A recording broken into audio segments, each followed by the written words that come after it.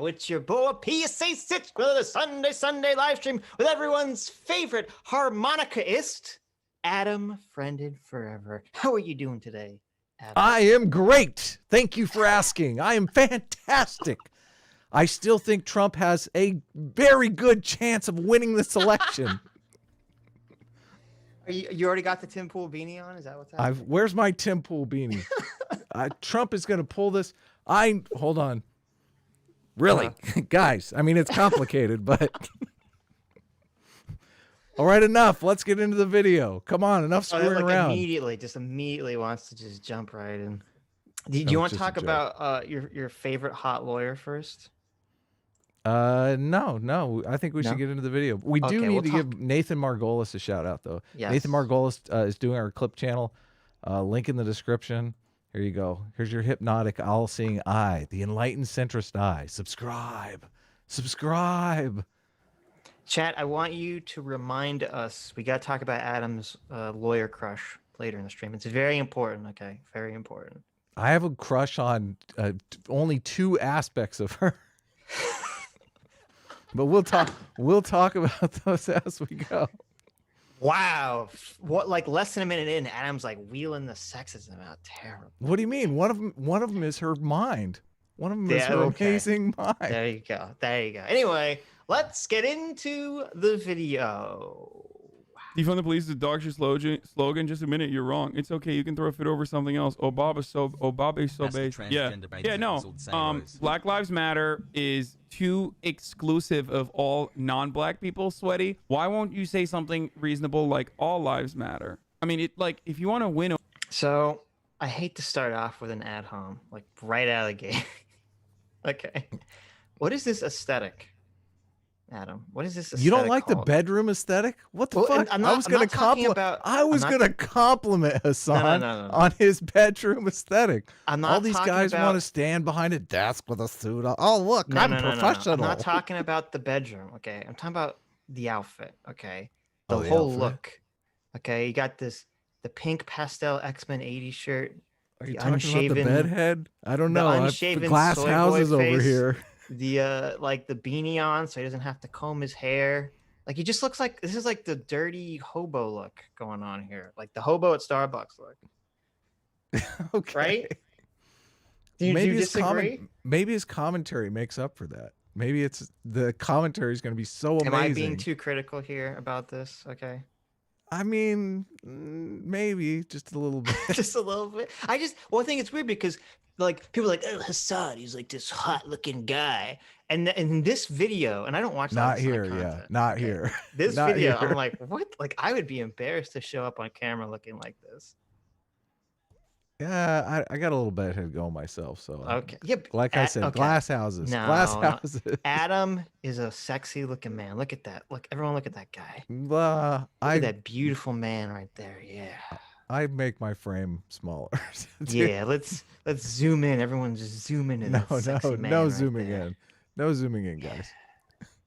Over people. Win over the moderates. Like you have to really stop with these sloganeering like Black Lives Matter. I mean, it's so exclusionary. It's so alarming. It's so agitating.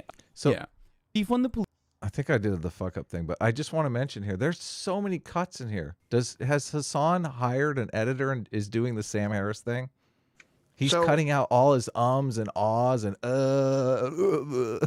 It was funny actually that Hasan had like a controversy. I don't know if it was this year or last year, where someone came out and said like, "Oh, I did all this work for Hasan editing and stuff, and he like refused to pay me." What? Really? And all this other shit. And it was really gross. Yeah. So it's always funny when these socialist types like turns out that they treat their own workers like shit. But you know, par for the course. Yeah. Well, they're only using socialism to gain, status and power. So why the hell wouldn't they treat everyone around them like shit? I backed it up a little bit. I don't know if I'm in the right spot, but check out all the cuts in here. I swear there was like 7 of them in a 30-second period. Less than that. I mean, we're talking between words and stuff. Not even full sentences.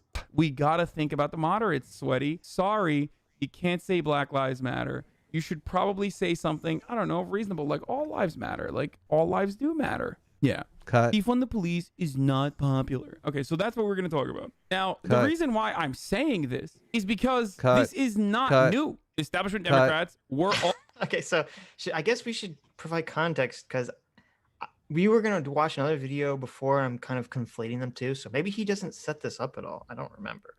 Okay, but so let's set it up. Right. So the context of this is that Obama came out recently and said, Obama, okay, the great hope and change, the great neoliberal Obama, right? Socialist.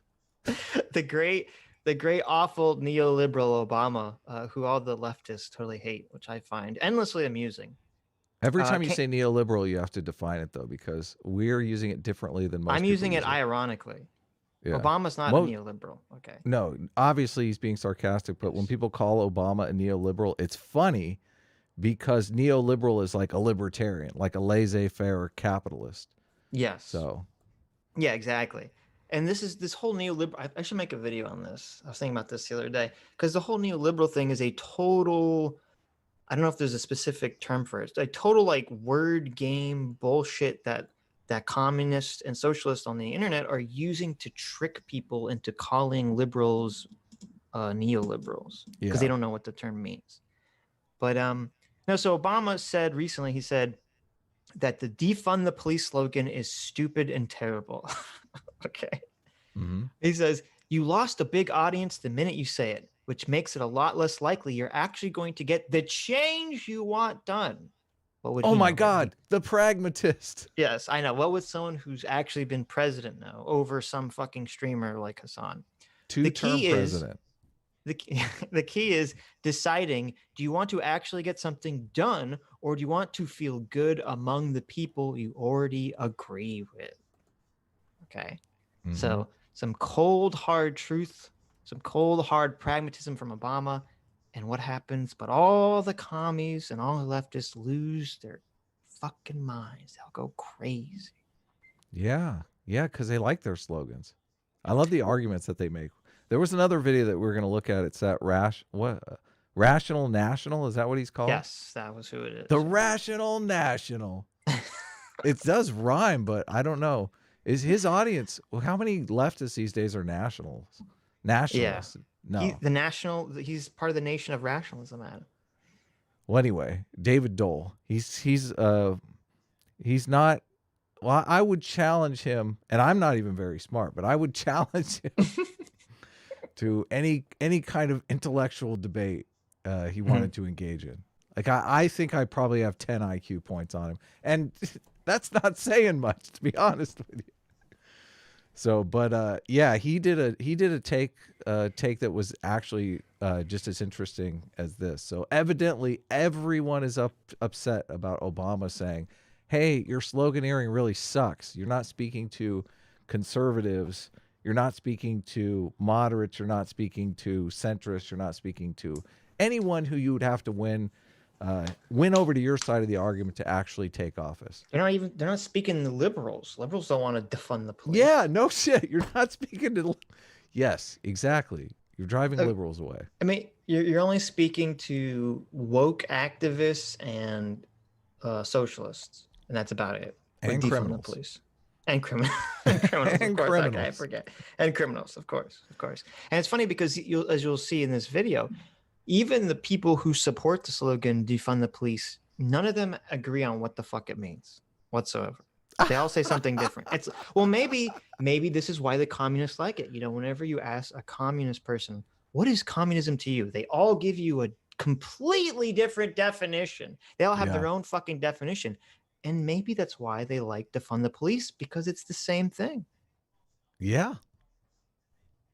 Also apprehensive and not exactly on board with Black Lives Matter. Ever since MLK's letter from Birmingham jail. I have to mention this just because Hasan is using the power of editing to make himself seem as articulate as Sam Harris. Like Sam Harris sounds like a smooth cat on his podcast. When you listen to Sam Harris in a live discussion, the smoothness, he's still pretty smooth. Like he has a good vocabulary and stuff like that. He just cuts out the pauses. Yeah. Same here. No. He cuts out the ums. He cuts out the verbal tics. Like he's got twice as many ums and verbal tics. You have to work at this. Sitch and I here, we're like gods with our ums. Well, I'm not a god. Sitch is better than me. You have to, when you're doing this live and you're not editing, you have to focus on your, you can't just come out and say, well, you have to focus. You have to say, focus. Let the other guy finish talking, then I will talk. Let's not interrupt. Let's not say every 5 seconds. Let's not say or like continually.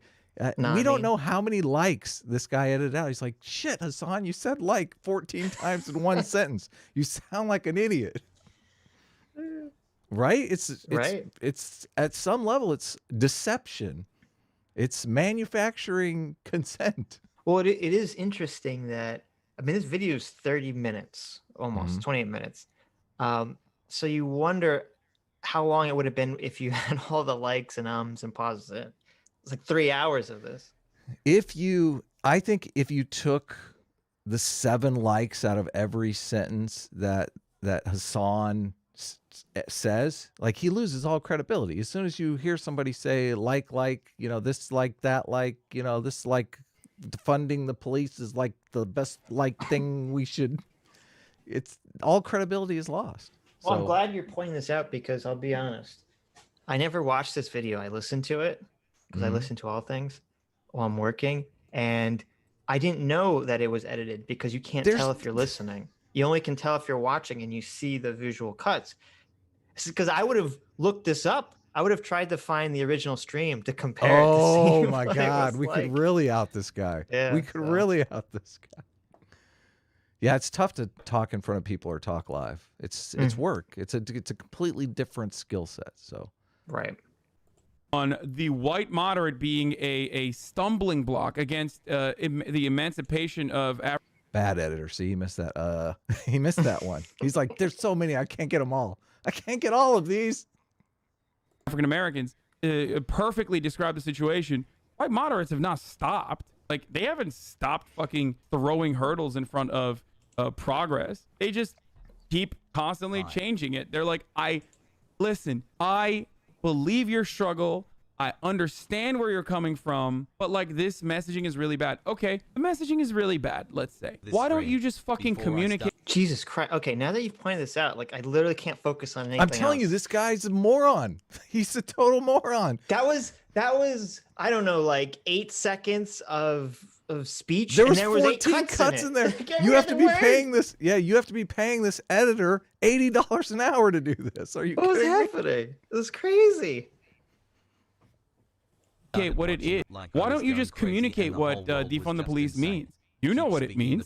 Every single person that fucking constantly cries about defund the police, why don't you just say what it is then? What do you want? Defund the police itself is like literally a right-wing terminology. Like, they're using Dun dun dun. This is such bullshit. Did the right-wingers come up with defund the police? You gotta tell me. No, this is such. Well, I'm assuming what his point is that using the term defund, like, the left would never say defund. That's like it's a financial term. That's the right wing thing. But this is such a bullshit point, because no one agrees on what defund the police means. Nobody agrees on what this means. That's why you have all these super lefty types coming out saying, we want to abolish the police and replace it with something completely new. And then you have all the like mainstream media, people who are trying to defend this saying, it doesn't actually mean we want to abolish the police. It just means we want to reallocate funds and we want to have smart funding of the police and blah, blah, blah, and all this other shit. No one agrees on this. And I can't believe for a second that Hasan doesn't know this. Like I usually operate under the idea that people are just stupid or caught up in their own bubble. But I can't believe Hasan actually believes this for a second. This is beyond the pale to me. I believe it. I'm going with the stupid. I'm going with the stupid. Well, I guess he's smart enough to edit out all of his verbal tics, so maybe he's not so dumb. There you go. Right-wing terminology, if you want to think about the cops as a public service, it's austerity. Like, it's advocacy for austerity. Why the fuck can't you get on board with that when it's so easy for you to get on board with that with every other thing. You know, I love the fact that he's pointing out here, it's just my libertarian, my inner libertarian. I want to defund all of government here. Why do we need private police forces? Right. Well, they don't understand, you know, the moral intuition towards security whatsoever. Yeah. Oh, they don't. And they have this really weird worldview that there's, you know, everyone out there is nice. People are not out to, criminals don't exist. Criminals are just people that have been pushed into doing bad things by society. Right. There's not selfish people who want to gain their own advantage over you. Come on. Well, they always give the same insane answer for, what do you do if you defund the police? And they're like, well, we'll have more mental health workers. It's like, okay, well, there's lots of people out there that are crazy and violent. And there's lots of people that are just violent and they're not actually crazy. And I don't know what you think a mental health worker is going to do. You can't talk someone down who's robbing like a store. Okay. Yeah. Or has a gun is like going to kill someone. You can't just they think this is a movie where the superhero is going to show up and they're going to give like a heroic speech and the person's just going to turn themselves in and be like, you're right. I was wrong the whole time. Even in these situations where bad stuff has happened, it's happened because the person is resisting arrest. What is a social worker going to do when the person resists arrest? I mean, no, but Adam, they're going to shoot quicker. They only resisted arrest because the police showed up and tried to grab them and told them some sort of lawful order. These people that are resisting arrest, they don't have free will, Adam. They don't have control over themselves. You know, they just freak out the second the police show up. If it wasn't the police, if it was a squad of people in fuzzy pink bear suits singing the I love you and everything's fine song, then they would just instantly give themselves up. Doubtful. Doubtful. Doubt. Totally on board with defunding our public education system, crippling it by shifting away funds over to private schools and charters. Why can't you fucking do that for cops? Neoliberals do not. Wait, can you imagine? Can you imagine Hasan cop advocating vouchers for private police force?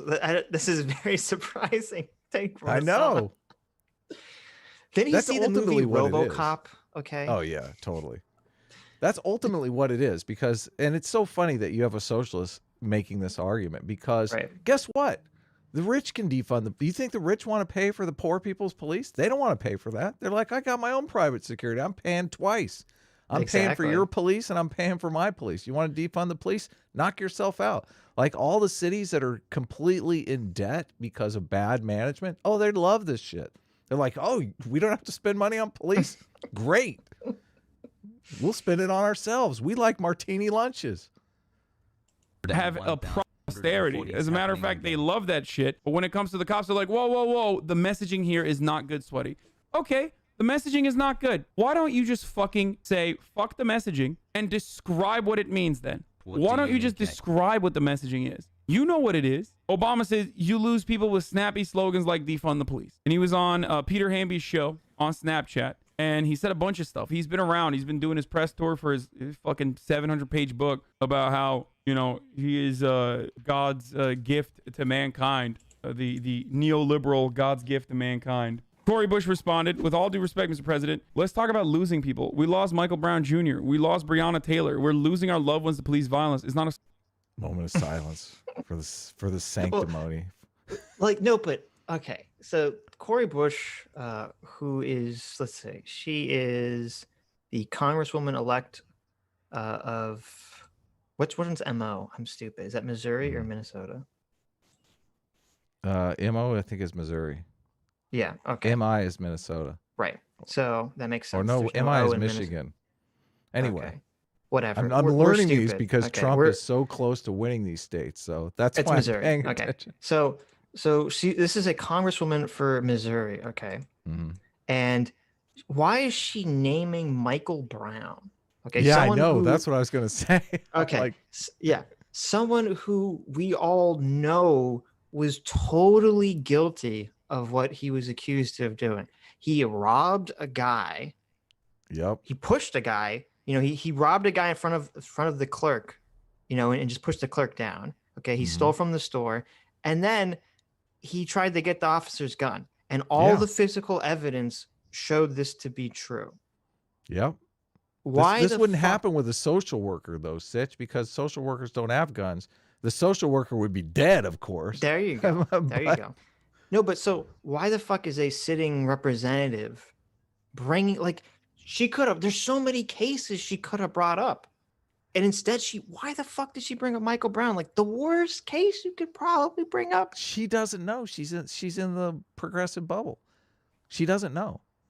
None of them know the facts about any of these cases. None of them know those facts. They don't want to know those facts. Those facts destroy their narrative. Right. If defund the police was a thing because people resist arrest and we have to let them go, it would their whole narrative would be destroyed. Right. Like, and even though I understand her bringing up Breonna Taylor, even though I'm assuming she doesn't know, or is hoping everyone else doesn't know, the fact that Breonna Taylor was not innocent and was definitely involved in drug trafficking. But I understand. Sitch! Oh my God! What are you saying? I know. But I understand she was innocently sleeping in her bed. Right. So, but but even with her being like a drug trafficker, there's still there's a lot more gray area of that case than there was in the Michael Brown case. Definitely. So I understand her. What's wrong with drug traffickers? Okay. Come on, let them go. That's right. Adam is pro drug traffickers, guys. It shouldn't be a crime anyway. So that's right. That's true. So, but it's just so baffling to me that someone this many years later would invoke Michael Brown's name, like, oh, this innocent, gentle giant, Michael Brown. We lost this angel. Oh, defund the police because Michael Brown, the horrible asshole that he was shot by the police for attacking a police officer after stealing. Don't you think so much of politics is giving in to what people want to believe? Yes. It's sad, really, but that's sad. True. If you want to become a representative or a senator or something like that, one of the first things you do is just learn to give in to what people want to believe, right? Right, and that's exactly what Obama said. He said the key is deciding, do you want to actually get something done, or do you want to feel good among the people you already agree with? Yeah. Obama nailed it. Slogan, it's a mandate for keeping our people alive, defund the police. If defund comes from shifting resources away from ever expanding police budgets that get used for weapons back to social safety nets and social workers, and limiting the scope of what cops need to do. Well, we got to get the original video on this because it's got to be a mess. It's got to be incoherent gibberish. Every 3 seconds. It's crazy. I know. It is crazy. Well, what's crazy about it is that this is why when I was listening to this, I would never have guessed this, because you hear it and you're like, this sounds like a complete sentence that a human being would make. Yeah, totally. What are they cutting out? They're cutting out Hasan trying to think of the stoned haze. What was I talking about here? Oh, the next thing. That's what they're cutting out. Long pauses of staring at the wall. Well, it makes I'm willing sense. to bet that's why it'd be funny to look at it. It does make sense, because you'd have to be stoned to think like, oh, social workers are going to somehow solve all the crimes that police have to deal with every fucking day. Social workers, that's the answer. And this is what bothers me so much. There's not that many people killed by the police every year. No, there's not tiny. That many people. I know.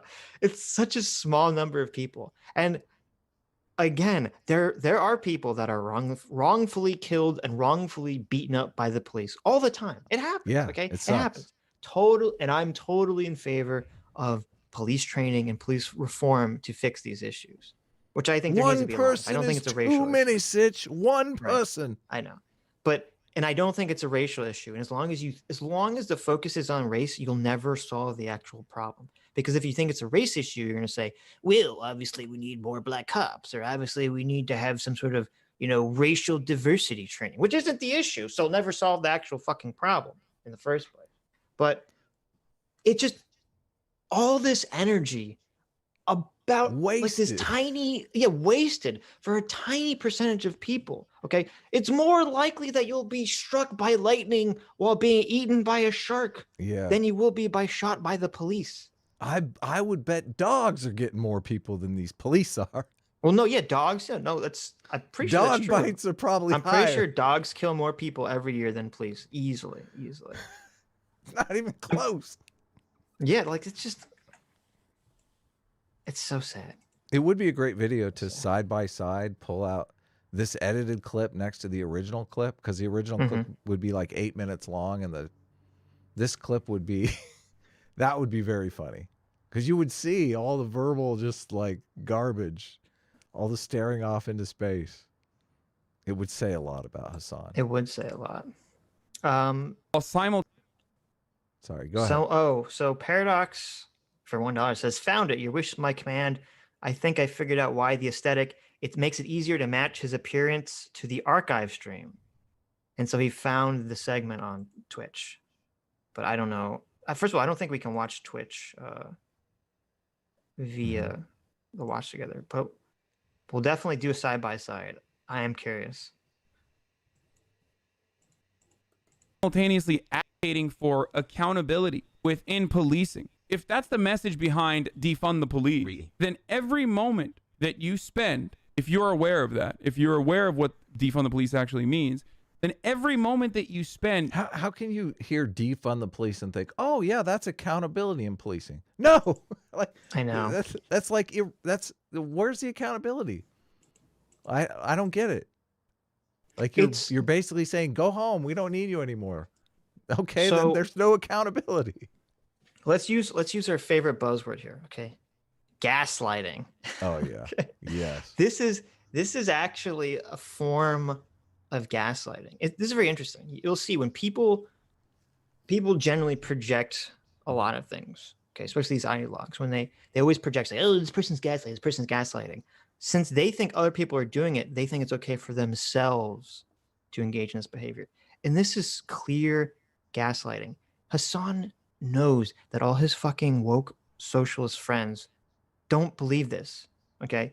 There is a tweet from, I have saved here, from Thoughtslime that says, Thoughtslime, our favorite woke communist Thoughtslime, that says, if saying defund the police loses people, maybe those people were a liability towards the goal of defunding the police, parentheses, as a step towards abolishing the police.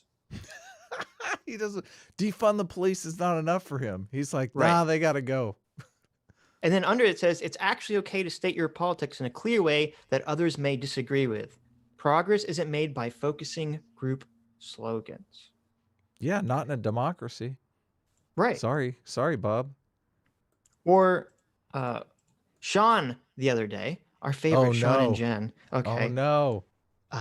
Our favorite Twitter troll, Sean, says, Obama doesn't like defund the police as a slogan because it's a specific actionable thing with a clear goal in mind.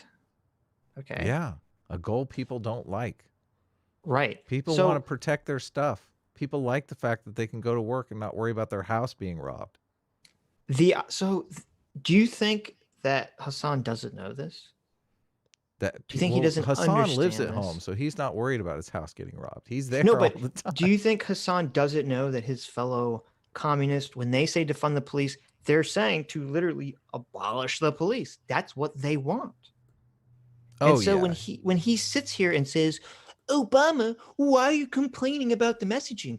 You know what we mean when we say defund the police. Yeah, he does know what you mean. And he doesn't fucking like it, you asshole. And this is the gaslighting. He fucking knows that this is true. He knows the people that created the term defund the police and use the term defund the police want the police abolished. And yet he's trying to gaslight us like a lot of people in Fox News and the mainstream media and say, no, we're just saying reallocate the resources. We're just saying better training. We're not saying actually defund the police.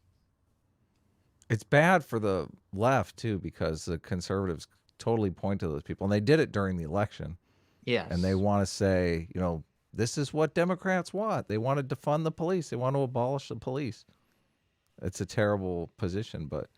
Yeah, there's actually... an interesting podcast with Chris Hayes, who I always listen to see if you can procure content for Sundays. He had a podcast with a representative in Florida who lost just recently, named Debbie Powell.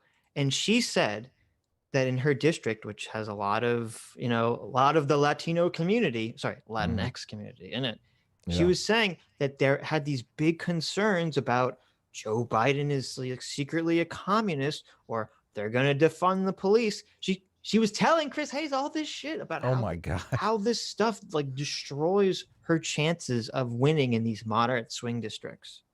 No. But it's easy to paint the entire party as this radical left wing when the radical left wing has the biggest voice.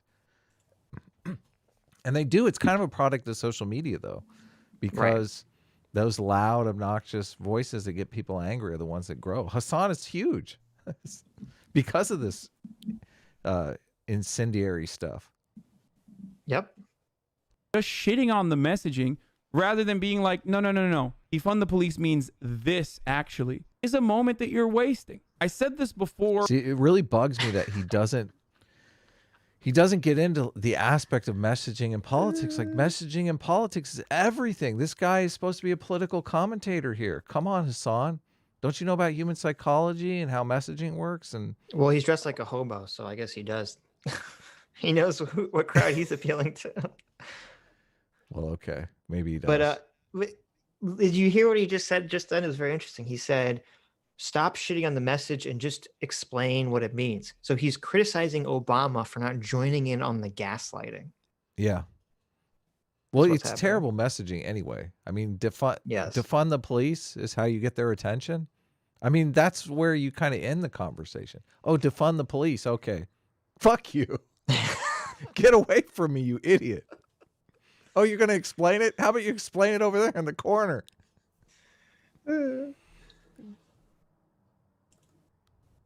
With the original riots that were overtaking the streets. It's like, this happened with Black Lives Matter as well. When Black Lives Matter first came out, Obama himself, and also even another civil justice superhero like Ruth Bader Ginsburg, all literally said, like, Colin Kaepernick is a petulant child or selfish or whatever. That's because...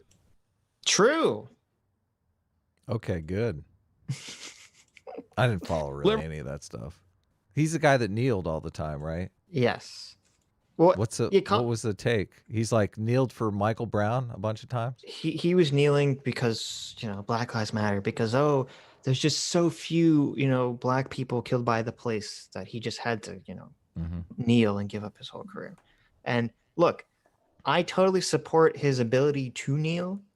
That's totally fine. I think that we all have the American right to protest. To bend the knee? To bend the knee. Yeah, you can protest however you want. If your protest involves you bending the knee in a subservient act, if your protest involves you getting down and pantomiming that you're sucking the cock of Uncle Sam, that's fine. Whatever your protest is, it's fine. Okay. Oh, I want to see that. I want to see that. Who's going to pantomime? I'm pantomiming BJs in order to protest the amount of people killed by the police in America. Okay.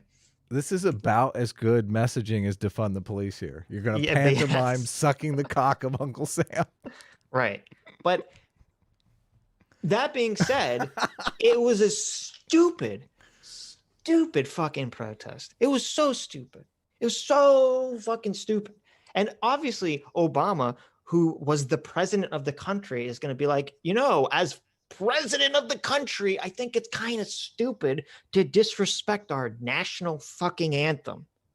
Yeah. Like, if you think that's a crazy take, what world are you living in? Do you really want a president who's like, yeah, no, you should totally disrespect our nation? Isn't that Biden? No, how dare you? We'll see. I hope not. Liberals hate rock, and unfortunately, progressive activism is about rocking the boat. It's about literally fucking pushing back against the status quo. Conservative. So there's another little linguistic trick here that they use. They've been trying to associate liberal with neoliberal, and they've been trying to associate progressive with leftists. Oh, really? Well, yeah, I associate that.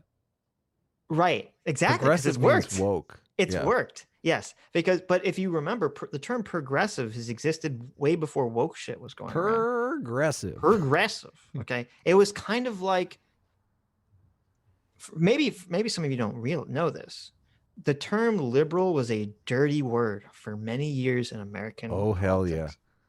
You had Rush Limbaugh on the air every single day. Oh, those dirty latte. These liberals. These loony liberals. Limousine liberals. Elitist pieces of shit. In the 80s and 90s, the conservatives have basically done a good job politically conflating the term liberal with socialist. Why? And like elite bourgeoisie, elite coastal elitists. Sure, totally. They made liberal into a dirty word. I don't necessarily know that people just were like, I don't want to be a liberal because, obviously they're awful. Right. And so when the term progressive first started to get around, it was kind of like, well, this is a new way to be a liberal without like having to deal with this negative label of liberal. I'm not a liberal. I'm a progressive. I want to progress forward. Progress. Yeah, progress is good. Right. And so now, and then progressive sort of got sucked into the woke shit once the woke shit came to be, and now all the commies and mainstream media too, which is very disturbing, are trying to label legitimate socialists as progressives. People are like, AOC's a progressive. No, she's a fucking socialist. She says it. She says it herself. She's not a progressive. Progressives classically, at least classically in America, progressives were still fucking capitalists. Yeah. It's sometimes I have to focus on the fact that all that critical race theory stuff is based in the socialist Marxist dogma. Like that's the philosophy that it's all built on. Because they do seem totally. I always think of socialism as economic, completely economic, and I think of race as social. I think of it as a social problem. So, I'm sorry, Adam. Did you just bring up a conspiracy theory? Dog whistle? Oh, cultural Marxism. Adam? Cultural Marxism is not real. Okay, I didn't say the word though. But you said the thought, Adam. You said the thought. Okay. I described it. You described it without using the dog whistle. How dare you?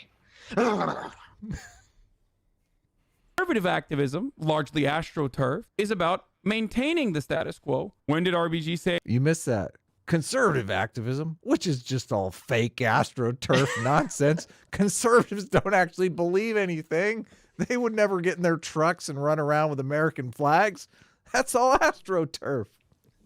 Imagine how in your bubble, I know. Your own ass, you have to be to think that conservative activism is astroturf. They're all getting checks.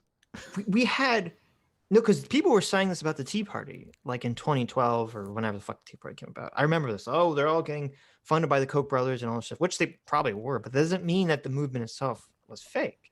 And if anyone still had that idea in their mind, the election of Donald Trump should have shattered that idea completely. Because no, Donald Trump was elected because of racism. He got this all wrong.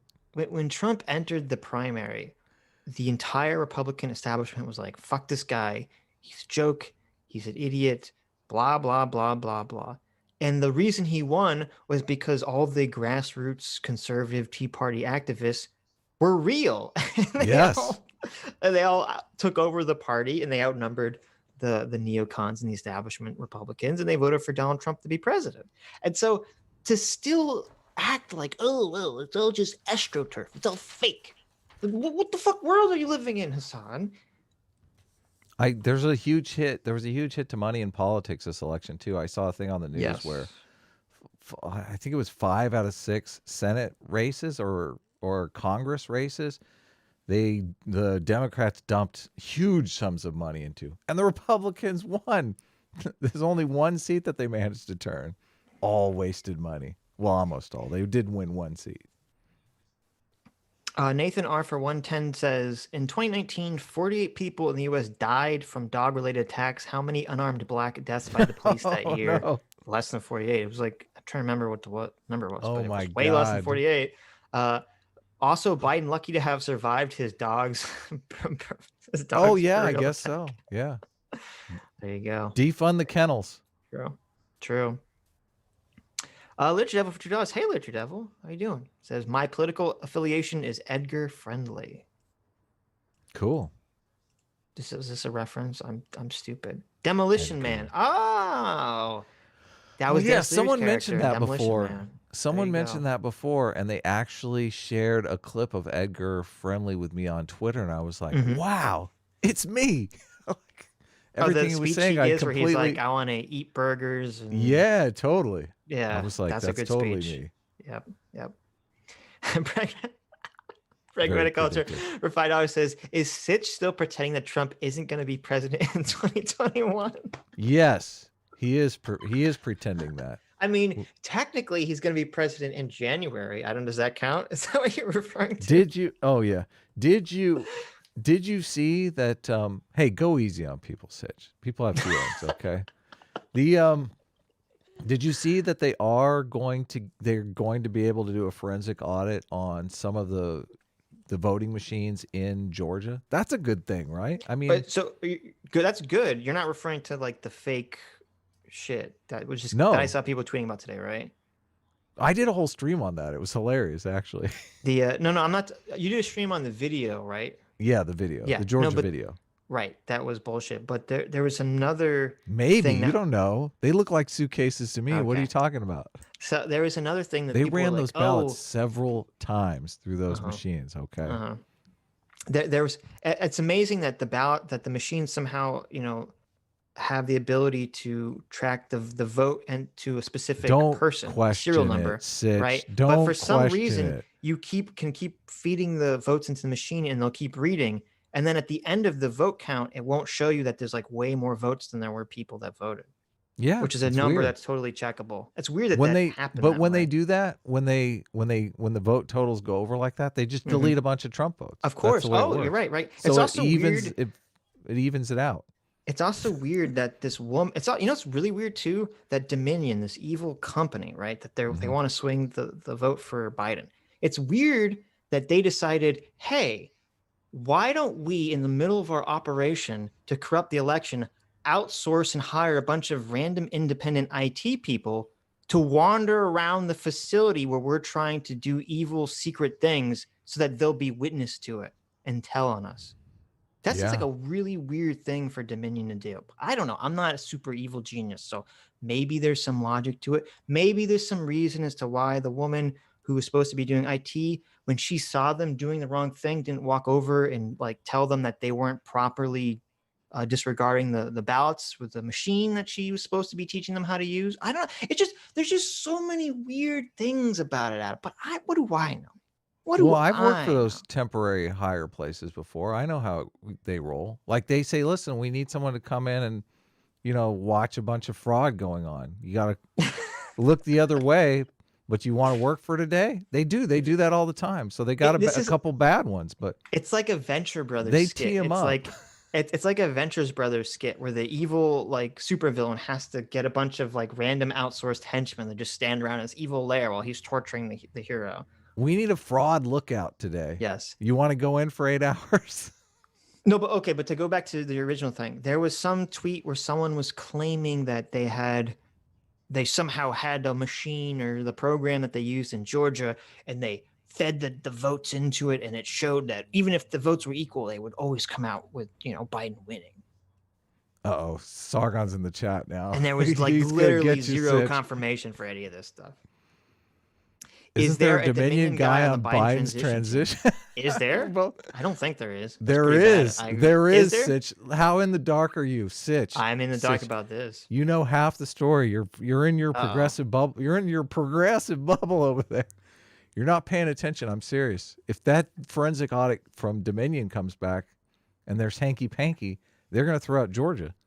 Trump could win this thing. You're not paying attention to any of this stuff. I think it's fascinating, the fact that we could. Is Dominion subsidiary chairman Peter Neffinger on Biden's transition team? Oh, yeah, that got debunked. I checked out the debunk on that. It says mostly false. Neffinger is not. I mean, I know Snopes is mostly. Bullshit, so let me read. Yeah, let me read what it says. Neffinger is not the chairman of Dominion Voting Systems. Smartmatic is a competitor, not a subsidiary of Dominion. Oh, so wait, so he was on Smartmatic, not Dominion. Is that what the claim is?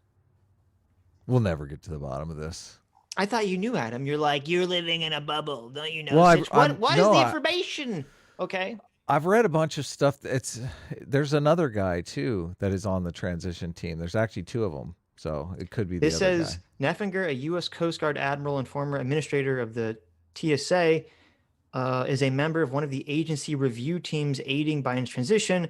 Neffinger is also the chairman of Smartmatic's board of directors. However, Smartmatic is a competitor of Dominion, not a subsidiary. That's the first one. There's actually another one. Oh, okay. So I don't know what the other one came out is. Recently, yeah. I remember that even Eric Barnes was talking about this, and he was complaining that Sidney Powell kept trying to say that Smartmatic was tied into Dominion. We'll see. We'll see you in January. We'll see you in January. Good sir. Yes. Okay. Anyways. Hey, Kaepernick was no. She said he was stupid. It was stupid of him to kneel for the national anthem. That's what she said. She didn't say he was a child. Wouldn't it be funny if she said it was retarded? Oh, sorry. You know, sorry guys, I couldn't help myself. I think that Hasan attacking the first Jewish female Supreme Court justice is very anti-Semitic. Let me just say that. Yeah, totally. Out there. Yeah. Hashtag cancel Hasan anti-Semite. Yeah, I don't appreciate this. And to be fair, Colin Kaepernick kneeling during the national anthem is stupid. So there you go. Did he get canceled? They canceled Colin Kaepernick? Yeah, he got or something. I don't remember. Don't cancel Hasan. Don't harass Hasan, you guys. We don't really want to cancel Ruth people. Bader Ginsburg even walked it back. She said she apologized. She said she was inappropriately dismissive and harsh when she said that he was really dumb. Oh my! She didn't stick with it. There you go. She didn't stick with it. That's sad. Good for her. She felt bad. Bad for her. Okay. No, she felt bad. That's good. Remorse is always good. Reel it in a bit. It's worse. Obama said Ferguson protesters were thugs. It's worse. Like, you're like, there's no shot Obama said that. Okay. Obama stands by it. So here's the claim. Hasan said Obama called Ferguson protesters thugs. That's the claim. Remember this. Term thugs. President Obama doesn't regret using the term thug in describing the violent rioters in Baltimore this week. Wow. Whether it's what Obama actually says is he doesn't regret using the term thug to describe the violent rioters. So notice how Hasan has twisted in his memory, in his mind, violent rioters magically becomes protesters. He did do that, didn't he? Holy shit. It's like a magic trick right before our eyes. He took protesters and he put a piece of cloth over it and he just said hocus pocus and he pulled it off and violent rioters appeared. He said, Obama, how dare you? How dare you? Do you think he's going to correct himself in this clip? Hell no. He doesn't even remember he said it. He's so deluded. He just sees violent rioters and he translates it in his head. It's arson, the looting of whether it's arson or looting of a liquor store, those were thuggish acts. Agreed. True. Yep. True. It pains me to agree with a socialist like Obama, but he's definitely right here. He's definitely correct. Socialist from Kenya, yes.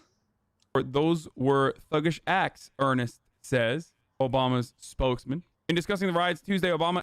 There was a lot of cuts in there. I'm glad to see Hasan reads as poorly as I do. It makes me feel better. Assailed the criminals and thugs who tore up the place and described them as a distraction from the real issues of police brutality. Obama asks Kaepernick... So wait, did you like that super quick cutaway? Okay. Yeah. So Obama's like, look, okay, when you have people rioting and tearing down buildings and burying things up, it brings us away from the concern of police reform and police brutality. And it sounds like, I gotta get out of here quick. Gotta move away. Can't have anything practical or realistic here. Gotta stick to the message. Yep. Sad. To think about the pain he's causing military families. President Barack Obama wants Colin Kaepernick to think about the pain he's causing military families the next time he takes a knee during the national anthem. You know, I'm going to leave this over here for a second. We all know Hasan's feelings about the American military. I know. He told, who was the congressman that he said some soldier, some Iraqi soldier, the guy from Texas with the eye patch. Yeah. He said the soldier was brave and that he fucked his eye out or something like that. Oh, total respect for the military. Yep, and that America deserved 9/11. So. Oh, I forgot about. That was that's the big one. Right. Dan Crenshaw. Man. Right. That was Dan Crenshaw. Yeah. Yeah. But no, look, Adam. Maybe we're being too hard on Hasan. Okay, English isn't his first language. maybe when he hears defund the police, it like gets translated in his mind, and he just doesn't understand what's happening because English isn't his first language. Maybe that's what's happening here. Okay. For those of you guys who don't know, that's a huge callback because after this whole thing blew up with Hasan, he had to have a little sit down with Jank about, you probably with Uncle Jank. Yeah, you probably shouldn't denigrate the military like that. And Hasan tried to blame it on a language barrier. He tried to say English wasn't his first language. Hasan. I don't know. I don't know. Is that why he's all him and on and liking and talking like a Southern California boy? So this is what Obama said. Okay. He says, we fight sometimes so that people can do things that we disagree with. Ooh, I like that. Sometimes out of these controversies, we start getting into a conversation, and I want everyone to listen to each other. So I want Mr. Kaepernick and others who are on a knee, I want them to listen to the pain that they may cause somebody who, for example, had a spouse or child who was killed in combat, and why it hurts them to see somebody not standing. Yeah, exactly. I also want people to think about the pain that he may be expressing about somebody who's lost a loved one that they think was unfairly shot. So Obama's over here like, look, I'm trying to be the ultimate centrist. I just want everyone to understand everyone else's place here. I want everyone to really understand why you feel like the police issue is a big issue and why people who are so offended at you kneeling, why they feel that way. I want you to understand each other. And Hasan's like, fuck you. Get out of here. Get out of here. Yeah, they don't want each other to understand one another. No, he wants the great untruth. He wants the right is the evil enemy. And the leftists, not even the left, the leftists are the great heroes. Yeah, they're the peaceful protesters. Violent rioters. And I want you guys really just I want you to really sit in this for a second and think twice before coming at me. These idiotic counters like Obama never said that. By the way, asshole, as soon as you fucking jump to Obama never said that. Obama didn't say that. He said that the people burning down buildings and rioting were thugs. He didn't say the protesters were thugs, Hasan. But that's fine. You're basically admitting, that was a shit take by Obama, right? Because you have the benefit of hindsight, right? So now you can't go back on that. Now you have already admitted that Obama did say something fucking stupid. The president defending Kaepernick. I can't believe he's calling that this is a party of empathy here. Obama's saying we should empathize with these people because they have a dog in this fight too. And he's like, nah, shit take. Well, that's what's so weird about, or why I'm so against the communist people, is because for so long, my entire childhood growing up, it was like the left is the party of empathy and understanding. And the communists are like, fuck that shit. They just come in and they pee all over everything. They kick the door down. They're like, fuck empathy. We're here to fuck shit up and tear everything down. Yeah. So bad. Kaepernick and others who have joined him in such acts which many Americans consider offensive, saying, but Obama said, people on both sides of the issue should keep open ears. Sometimes that he's like, every time someone says both sides, you know what they're referring. Both he gets triggered. Both sides. Oh, how dare he say both sides? They are in his the brain. bad ones. He's like, they're Nazis. You're empathizing with literal Nazis here when you say both sides. Obama's that guy in the comic. You got the KKK on one side saying they want to kill black people, and you got the black people on the other side saying they want equal rights. And Obama's the guy in the middle saying compromise. Ugh, both sides. Ugh, what a disgusting centrist. Ugh, liberal, neoliberal shill. That's what people want to believe, though. It's so sad. How do you make people want to believe the truth? It's impossible, isn't it? It is impossible.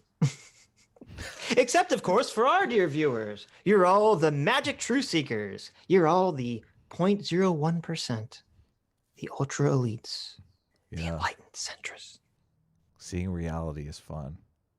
Out of these controversies, we start getting into a conversation, and I want everybody to listen to each other. So I want Mr. Kaepernick and others who are on a knee, I want him to listen to the pain that may cause somebody who, for example, had a spouse or a child who was killed in combat, and why it hurts them to see somebody not standing. Republicans say homosexuality is a sin. Democrats say, well, you can have a civil partnership. Come on, but like gay marriage itself is, of course, too far. How did he turn that into gay marriage? Like, what the?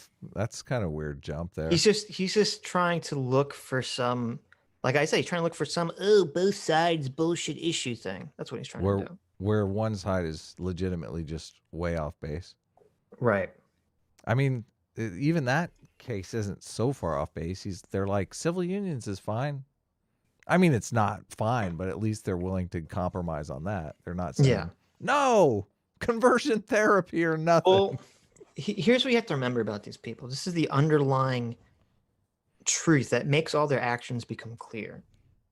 These people don't like incrementalism because they don't actually want positive change to happen in our current system.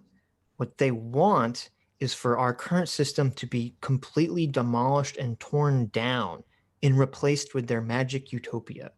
So any small, so when you have incrementalism, when you have these small changes that lead towards positive changes down the road, to them, that's the worst thing ever, because that's like, well, you're satiating people or sating people enough so that they never revolt.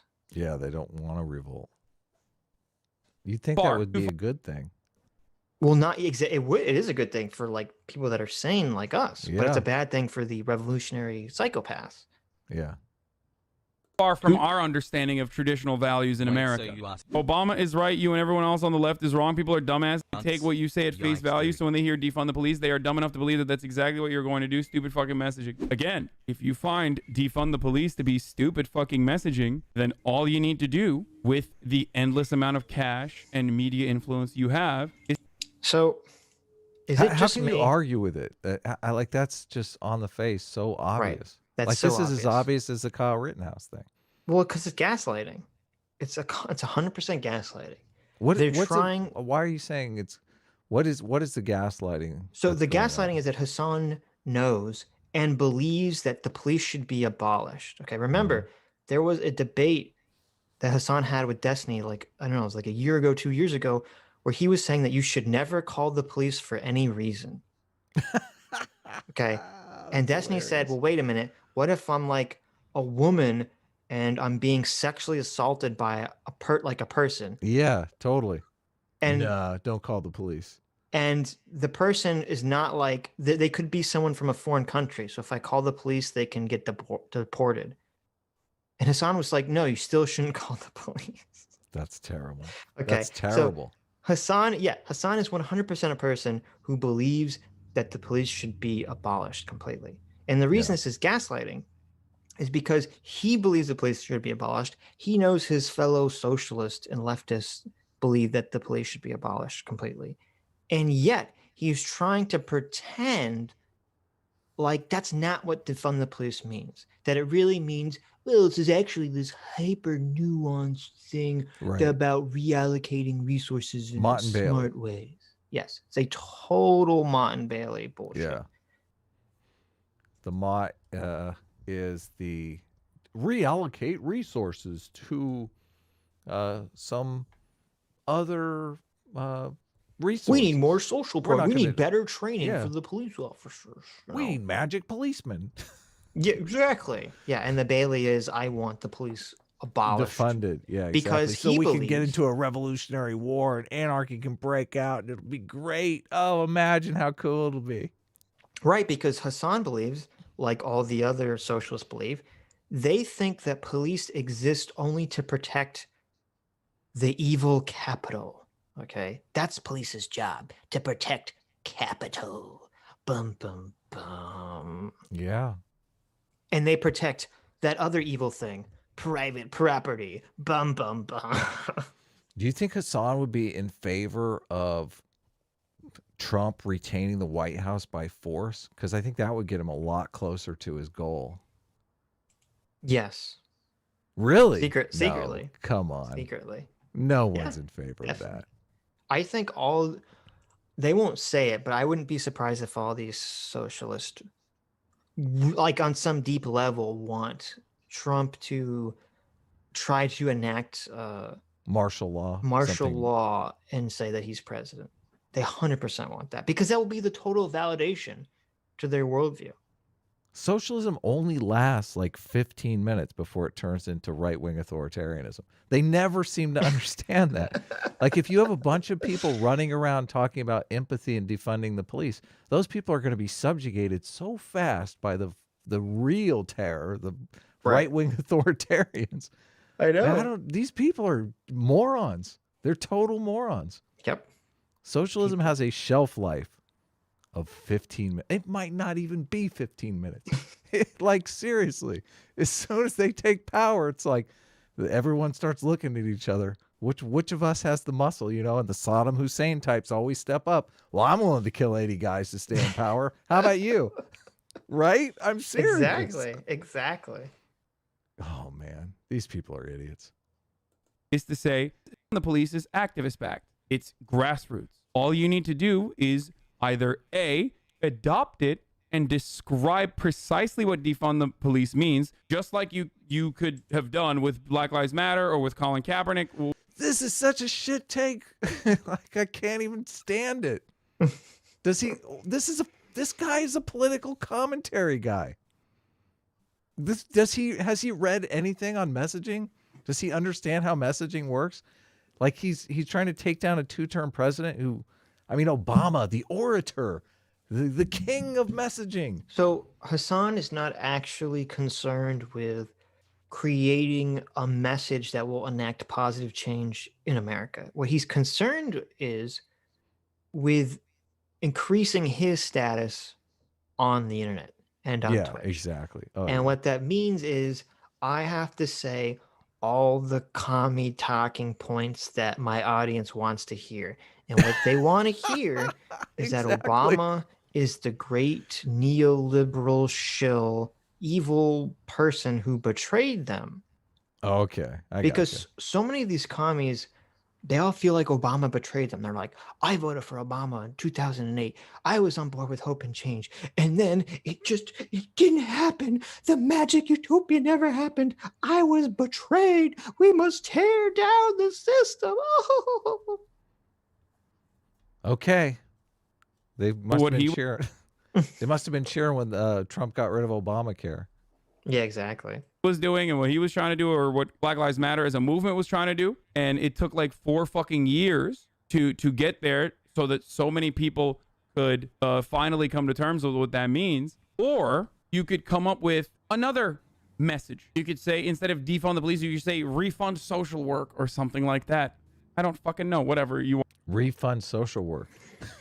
So this is so stupid. He's complaining. He's like, Obama, why don't you just come up with a new alternative? So many people have been trying to come up with new alternatives. And every time they do, people like you are like, how dare they? How dare these liberals and neoliberals and white people try to fix the messaging of people in pain and anguish screaming out to defund the police? How dare they? Yeah. Also, the more important thing, what the fuck is up with his audio? Okay. This is part of the reason I can't watch Hasan videos regularly, even for content. You don't hear that? Is it just me? Is it just my headphones? Whenever I hear Hasan's audio, it has like this awful quality. Like he's always slightly peaking the microphone. Maybe, I don't know. And it's got like that. it has like that treble of distortion, and I'm like, this is a guy. He has got a ton of followers on Twitch. He can't fucking fix his audio. You know how we're audio snobs here. I'll mute your ass. I'll mute right and left. That's right. That's right. Come in our stream with bad audio. I'm just saying with Hasan, it's consistent. It's very consistent that he has this really bad audio problem. Yeah. You want to neoliberal focus test groups. And then literally describe exactly what defund the police means while also talking about demilitarizing the police, which is, for example, a more effective slogan. Demilitarize the police. If demilitarize the police is more effective and tests better. Demilitarize the police has nothing to do with, I mean, the slogan should be, let people who resist arrest go. That should be the slogan. That's what you're looking for. That's the solution to your problem right there. Right. Just to advocate for that. This is why I believe that he has to be lying, because he knows that defund the police and demilitarize the police are two different concepts. Like, yeah, demilitarize the police is part of defunding the police, because if you defund the police, they don't exist anymore, and obviously they can't be militarized. But these are two completely different issues. Let criminals go free. How about that? What do you think? Is it better than defund the police? If a woman calls you, calls the police, and when the police shows up, she's crying and says, the man who sexually assaulted me is stealing a car filled with children in it, my children, you should let that guy drive off with those children. Gotta let him go. You gotta let him go. What color is he? I gotta know what color he is first. You gotta let him go. Look, when the police come and the woman is like, this man, Jacob Blake, is stealing a car with children in it, and they say, sir, can you like not get in your car? We need to talk about this. And he says, fuck you, and resists. And then they tase him, and that doesn't work. And they grab him, and that doesn't work. And then he goes into his car to get a knife, and then he gets shot. The police should just let him go. In the back, Sitch. You're leaving an important part of the story out. I'm so sorry. That was You're supposed to say, excuse me, sir, can you please turn around? I don't want the news I don't want Anna Kasparian to say, in the back, like 17 million times on the internet. Sir, I don't know if you're trying to get in your car with stolen children in it. I don't know if you're reaching for a weapon, but I need you to face me before I can shoot you, because someone on the internet might be really mad otherwise. Yes. So twisted. So twisted. Defund to test better, then do that. But also communicate what defund the police means, and also agitate along those same boundaries. If you are just fucking criticizing the protesters, all you're doing is basically saying, fuck the fucking activists, which we have no control over anyway. Fuck the people on the streets that have legitimate grievances. We are progressive, but also that's hurting our causes. So instead, we're just going to give more money to the police. We're going to train the police more, and we're going to keep doing exactly what we've done since the fucking 60s. Since the invention of community policing, liberals and I've never had this happen where this is why there's so many cuts in the video, Adam. Almost every 3 words he says something. It's stupid. It's just, I don't know how you could pack so much insanity and so much stupidity in so few words. This is like at a whole new level. We got to get that editor on our show. I mean, the guy who screwed over, that guy wants to talk, and obviously he's got a story to tell because he edited this guy. But he had to be sitting there going, God, this guy is so stupid. It's hard for my brain to concentrate because every sentence has like 5 wrong ideas in it, and I just get lost because there's so much to think about. Yeah. Train the police more, and we're going to keep doing exactly what we've done since the fucking 60s, since the invention of community policing. Liberals and Republicans, conservatives, Republicans, Democrats have successfully always advocated to increase and inflate police budgets, promising that, community policing might have worked in a time when there was like less violent crime. Actually, in the past, there was more violent crime. So it's well, to go back to what he was saying, he's like, why aren't we listening to the people on the streets? Okay, well, because it's generally not a good idea to listen to angry mobs of people who are so irrational that they go and burn down their own stores, right? I don't know about you, but that's not like the group of people I think we should be taking our political advice from. No, right? I'm 100% in agreement with you here. Okay. Don't listen to those fools. Yeah. But it makes sense that he thinks you should. That was Vosh's argument. Give into the will of the mob. You just have to let the mob justice take hold. Okay. Boy, they really like democracy, don't they? They really like it. There you go. What is the ultimate form of democratic expression, if not an angry mob of people killing one person? It's basically a co-op police department, right? Right. They all took. Look, when you're part of a mob, what you're doing essentially is every person there is taking a vote to say, hey, I want to burn down this one guy's shop. And that one guy's saying, I vote that you don't burn down my shop. And they say, well, majority rule, we're burning down your shop. We voted on it. Yeah. There you go. Where are the matches? There you go. Look, guys, that's democracy in action right there. It's mob justice. That's the truest form of. No. I didn't realize. It's going to go retraining. It's going to go back to community policing. It's going to go back to body cameras. None of it has worked. And to all the people who are saying, imagine thinking that since the 60s, there's been no progress in policing.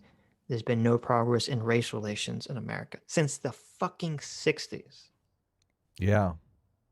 1964, they had the Civil Rights Act. Yeah, that didn't do anything, Adam. Civil Rights Act, no, that was just some liberal propaganda. What are you talking about? No, that was great. No, I think you're underselling it here.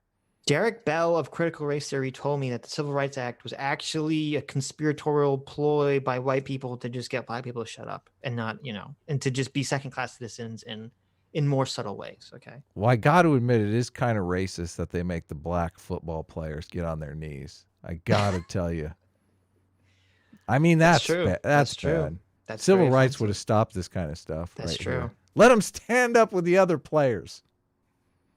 Saying like, I want to literally eliminate all the police. I want to abolish it. It doesn't matter. Your opinions are marginal. Even the activists that are fucking, even anarchist activists themselves, who ultimately have the goal of police abolition, still believe that there needs to be some form of policing, even if you don't fucking call it policing. So, Hasan, again, it's hard to tell. Like, maybe he's just really stupid. He's saying that you should shut up. You've won the prize. No, but he's saying, you guys should shut up. Obama, you should shut up about saying abolish the police is bad, because the people who are saying abolish the police is bad, those are marginalized communities, okay?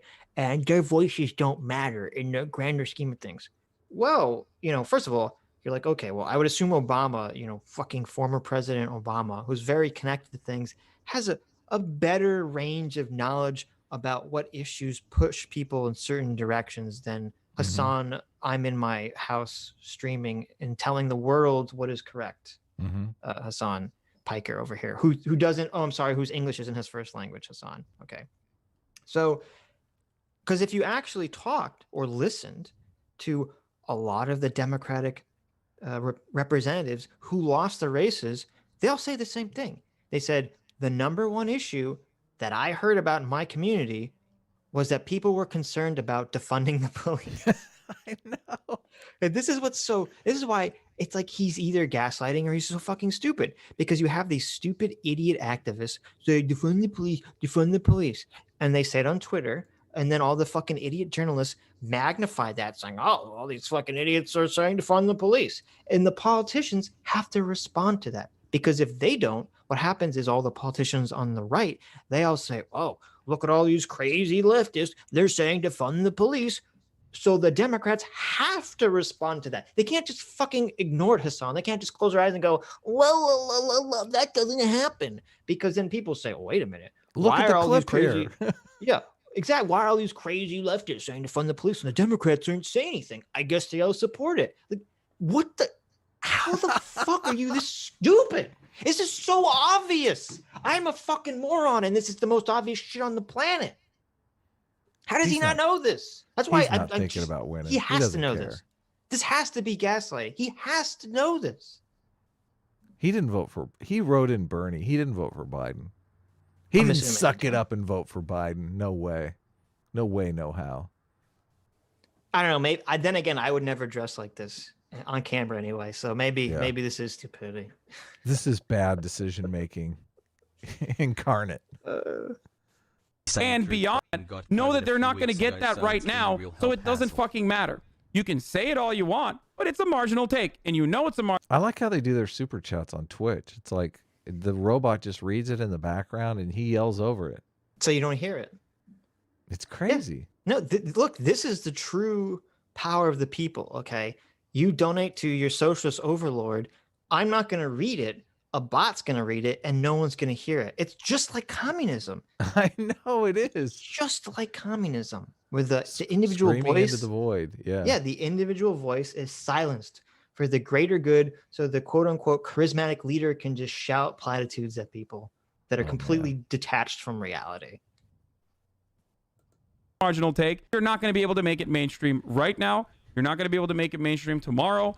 I don't give a fuck. See how I... Oh, look. Who's bringing him coffee? Who is...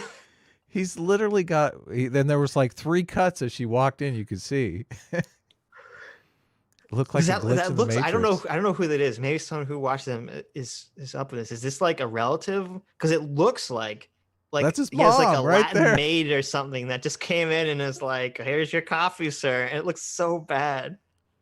Oh, that's terrible. That's terrible. How do these people put up with this shit? Why would your editor not cut that out? Oh, yeah.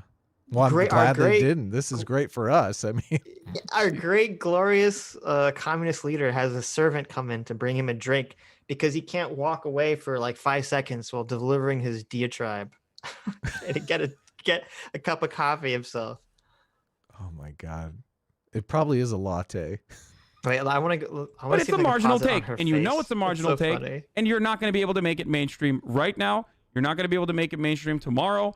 I don't give a fuck. See? Oh, look, that. That's the look face at of someone that who's glare. like, I know. She's like, this fucking idiot. This fucking guy. God. This fucking we have to millionaire get her on the show. here. We have to get her on the show. That's who we need to get on the show right there. I mean, you know Hasan's rich, okay? He's made tons of money from this, okay? Someone's saying that's Hasan's mom. Is that really his mom?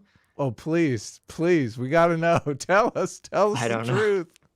Either way, it's so bad. Look at that glare. Oh my God. That'd be worse if it's his mom. She has this look on her face like this fucking idiot. This fucking dumb idiot. Doesn't know anything what he's talking about. Mom, I lie to people on the internet and I'm getting rich. It really is like the face of someone who works for someone else, who's like their boss is going on and on about how like they're the best boss in the world, like and they're like the most enlightened boss, and they really have an ear to the people, and they're like, oh my fucking God. Oh yeah, no, this is crazy. That's crazy. That's insane. How I dealt with that. I hear you. I see you. It's not going to happen currently. So let's work on what we can do. Obama saying this. Logan's like, I want to hear that lady's story about how she feels about defund the police. Pull up a mic for her. How does she feel about defunding the police department? But what he just said, and this was crazy too. What he just said is what Obama did. He's like, why didn't Obama just say, I understand your concern, but that's not going to happen, so we need to move forward. That's literally what Obama said in regards to defund the police like 1 million times. So he's basically saying the same thing now. Yeah, but he's using different words at it because Obama's a great neoliberal shill, so you can't like defend him or anything like that. Yeah, you got to really call him out. Oh, and now he's quoting the Twitter squirrel. If you're ever quoting the Twitter squirrel, my God, Twitter squirrel in any positive way, you've officially lost whatever you're talking about. Just throw in the trash. You're just gone. You're gone. So this Twitter squirrel goes way back with me, and I might have him blocked now, and he might have me blocked, or he or she. I don't know. They, whatever it is. Okay. How do you know? I mean, they claim to be a woman. I don't know. Oh, okay. Anyway, so they continually clip stuff out of context to literally craft lies all the time about YouTubers and always people on the right. So yeah, nothing good about the Twitter squirrel. So what are the chances that the Twitter squirrel's take on Obama saying defund the police will be some sort of like logical, rational, coherent counter argument, or will it be a bullshit rhetorical trick? Trick, 100%. Okay. Definitely. Out of context. And I'm not just saying that because I already watched the video. Police are harmful while pulling stunts like this is just peak sociopathy? That I see you and I hear you. Can I get some water? There's a cut there. Is that important? No. I want a glass of water.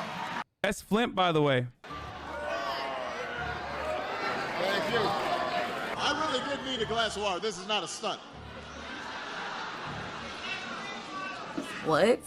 He wet his lips. He did not drink it. He didn't sip it. He wet his lips. There was an audible gasp in the audience. People were just like absolutely dejected. Why would you do that?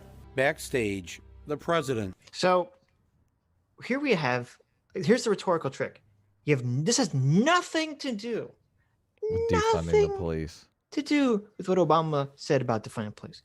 Obama, for those who don't know, Obama went to Flint, Michigan, and he drank the water in a very disgusting and stupid publicity stunt to be like, look, the water's fine. Okay, even though the water wasn't fine. And you could totally criticize him all day for doing that.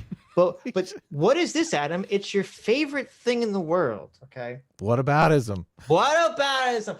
Oh, what about that time that Obama went to and was a total dick to the people of Flint? Has nothing to do with defund the police, but what about that? How dare Obama criticize defund the police? What about that time he was a dick? Oh, oh my God. This is a great argument. Wouldn't it have been funny if he sipped the water and he spit it out? This tastes like shit. That would have been good. At the that table would have been comedy. With the criminal governor, done that. decided to perform his stunt all over again. You know, generally I have not been doing stunts here, but you know. That's not what I expected. That's what Snyder did. The problem with what H. Bizzle is saying. We could hire an Obama lookalike and cut it so it looks like he spits it out all over the place. I think we could go viral. That could be a good clip. The Twitter, we should have done that it. 6 years ago. Whenever this happened, I think it's a little late now. Why is Hasan covering this? Oh, because the whataboutism. Because the squirrel. They had to go back 6 years to find something. Things that Dems are saying, don't use this messaging and hurt. You know that thing that Martin Luther King Jr. said that was really good about, not judging someone by their color of their skin, but the content of their character. What about that time that Martin Luther King Jr. cheated on his wife? Should we just throw? What about that? Are we throwing that in the trash now because of what he did in a completely unrelated instance? What did the other girl look like? No, let's move on. Hurts the cause, when in reality they're not going to try to forward the cause. Exactly. That is the heart of my problem, ladies and gentlemen. The problem isn't saying defund the police or saying abolish the police or whatever the fuck you want to say. What do I always tell you? If you believe a cause is just, you don't fight for it because it is the most appealing or the most palatable. You fight for it because you think it's right. And when you're doing that, you can, I guess, water down the slogan. But what you must do is not fall for the right-wing framing. What you must do is continue describing exactly what it is that people want. So if you're listening closely, he literally just contradicted himself and is saying nonsense. Because the beginning of his sentence, he says, when you're fighting for what is right, you're not watering down what you're saying. You're just saying what you believe. You're just saying it. You're being true. And then the end of his sentence is, but you can't fall prey to the right-wing narrative where they reframe your argument. Okay, so in the same sentence, he's saying the people saying defund the police are only you know, they don't have free will. They're just saying whatever they believe. What is deep in their heart of hearts? What their energy is spouting out of them. But also, if you think that they're saying to abolish the police, then that's just Republican reframing. Right.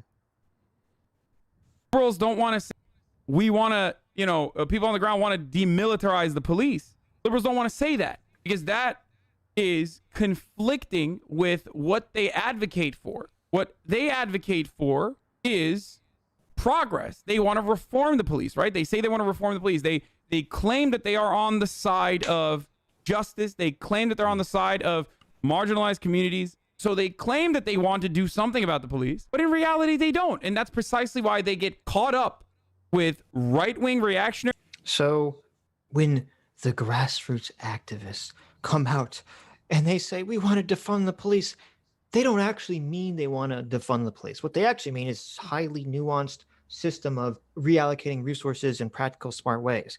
But then when those horrible liberals come out and they say, we want police reform, they also don't mean they want it. They actually mean they don't want to do anything. It sure is easy in a world where everyone says things that they don't actually mean, that we have someone like Hasan who can just translate it all for us. I'm so happy he's here for us. I know. I feel like I'm getting so much smarter. Framing issues that they're supposed to be advocating for and only fucking just criticize the left. Fuck the left. The left is politically insignificant. Shut the fuck up. We are politically insignificant. There's like 11. I can't tell if he's kidding or not. No, he's not. So his argument, when he says the left, he means communist. Yeah, okay? but they are politically insignificant. Right. It sounds like he's accidentally telling the truth here. No, so in a sarcastic voice. Well, no. So he's what he's saying is, why are politicians like Obama wasting their time criticizing socialist because we're so insignificant? Okay. And the answer to that question is very because easy. It's a very easy answer. Go ahead. Is because Hasan, you're a fucking moron. And every time you and AOC and your other socialist friends say some stupid fucking shit, what's going to happen? People on the right are going to take it and they're going to blow it up. And they're going to say, this is what the Democrats want. This is what the liberals want. We already see this with Joe Biden. Joe Biden's a communist. I don't know if you knew this, Adam. Joe Biden and Obama. Did you know that Joe Biden and Obama were total communists? I did know this. That Obama was a socialist. Yeah. He socialist. One time in the street said, spread the wealth around, and then got him. Socialist. Right. So because the other side of the political aisle will use this as ammunition. This is what they all do. Yeah, exactly. Obviously, this is what the leftists do. Obama's just saying, you're giving them so much goddamn ammunition here. This is how the political discourse works. Okay. The left and the right, they look at the extremes on the other ends, and they pick the most incendiary things they say, and then they try to use a broad brush and say this reflects the entire all of movement. them. Yeah, exactly. Right, and that's they say, everyone on the left is everyone who's a Democrat or on the left is a socialist, and everyone on the right is a neo-Nazi racist. Okay. Yeah. This is what they do, and Hasan is pretending. War. And Hasan is either too stupid. He's either so fucking stupid he doesn't understand the most basic fact of political discourse, despite the fact that his entire job is political discourse. I know, that's the irony here. Or he's just lying. So I'll leave it up to you. I'm going with the dum-dum thing. I really am. I don't think he knows this. I don't think he knows that the Republicans, I don't think he realizes that Republicans, like he would say, and I think he's even said it in this video, that, that's just Republican reframing. He's saying that the Republicans are just reframing what we really mean to make it sound incendiary, and it's really not that incendiary. But I mean, obviously, that is what's happening. That's true, and I'm glad you brought that up, because it's what's interesting about that is one. Well, first of all, I wouldn't even say it's reframing, because lots of people that say defund the police do mean they want to abolish police. But secondly, even if he thinks it is Republican reframing, okay, that means he understands what's happening. Yeah. So that means that there has to be a fucking response. Do you think he understands that he's reframing, though? Because all Republicans, are Nazis and, you know, they're Right. all No, but- militaristic authoritarians, all that kind of stuff is him reframing. But even if we were, yes, I agree. But even if we were to grant Hasan the most charitable situation, okay, hypothetically, and say, oh, all the people who are saying to fund the police don't actually mean that they want to abolish the police. They actually mean this bullshit nuanced take, okay? Even if that was true, and the Republicans are still reframing the issue, it doesn't matter. That means you have to respond to the reframing. Exactly. Because you have to defend yourself. You either Media have to say, training. right, exactly. And so Obama's coming along saying, look, why are you using this slogan that's so fucking easy to reframe? To misinterpret, you basically reframe. Done the reframing for them. Right. They don't even have to reframe it because the all they have to slogan do is say is it. The words are there. You don't even have to reframe it. Why don't we have a slogan that's not so fucking easy to be twisted around? And it sounds like, no, just ignore them. That's the thing that he's fighting, because he keeps fighting in this video that you know, it's not our fault. You know, you just have to you have to explain it to them. It's their fault that they're not understanding what we mean. No, you dumbass. Exactly. Well, but that's a great point, because that is exactly the woke and the leftist attitude. Whenever they say something and you're like, what the fuck? I can't believe you just said that. They go, oh, no. That's not what I mean. How dare you misunderstand me? Here's 10 books all about this extremely long, boring bullshit literature explaining how what I mean is actually super nuanced and not super incendiary, even though it sounds completely incendiary at its face. And you're such an idiot for not understanding me. Yeah. Do some research. Okay. Yeah. I don't know. That's such bad politics, though. These people don't care about. These people don't care about enacting positive change in the world. What they care about is getting as many Twitch followers as possible. Yeah, totally. That's what they care about. I don't think he's consciously reframing the right's arguments, though. I think he believes all of the right is the most incendiary portions of the right. So even though he understands that they're reframing. Well, they're not reframing his argument because. But he understands the concept. Yes. He understands the concept of reframing, and he lives in this delusional world where they're constantly taking him out of context and reframing him and reframing the left and totally mischaracterizing the left on purpose to make us look bad. And we would never think to do that on the right, because the right is obviously a bunch of neo-Nazis that need to be killed. Right. I mean, he did it in the beginning of the video. He was talking about, like, both sides. One side is obviously Nazis, and one side is obviously storming the beaches of Normandy. We're the good guys. Whenever my political opponents talk about my side of my arguments, they're dishonestly reframing the issue. But whenever I talk about how evil they are, well, that's being honest. I'm just being honest. I'm not reframing anything. Facts and logic. That's all we're doing here. Total facts. When Obama said that people who were burning down buildings are thugs, I can just reframe that and say he was saying protesters, and I'm just right. Because I'm a good guy. As long as you're a good guy, you can do whatever you want. That's the rule. That's what I learned. This is the whole thing this is what's so fascinating about the political bubbles. Because he's completely blind to what he's doing. Completely blind to it. It's funny. And fucking people in American politics that... It's sad. Don't feel sad. Come on. I don't feel sad for him. I'm saying it's just sad that this is He's getting rich off this shit. I know. That's what makes it sad. That it works. That there's so many suckers out there that this shit works. The world's a fucked up place, man. Why can't we be amoral shitheads too, Adam? Why can't we grift like this? Well, our parents fucked us up with good upbringings. God damn it. What the fuck? They ruined us. That's the problem. Why I need my mom to come in here while I'm streaming and give me like an awful look and hand me some coffee. That's the issue. Where's my coffee? There you go. Where's my coffee? Be subservient to me, mother. Okay. Let's send Hasan a t-shirt that says, "Yo, bring coffee, bitch."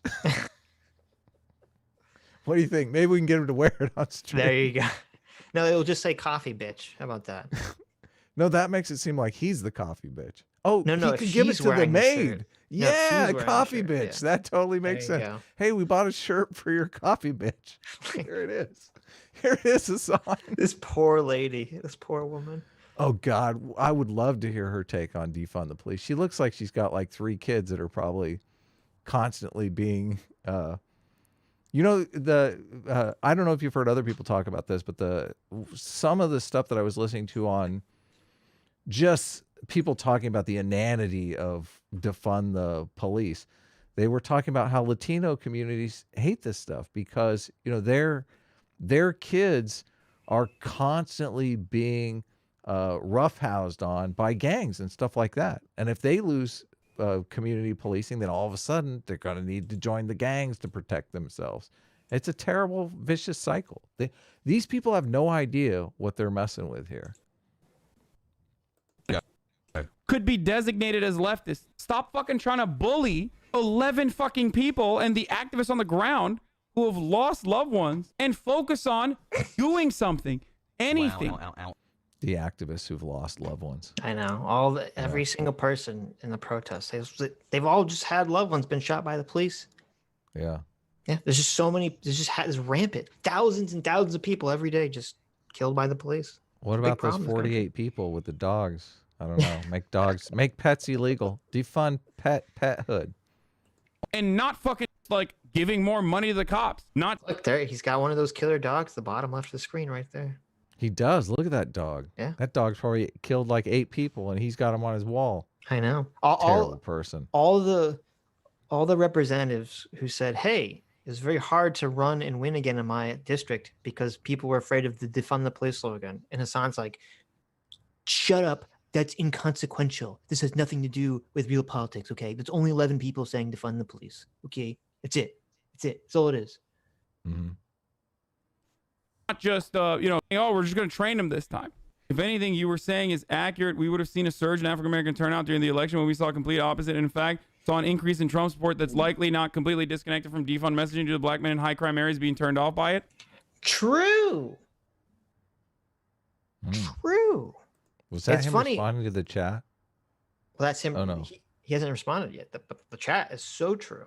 And it's funny because whenever you look at any of the polling data, overwhelmingly, the majority of Black Americans are like, we believe in police reform, but we don't want to defund the police. We think there should be either the same or more policing in our neighborhood, not less. Yeah. I just saw there's like a Gallup poll. It's only 17% or something of Black Americans thought there should be less policing in their neighborhood. Some very tiny amount. More cops. There's a good slogan for you. More cops. So what you're basically stating here does not go against what I am saying. The issue is you're not communicating anything. If all you focus on is just shitting on the fucking left, which is politically irrelevant, instead of fighting back against the reactionary framing, then you're going to fucking lose the I love it. He's just blaming it all on the framing. Well, you give us this big fat gift. Of course we're going to say it.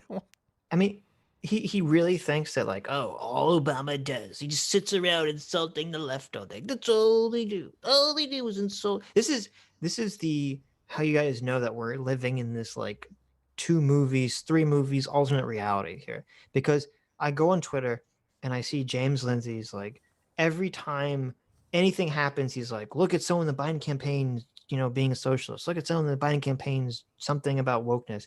And then you look at Hasan, he's like, everything the Biden campaign is fucking neoliberal shit. Everything the Biden campaign is evil. All Obama does is talk about the left.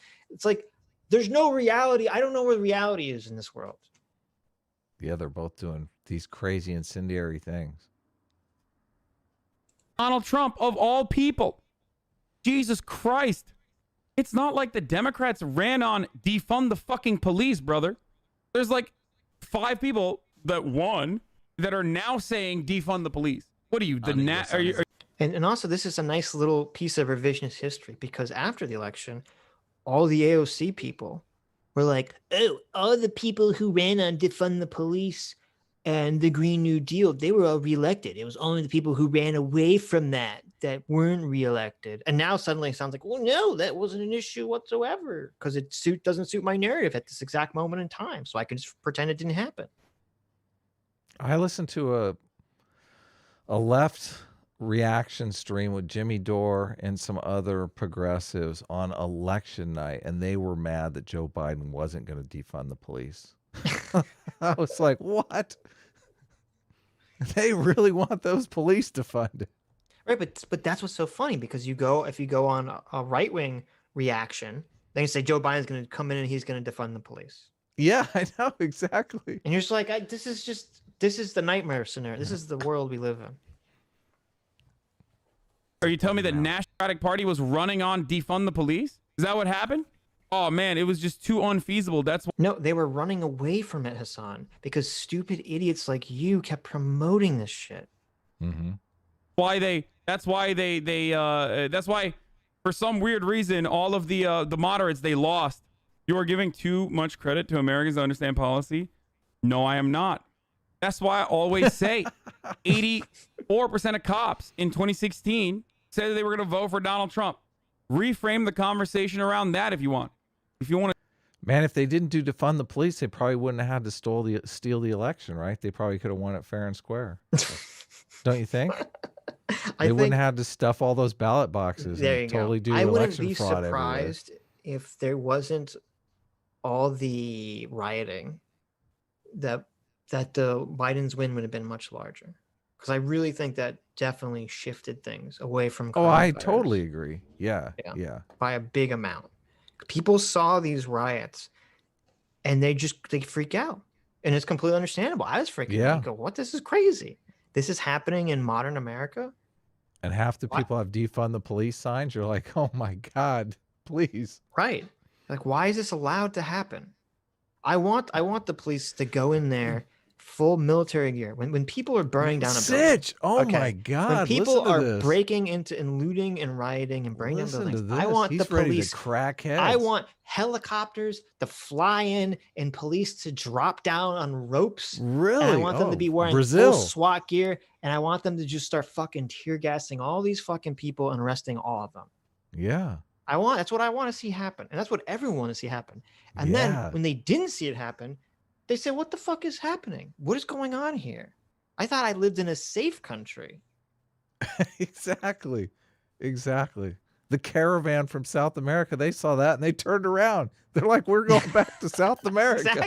Exactly. But and this is what's so, I guess the leftists like Hasan don't have any concept of understanding, is that people saw this happen, and until they saw it happen, I mean, I guess depending on their age, they thought, this isn't something that can happen in my country. I live in a safe country where I don't have to worry about roving gangs of people coming and extorting me and destroying my property. Okay. I don't like everything that's going on in my country. I don't want to have to worry about the coronavirus, but at least I don't have to walk outside and worry about a Mad Max style gang coming and destroying my place of business. And then I was like, oh no, guess what? You do have to worry about that. Isn't this exactly what Trump did though in the church that you didn't like though? Didn't they like kind of crack some heads and like? No, but those people weren't rioting. They were just protesting. They're just standing there with signs. Those were the peaceful protesters. Right.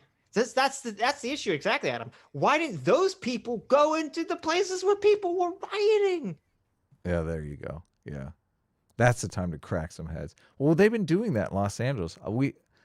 On my Thursday show, we showed a clip of like cops forcing 200 protesters underneath a police overpass, and they blocked them in there and just arrested them all. Like they said, fuck you. Like Los Angeles isn't doing this.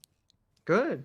Yeah, totally good. And I don't have respect either for, if you're a protester and you're saying, okay, the day before, I saw on the news that at night during this protest that I'm going to be part of, I saw a bunch of rioting and looting take place. If I'm an upstanding moral individual, I'm going to say, well, I really believe in this cause. I really believe there needs to be police reform. I really believe Black Lives Matter. But yesterday, when I was at this protest, even though I didn't participate, I saw that I was providing cover for heinous acts that not only are completely unethical, not only is rioting and looting completely unethical, but it's also hurting my cause by making me look bad associated with it. And I'm also violating curfew. Okay.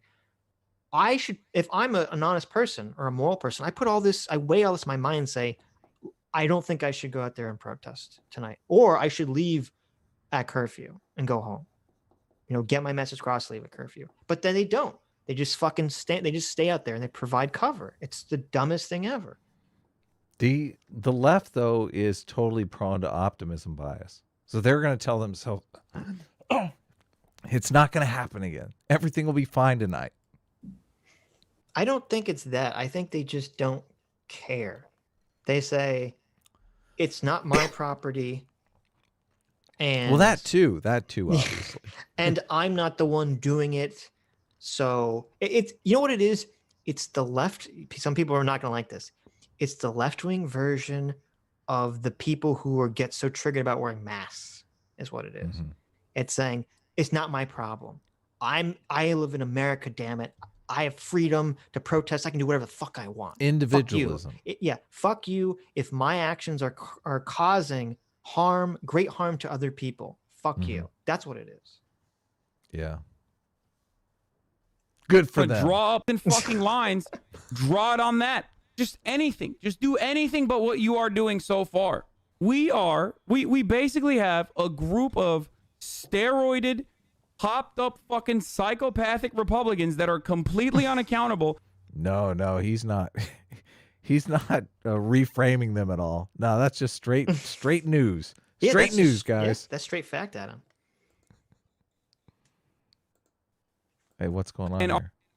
I don't know. To do whatever the fuck they want in regards to harassing individuals that are literally paid by those very same communities. The taxes those same communities they harass pay for their fucking salaries, which they then take, okay, and take to another neighborhood, a suburb that's all white for the most part, a suburb that has a higher level of income, a suburb that is a fucking Republican suburb. We're taking money away from black communities and black people, funding fucking a bunch of dudes that don't even live in that community, and funding those fucking suburbs so that they can have better schooling.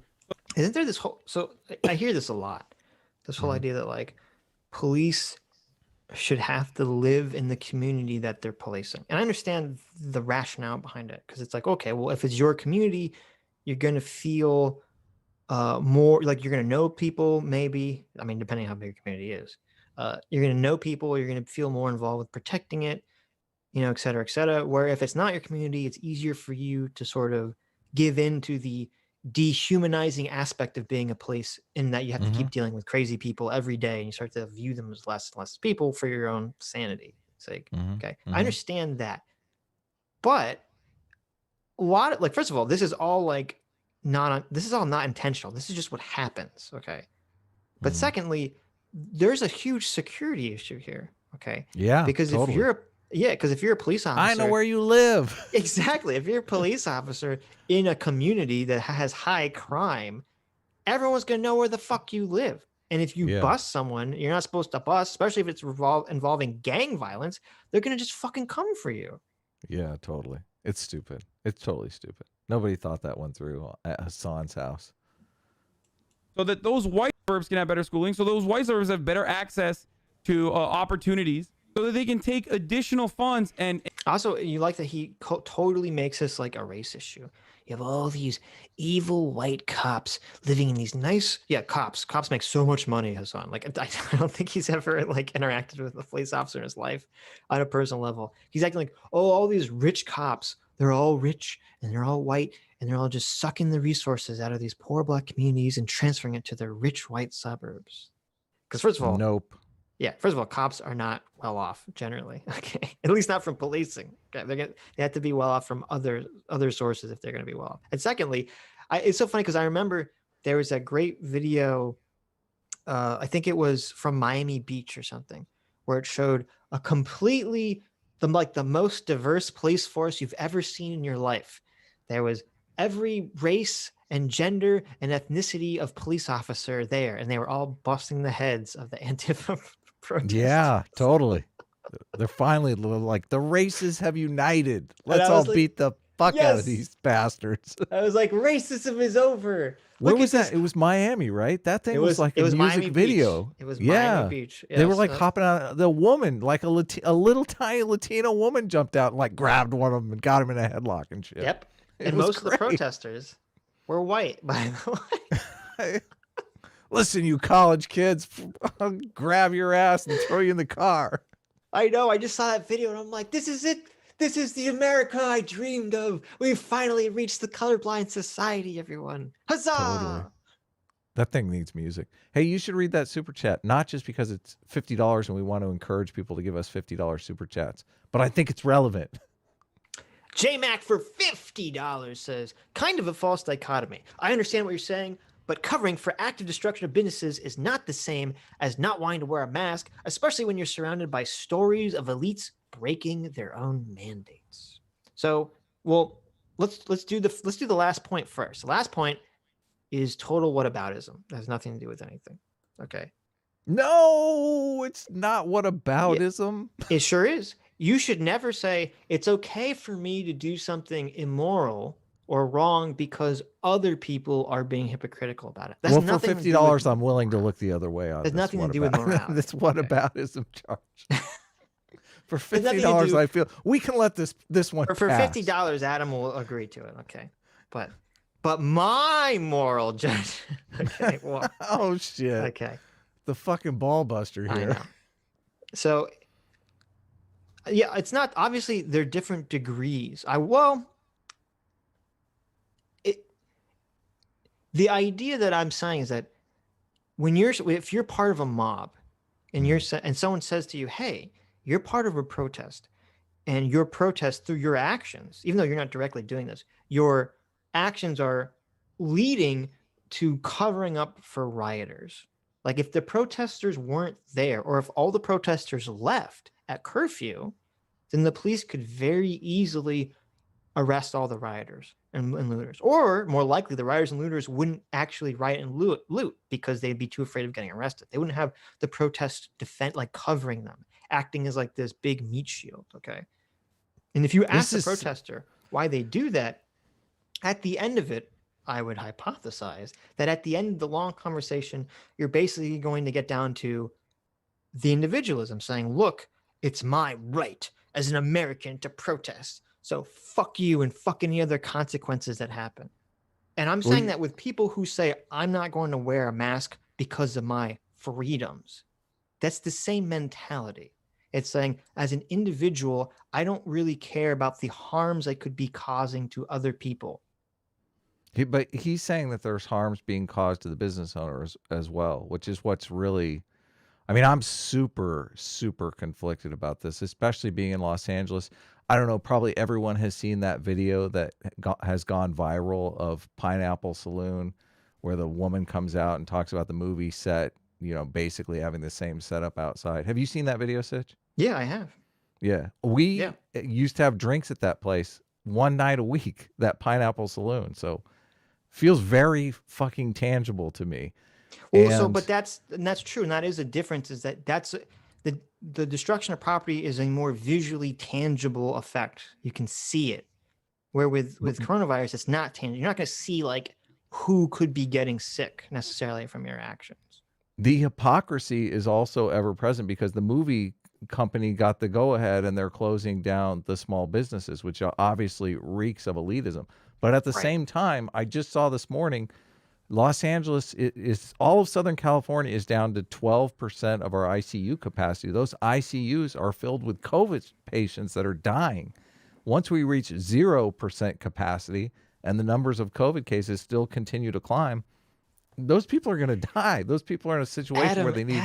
Adam, look, that's all fake. Didn't you know that coronavirus is over? It's not fake. It's not fake. I saw on Twitter that coronavirus is over. Shit is going down. Okay. And that this is all just a misunderstanding based on bad testing. That's what I saw on Twitter. Well, this is the reason why this is so heart-wrenching is because, yeah, the business owners need to make money. Yeah, the capacity of ICU units is dwindling. it sucks on all sides. It's like no good answers. So this is one of the reasons why this being an election year has been even worse, because we've totally politicized all this shit. So I don't know. But this is what's so dangerous. And I understand, going back to what Jay was saying, I understand the emotion and the idea behind, well, the elites are being hypocritical, so why should I follow this? And I understand that that's how most people are going to react to things.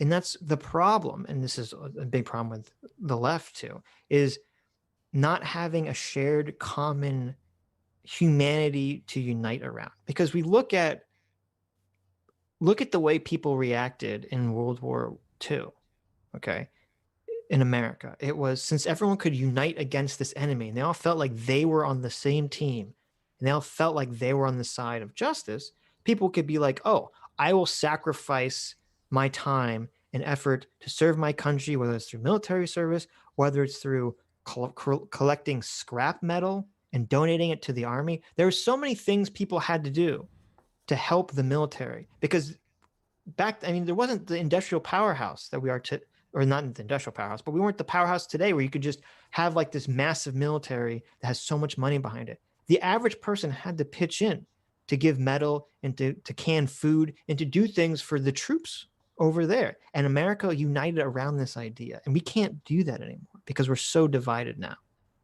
Yeah, because we have no common humanity. It sucks. Totally sucks. The Hassans of the world are making it worse. Right. More guns for themselves. This is a predominantly Republican group of people with zero accountability from the law, that are hopped up on fucking steroids, that have all the guns on the fucking planet. No legal system. I'm so glad I made my comments before he started totally straw manning the right. It's so hilarious. There's no reframing going on here, Adam. This is Hasan, all just straight let talk, me explain to you how it works. The left just reframes the right, completely taking them out of context. You should just ignore anything the left says, because all they do is reframe you into these straw man, ridiculous arguments that nobody is ever even making. Right? Basically, that's what he said, but the opposite. To reprimand them, and we just keep giving them more money and acting like this is something that is foundationally important. And why is the activist framing not actually working and bringing about the transformative change in law enforcement? The message is not working. You need to be more clear. You can't fucking deal with activists this way. You can't. What are you? Do you like that? It's like, this is so weird. This is like a new argument that the leftists have been making. They basically act like activists and protesters are a mob of animals with no free will, and you just are like, oh, you just have to let the mob do whatever they're going to do. You just have to let them burn down buildings and riot and loot. You just have to let them destroy your own movement with their terrible slogans, because you can't control these people. They're just crazy, wild animals. This is racist, actually, now that I think about it, because they think all the protesters are black. So they're basically removing all the agency from anyone who's protesting and acting like they have no ability to control themselves, and you just have to deal with it. And everyone else has to be responsible around them. He's saying you got to suck the activist dick. I don't like it. Fuck you. Fucking activist, get out of my face. Doing. Like, you work for the DNC. You should know this by now. You can't deal with grassroots mobilization. Republicans don't even have grassroots. Half of their shit is astroturf. Either you set up your fucking counter astroturf. He's so, man, weird. It's so weird. They live in this world. It's just bizarre.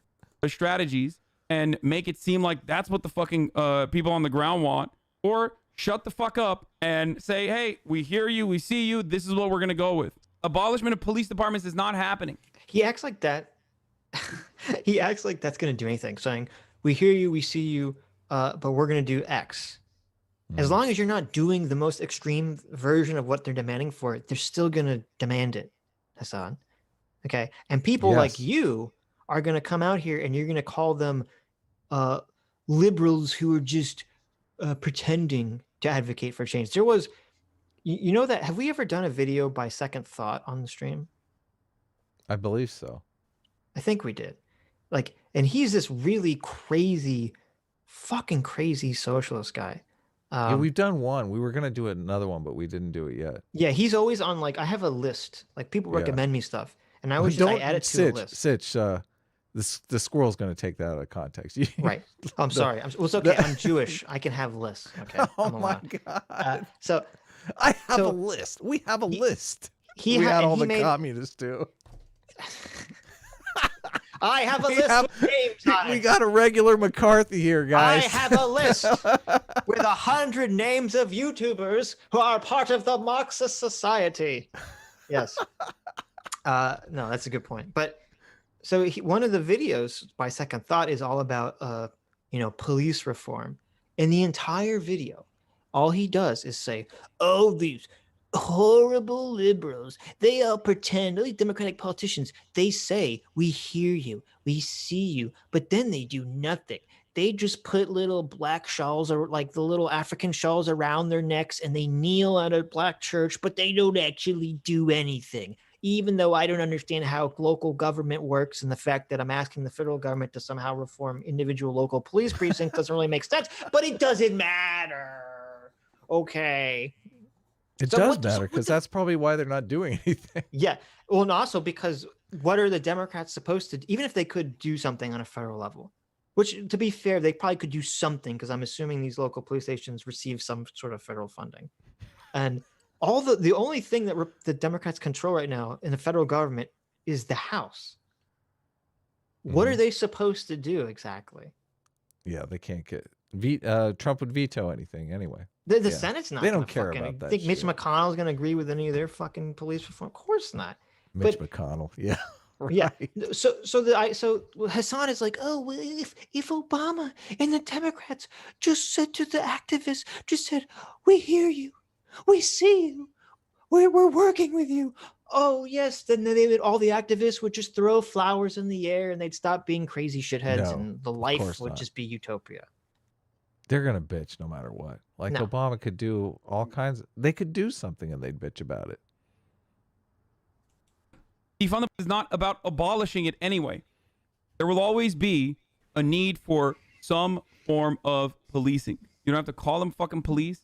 You don't have to call them anything, really. But there's always... This is Hasan talking on both sides of his mouth. First he says, defund the police doesn't mean abolishing the police. And then he says, well, maybe it does mean that, but we're going to replace it with some other force that could be conceivably thought of like the police. So therefore, we're not actually saying to abolish the police. Yeah. It's like saying, I'm not saying we should destroy the government. I'm saying let's replace our current government with a completely different government structure. Yeah. Okay. It's a totally different thing. Always going to be in for law and order in any fucking societal form, any sort of social formation. There's always going to be a court system, no matter what, and there always has to be a group of people that enforce that court system and the rules and their laws. People who say no, there isn't, are fucking 14-year-old delusional anarchy babies who they themselves have not fucking read enough anarchist theory to comprehend that even in their fucking mythological utopian worldview, there would still be some organization. Okay? You can't throw a tickle party to ensure that people don't fuck one another over. Shut the fuck up. You don't have to call them cops. But even if you are... Did you catch that? I like the idea of Hasan saying, all these anarchists are living in a crazy, delusional utopia world. But me, I have a real utopia world that is actually easily achievable if everyone just listens to what I say. Well, also you have the fact that he's saying, you're just some 14-year-old that hasn't read enough anarchist theory. And if you just read more anarchist theory, then all of a sudden you're going to become the enlightened genius. That's right. That's 20-something Twitch streaming from your bedroom, dropping all these pearls of wisdom. I would say the more anarchist philosophy you read, the more you're going to think anarchist philosophy is full of shit. Unless, of course, you're Hasan. Like I've read a bunch of shit that just I read to laugh at because people take themselves so seriously, right, and have huge fundamental errors in their philosophy that are just invisible to them. I think I'm going to guess here, anarchist philosophy goes off the deep end with that kind of stuff. I'm gonna guess here based on nothing. I'm gonna reach deep into my intuition, and I'm gonna agree with you. I read one book, the proposed road to freedom. And man, it's Bertrand Russell, who Bertrand Russell is actually kind of smart on some things, but this book is just insanity. He basically lays out how to move from a capitalist system to a socialist system. And everything he says in that book, it's laugh out loud funny. It's crazy. He compares consumer products to, he makes an argument that people will not want excessive amounts of consumer products because, you can only eat so much in a day. And I think, what the hell is he talking about? Democratically voting. JMac for $20 says, I'm not saying you shouldn't wear a mask. It's situational, like all health measures. However, my comment was merely on the equation of both acts of defiance. I don't see them as equally impacting. I love you guys. Well, first of all, Jay, we love you too. Jay always we gives us so definitely much love you. money. We love you, Jay. I agree with you. I agree 100% that they're not equally impacting. So I agree with that. That's fine. Mask wearing, I think helps. Just let it lie, Adam. But you don't know. You don't know. There's conflicting resources on both sides. So we're in a fog of war type situation. The things that you can know is that's true. The hospitals are full. And I saw some people arguing in the chat about whether or not it's up or down, but 12% capacity left. Like we're down to our last dime here as far as capacity goes. As soon as we hit capacity, there's going to be 1,000 people, no beds for them. What happens then? I don't know. But they're going to die. The thing we do know for certain is that when we watch a roving band of thugs burn down a store and loot it, that is tangible, physical, negative impact on the world. So, well, I hope some of these protesters got COVID because it would be karma because they were the ones out in the street spreading it. So, yep. On every single hierarchical structure, every single law is democratically voted on in a direct democracy, let's say. Someone still needs to fucking enforce it. That is actually a way better fucking framing from Noah. Noah is correct. This is a So Hasan is like, someone still needs to enforce the law. So it's just going to be a magical group of police officers who never do anything wrong. And, they always know how to perfectly de-escalate all violent situations without killing anyone. He's talking about defunding law enforcement. Notice that term, law enforcement. Adam, I have an idea. Let's defund the police, okay? Completely get rid of the police and replace them with the police, okay?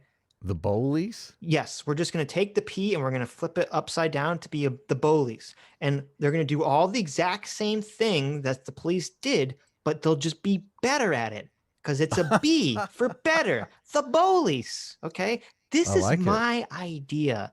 This will work, okay? It's genius. I love it. Fear that I have expressed before. Defunding of police under current neoliberal order would just lead to the accelerated privatization of just another public service rather than actually doing something to help. But it's a grassroots slogan, so I get it though. I do think it misses the mark. It doesn't miss the mark. It's just that you don't. He has one comment that actually gets it, and he immediately shoots it down. That guy should come over here and listen to our show. Don't want to fucking describe what the mark is. If you believe in progress and if you are a leftist, you have to recognize that we don't have the think tank. We don't have the fucking focus testing. What we have are actual people that have legitimate fucking grievances. So what can you do? You can.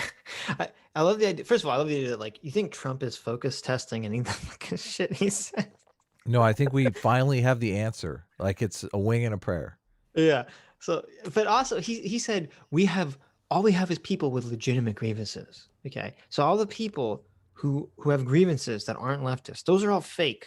Those are all the fake AstroTurf grievances made up by the fake evil elves that run the extra dimensional elves that run our society, Hasan. Great point.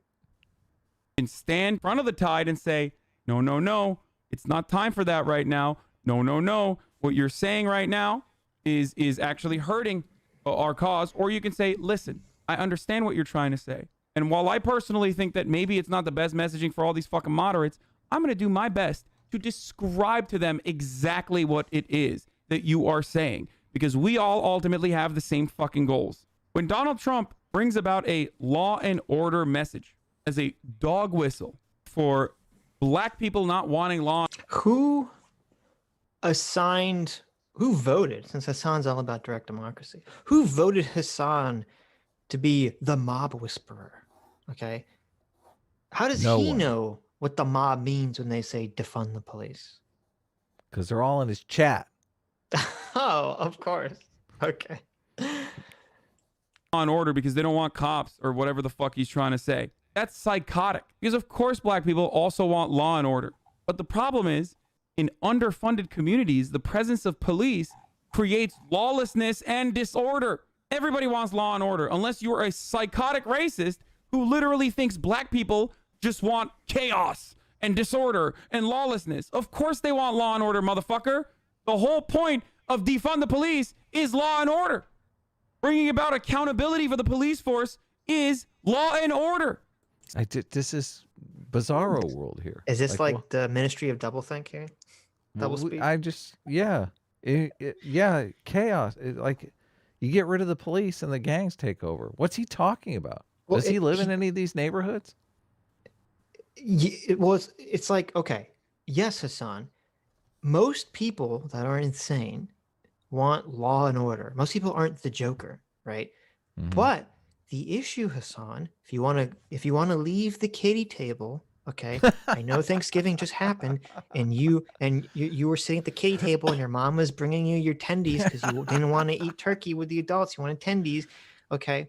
If you want to leave the kiddie table and join the adult table, okay, you have to understand that we don't live in this idiotic, simplistic black and white world. The issue isn't that one side doesn't want law and order and one side does. The issue is that both sides define law and order differently. Okay. Yeah. That's what the real issue is. That's what's really it's Sitch's law. Arguments are really generally arguments about definitions. Okay. I want to get this point. I want to get this point out there too, because this is the same guy that wants to make it like $2,000 to get a gun permit. So when they defund the police in your neighborhood, so it takes 2 hours for them to respond to calls and you actually need a gun to protect your own shit. He wants to make poor people pay $2,000 for some crazy fucking background check, go wait 7 months to get a gun so that they can protect themselves. Right. It's madness. These people are insane. They don't want to help people. Their policies completely hurt people and they don't even know it. And going back for a second, talking about reframing the issue. Okay. He just said, when Trump says law and order, that's really a dog whistle for white racists in our country. Okay. While simultaneously saying that he believes in law and order. Yeah. So there's like the levels of irony here. Okay. He's criticizing Obama, who's criticizing the message of defund the police, while criticizing Trump for specifically using the messaging of law and order, even though Hasan himself agrees with the concept of law and order, while he's simultaneously reframing Trump's use of law and order to be the most negative possible version of it that you could imagine. Into a racist dog whistle, yeah. He even said black people are in favor of law and order. How's that measure up? We're like 20 levels of irony deep in 10 seconds. I didn't think it was possible. I didn't think any human being was so possible of deep diving into the trenches of irony this quickly with this little self-awareness. Yeah. Let's see if he goes deeper. Stop falling for the reactionary framing. So here's what I had to say. Here was the meme, rather, okay? So after I saw Obama say, like, oh, this is a terrible message, this is a terrible message, this is a terrible message, I said, in order to win neoliberals, you have to use their language. Try saying, instead of saying defund the police, try saying, we need to eliminate redundancies in the police force and better distribute newly freed capital into growth sectors like social work. You know, growth sectors that truly undermine the presence of crime and fight back against it. It's clear that increasing investments in police has diminishing returns. And neolibs were like fucking. How many likes and retweets did that thing get? Holy cow! 10,000.6 likes and 1.2 thousand retweets. Hasan's just dropping knowledge, man. Jeez, people are right there. Right. But see, loving that stuff. This again, this is the bullshit terminology conflation nonsense. He says in order to win neoliberals, okay, he's not talking about winning libertarians. He's talking about winning over mainstream Democrats and liberals. And he keeps conflating them with neoliberals because he's a dishonest hack. I don't think he knows the difference. He does know. The socialists know the difference. He doesn't. That's why they're know the doing difference. It. He doesn't know. He knows. He doesn't. He knows. Doesn't. Yeah, that's actually a lot better of a message. Like, what the fuck? Yeah, why don't they use that? First of all, are you fucking dumb? How do you not recognize your own biases here? This messaging is not. He said with no sense of irony. A moment of silence for the moment of silence. How do you not recognize your own biases here? This whole thing is bias. I know. Appealing to anyone outside of the actual bicoastal elite, like fucking DC wonks and shit, that spend all their time like reading Vox.com articles and thinking that they're brilliant. The reason why this is ironic because so many lefties like quote tweeted me and were like, Hasan is so fucking dumb. He doesn't realize that this is actually a good take. One, yeah, it's a good take because that's what fucking defund the police is. And also, you're literally failing to recognize exactly what I'm trying to say, which is, hey, if you know what this is, then fucking describe it to people, meet them with their with the way that they understand it, and fucking describe it to them, okay? Just do that. That's one. Because it's demonstrably... He has to know. He's in Hasan's part of BreadTube. Yeah, definitely. Hasan is part of BreadTube. Communist, Marxist. He knows that Thought Slime and Sean and Philosophy Tube and all these fucking people want the police abolished. He even said that earlier in this video, he talked about abolishing the police and replacing them with some different thing. Yeah, social workers. He understands that what he's saying is not true. He's basically asking and saying, Obama, I want you to go out there and just lie. And just lie to people. Don't criticize our messaging. Just take up our mott. He's like, Obama, I want you to be our fucking mott castle walls totally. Here, okay? Our mott carney. Yes. And if you're not our fucking mott carney right now, then you're a traitor. You're a filthy, filthy traitor. That's what's happening right here. Successful. The fact that you literally just fucking said, whoa, this is good. That's one. And two, this is only successful in a very narrow framework, this kind of messaging. Again, if you're a young activist today and you believe really passionately in a slogan like defund the police, what is your advice to that activist, also knowing that a lot of politicians won't go near that phrase? You're a fucking idiot. Oh, sorry. I'll let Obama respond. My answer, though, is you're a fucking idiot. It's interesting. We take for granted, if you want people to buy your sneakers, that you're going to market it to your audience. If a musician drops a record, there's going to try to reach certain audience. Yo, people are so crazy, dude. Like, how is this an argument? Like, the abolition of slavery wasn't fucking popular, okay? Especially for the slavers. There's no way to, like, market something that is ultimately... They did market it, though. They did. They common humanity. Yeah. They marketed it as we're all in this together. They're human beings. They said, hey, if we're really going to believe the ideas and philosophies in our Constitution and our Bible, our Bill of Rights, it has to apply to all people regardless of their skin color. Yeah, definitely. They said, hey, if you're a good Christian, you believe that all people have souls and all people have the ability to enter God's grace. Okay. And how dare you treat people like slaves? Yeah. And take away their humanity. This is total bullshit. It totally was marketed a very specific way. This is how you change people's minds. Like Hasan lives in this bizarro fantasy child world where the person who's right about something just comes to the person who's wrong and they just say, I'm ethically right about this, so fuck you and change your mind. And if you don't agree with me, fuck you. And then the person who's in the wrong is just magically going to say, I guess you're right. I'm going to change my mind and suddenly become on your side now. Yeah. You have to convince people. You have to be, this is the Scott Adams. You have to be persuasive. Okay. Yeah. You have to be persuasive.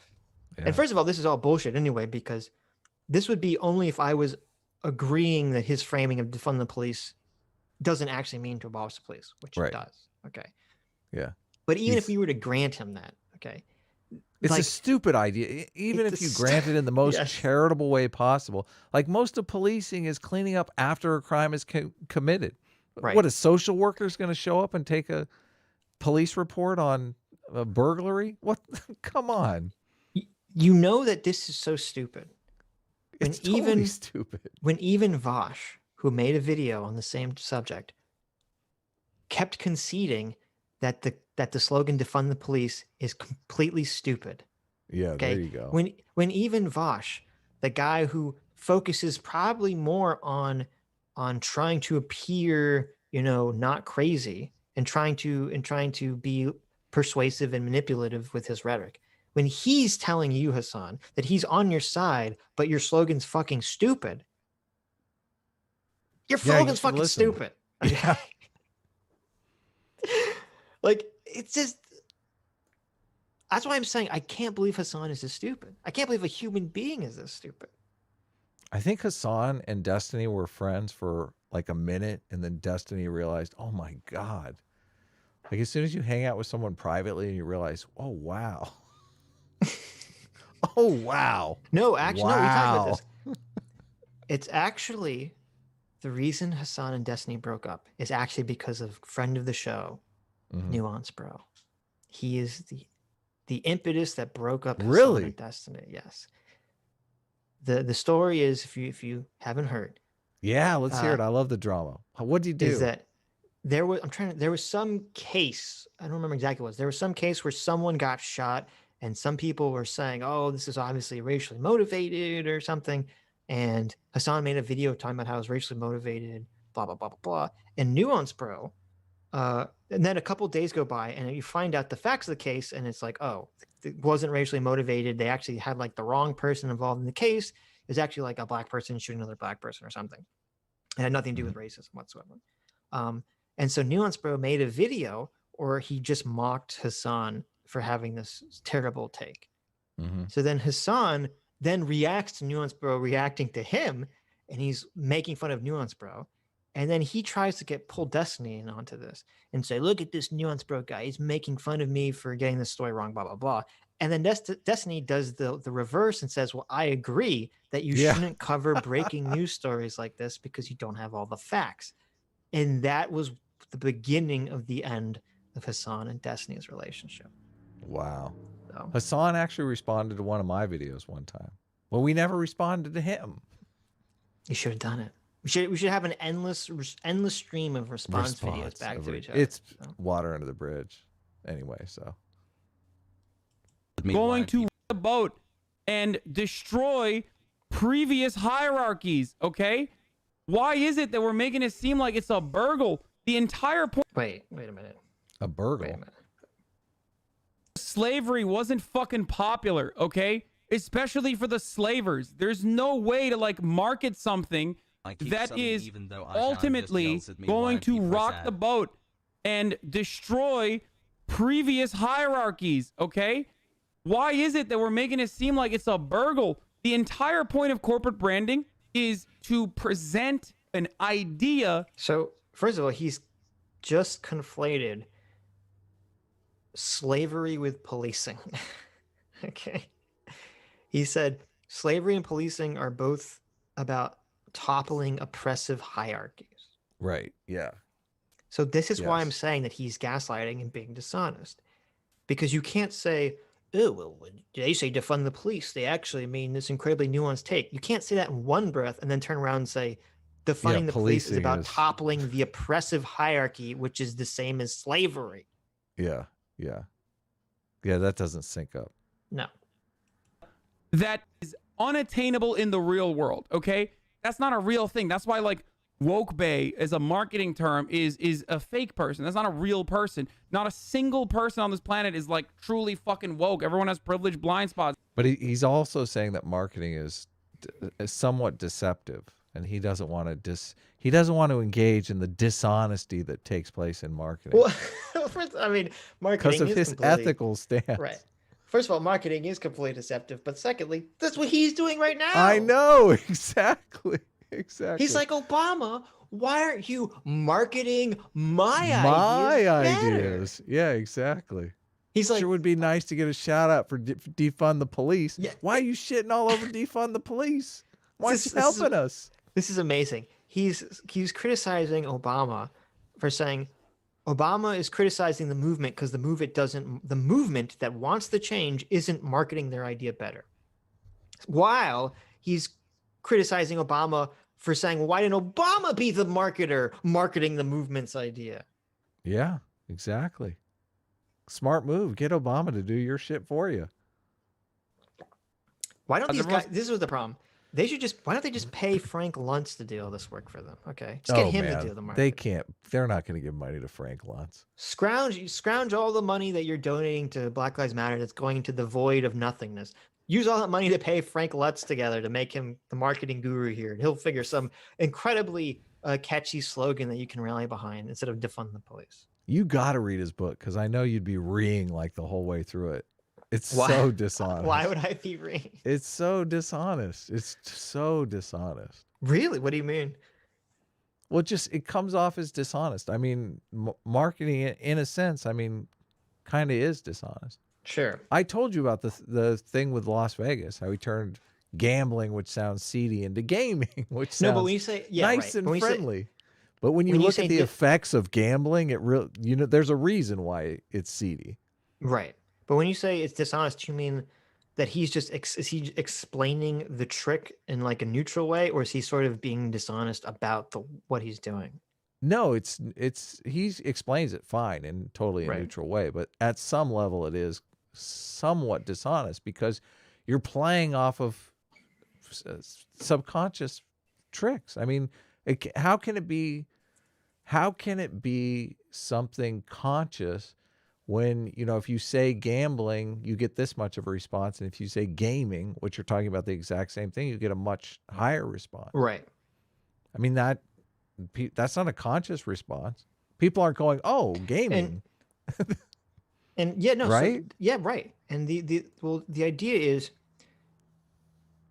there is this line with persuasion, and I guess this is where I have a lot of difficulties with Scott Adams, because Scott Adams tends to view persuasion as like a totally morally neutral tool, which I completely disagree with this worldview. Because if you can tell someone the exact concept that you want in its purest form, and they don't like that, and then you use nicer words to trick them into liking it, okay, I would say that that's a immoral action. Yeah, right? It's a dishonest action. Yeah. Sure. Somewhat dishonest. But he would say that the line is, if you're talking people into doing something that's good for them, it's not bad. Like, I don't think that's he what would say if you're tricking people into eating your broccoli, and broccoli is obviously good for you, then that's not a bad thing. Or if you're tricking people into not smoking cigarettes. I think he would say that my notions of morality are naive and don't exist. About you? He would say that about you? Yes. Oh, I think that's what he would say. I don't think he perceives the world in that way. I think there's something between him and Height. I think he studied Height well, and it's just been ripping him off for years. I think he's ripping Height off and convinced that Height has ripped him off. Yes. Don't you love it though? I don't think that's I don't even think that's my speculation is the best speculation. But you know what? I'll drama-laden speculation. I'm gonna reach deep down into your intuition. I'm gonna grab it. I'm gonna take a big whiff and say, "Okay, Adam, This passes the smell test. Haidt did like that tweet. He liked that tweet pretty fast when I said Scott Adams' new book is a bunch of is other people's work without citation or accreditation. And Haidt was like, "Yep, like that tweet, definitely." I should go back and find the tweet. Maybe you're onto something. The tweet. He doesn't credit all the stuff a lot of the stuff Scott Adams says is Cialdini. It's he always credits Cialdini like constantly. It's Thinking Fast and Slow guy Daniel Kahneman. Is that it? There's a group of serious academics who've done a lot of research that Scott Adams takes advantage of in all the things he talks about, and he hasn't done any of the research. So anyway, whatever.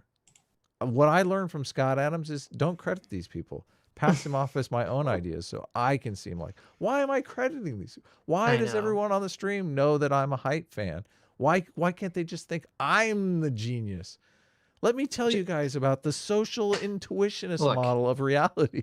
Adam, when people ask you for like a book list, you should just say, don't read any books. A book? Just listen to me. Yeah, exactly. I know first of all, you should read anarchist philosophy. Really dig deep into it. I'll do even better. I'll send them off on a wild goose chase. There you go. They have to keep coming back to me.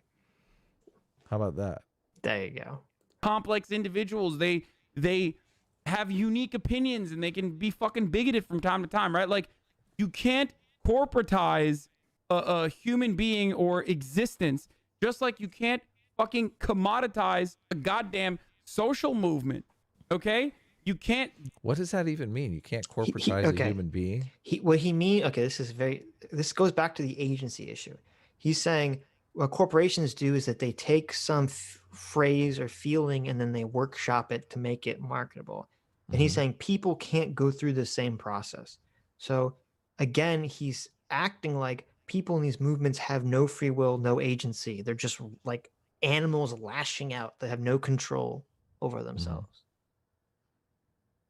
Okay. Do that. You can't just be like, oh, well, you know, if we were to turn it into just do it, then you're effectively rendering that movement useless anyway. This is part of the reason why, like, when Walmart, for example, says like, oh, imagine the privilege. Okay, they always like to talk about privilege. Imagine the privilege that he thinks should be afforded to people who, just because you get together in a group of people and are angry about some issue and you shout your issue in a phrase, everyone should just have to listen to you, bend over backwards and do it. Yeah, no thanks. Yeah, I'll pass. So how are you supposed to arbitrate that? How are you supposed to figure out which groups of people that yell angry things that you're supposed to follow? Like, why are we not supposed to follow the angry group of the Tea Party people who are yelling what they're yelling? Oh, I like what they say though. How are we not supposed to follow the angry group of white nationalists at Charlottesville that are yelling what they're yelling? Right? Just because you're an angry group of people yelling something, Hasan, doesn't mean that your cause is valid. Okay. Hasan does follow those guys. The Charlottesville guys? It seems like it, because he's acting like people, especially minorities, it sounds like he's acting like they have no agency or free will. Yeah. Or intelligence. He's like, oh, they're just angry because their lives are affected by these issues and they shouldn't have to come up with coherent thoughts or ideas. They should just be angry and everyone should just deal with it. They just need to get me they just need to get me my coffee. That's all they need to do. Oh, Black Lives throws up the fucking black fist while across the nation they're like funding the shit out of police unions. Then it's idiotic. Editor got tired there. He missed like 3 U's in a row. Editor's worn out. He's like, God, I got to get to bed. It took me 5 hours to edit this. Like, then it's nothing. It's just like this. It's Black Lives Matter. Like, everyone can fucking say it. If you believe, as I do, that we should be able to reform the criminal justice system so that it's not biased and treats everybody fairly, I guess you can use a snappy slogan like, defund the police, but you know you've lost a big audience the minute you say it, which makes it a lot less likely that you're actually going to get the changes you want done. Yeah, dude, because something as radical as true as changing a historic trend that capital owners have fucking taken advantage of in the way that they have like built out these police departments as a defense line for the interests of capital is going to be undermined quickly by, you know, saying you're just finding the right slogan. It is so baby-like. So the point I'm trying to make is like, I love how he frames it as the force of the capitalist. Well, he's just he's just revealed the truth. He did. I don't think he knows he did it.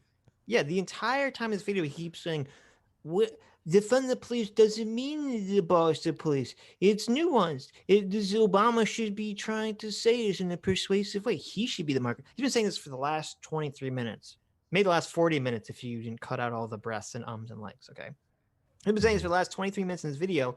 And then he's like, well, actually, the police are evil beings that are designed to protect the capitalist class, you know, and protect the bourgeoisie from all the innocent workers and blah, blah, blah, blah. And like, the truth comes out, Hasan.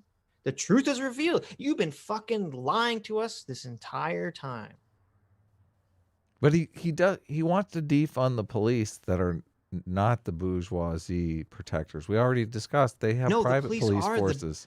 The police are all rich, the police are white, evil property capital owners who are protecting capital and from other, you know, the other capital, protecting the other middle, rich white people. The police are protecting the middle and lower classes. They are. No, they're not. The bourgeoisie will still have their police. How could you believe that the police are protecting lower middle income class people? The police only protect the rich, Adam. That's all they do.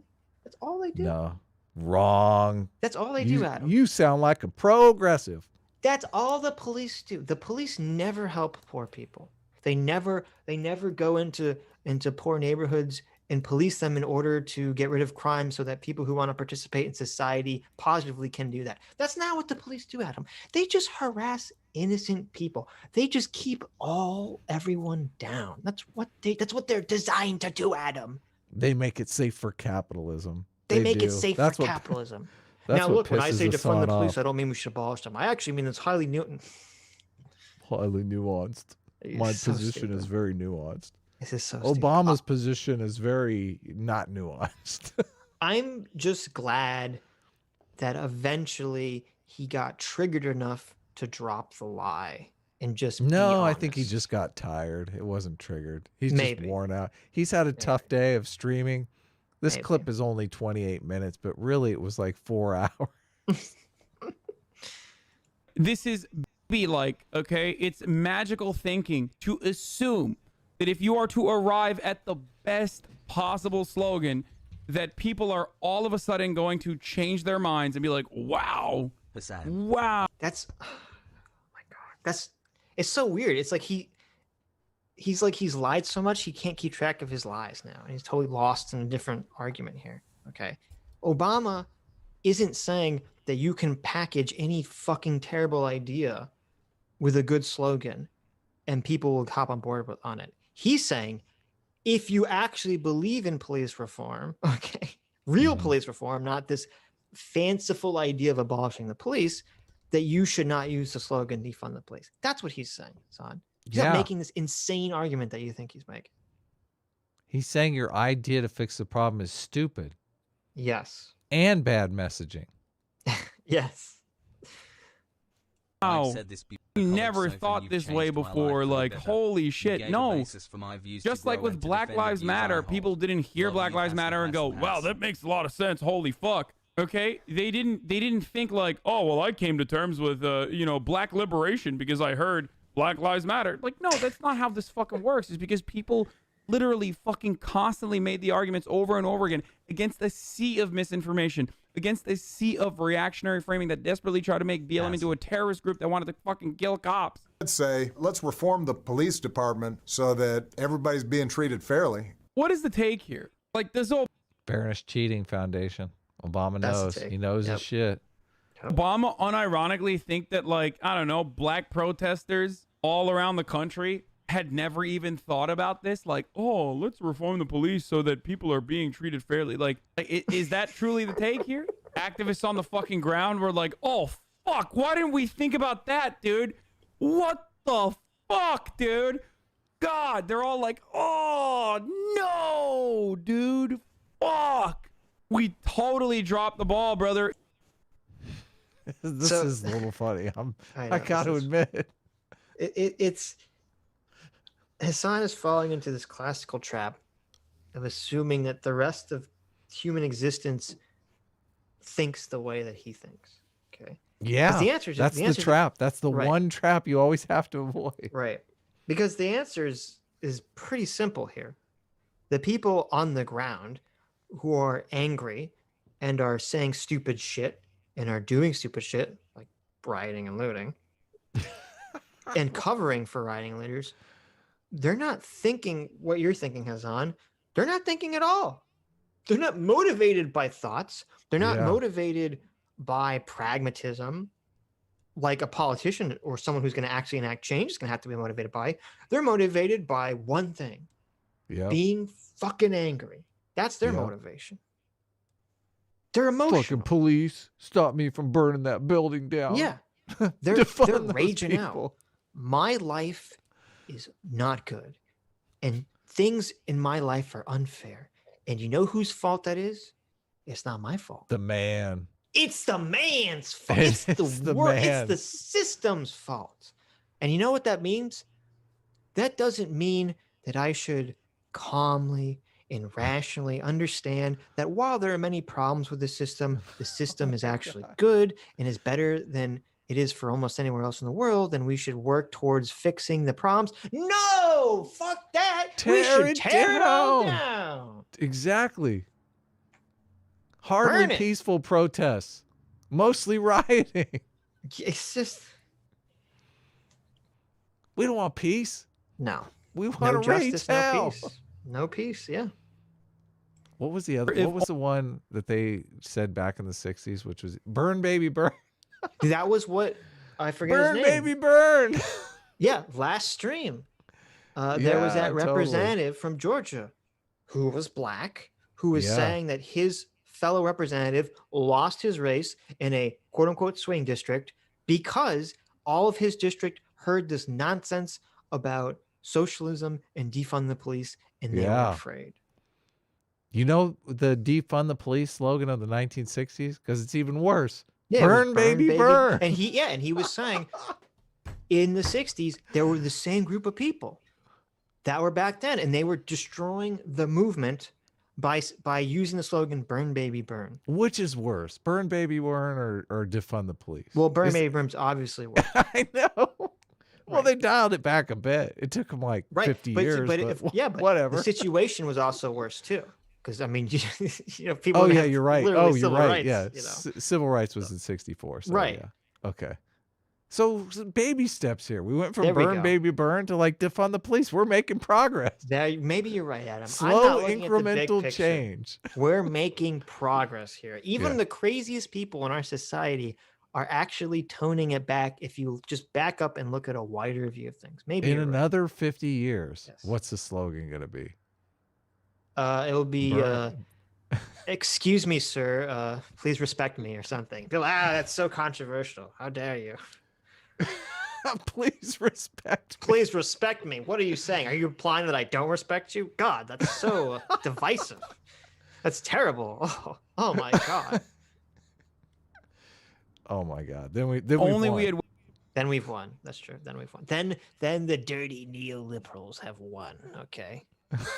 We have successfully defanged all the extreme commies and extremists. I wasn't aware you were a neoliberal, so you are coming around too. I'm coming out. Thomas Sowell's position. I'm coming out as a pro-neoliberal. Thomas Sowell is my Lord and Savior, okay? He is the man, and I agree with everything he says.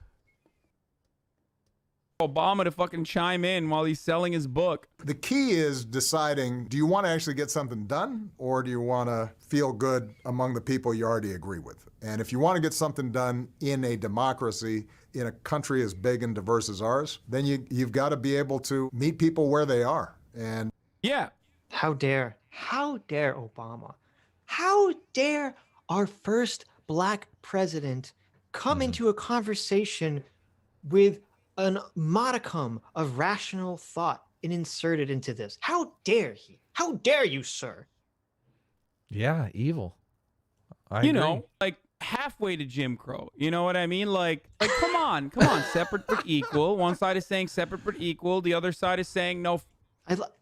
How privileged, how white and privileged, Hasan, I know. do you have to be, okay, to equate the tiny amount of unarmed black people that are shot by the police every year, I know, to literally living in a society where black people were second-class citizens that didn't have equal rights. He just jumped into his time machine and went back 60 years. He's like, oh, okay. One side is Jim Crow. I know.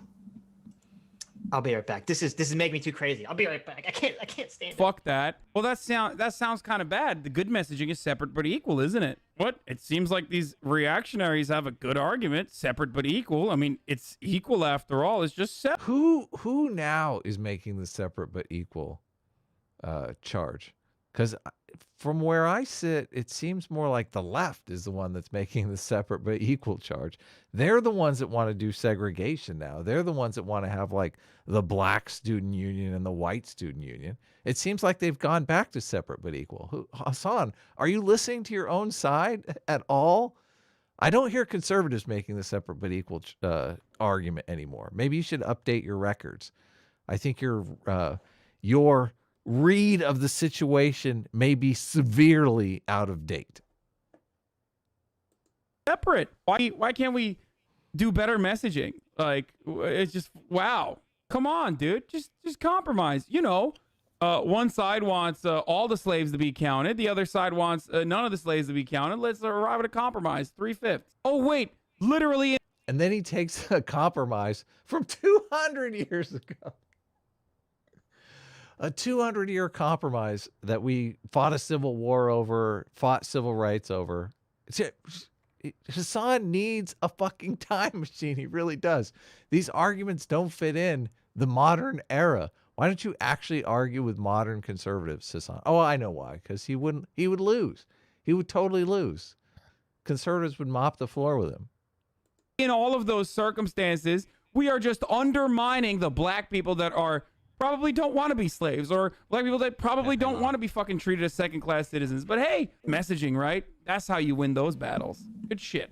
There has never been, throughout time, there has never been a singular moment throughout the history of the world, I would even say. He's basically making the argument that the right is so bad, so terrible that really the messaging doesn't matter, because the only message that they need is tear it all down, burn it all down, because we're dealing with Nazis in the street here. That's they only understand one thing, Adam. Yeah, it's stupid. Power. Okay. Yeah. We have to oppress our oppressors. That's the only language they understand. This coming from the guy who's the huge advocate for democracy. Guess what? Those conservatives actually get a vote. So how does this work in a co-op situation where every worker gets to vote on everything the company does? That's what I'm curious about. You basically make it so conservatives can't actually join the co-op. Oh, can you imagine a business that was just run by hippie liberals? Oh my God. Well, it would be the worst place. It wouldn't exist for very long, I imagine. I hate capitalism. Oh, going out of business. Say, where progress against those who own the levers of power has ever that undermines their position in society has. I love the fact that there's like this robot voice screaming at him in the background. I know, this really annoying robot voice that just keeps going, that you don't hear, but you hear enough to be annoyed by it. Yeah, super. But how does he keeps saying, like, oh, in our history, those who have the power, who are oppressing, you know, they always win, blah, blah, blah. Like, how does he think positive changes happened in America? How did slavery become outlawed? How did civil rights occur? How did all these things happen within our liberal democracy framework if they're all impossible, Hasan? Yeah. Yeah, Hasan, how? Gained by making a crafty argument. This is liberal dog. Crafty. Notice how he threw the crafty in there? He can't help himself. Hasan would never reframe an argument. Obviously, he detests that because it's always being done to him. But he would never throw in little digs like crafty. So he's literally reframing Obama's argument before our eyes. It's crafty. I know. This is very crafty, Hasan. You're so crafty right now. Obama's crafty argument. Crafty Piker at it again. Grifty. Crifty. There you go. I like that combination of grift and crafty. Grifty. Grifty. I like it. We should start grifting. It has never happened. None of the moments that we talk about, like with LGBT rights, for example, like it didn't start because they made a good argument. Really? The fucking flame that's... Oh, fucking shit. Oh, man. This guy needs to stop smoking weed while he's live streaming. The argument they made was unassailable. Yeah. Obviously. That's how it passed. Sparked the gay rights movement. What do you think Stonewall was? Just debate club? You think that's what it was? They were just doing debate club? It was a riot, motherfucker. That's how this shit works. Like, it's crazy. Was there a lot of gay riots? I don't remember any gay riots. I remember some pride marches that kind of look like riots, but I don't know that anything burned down. You know, he's totally right. Okay. That's how gay marriage was passed in America. It wasn't with passed... the gay riots, the great gay riots of like the aughts.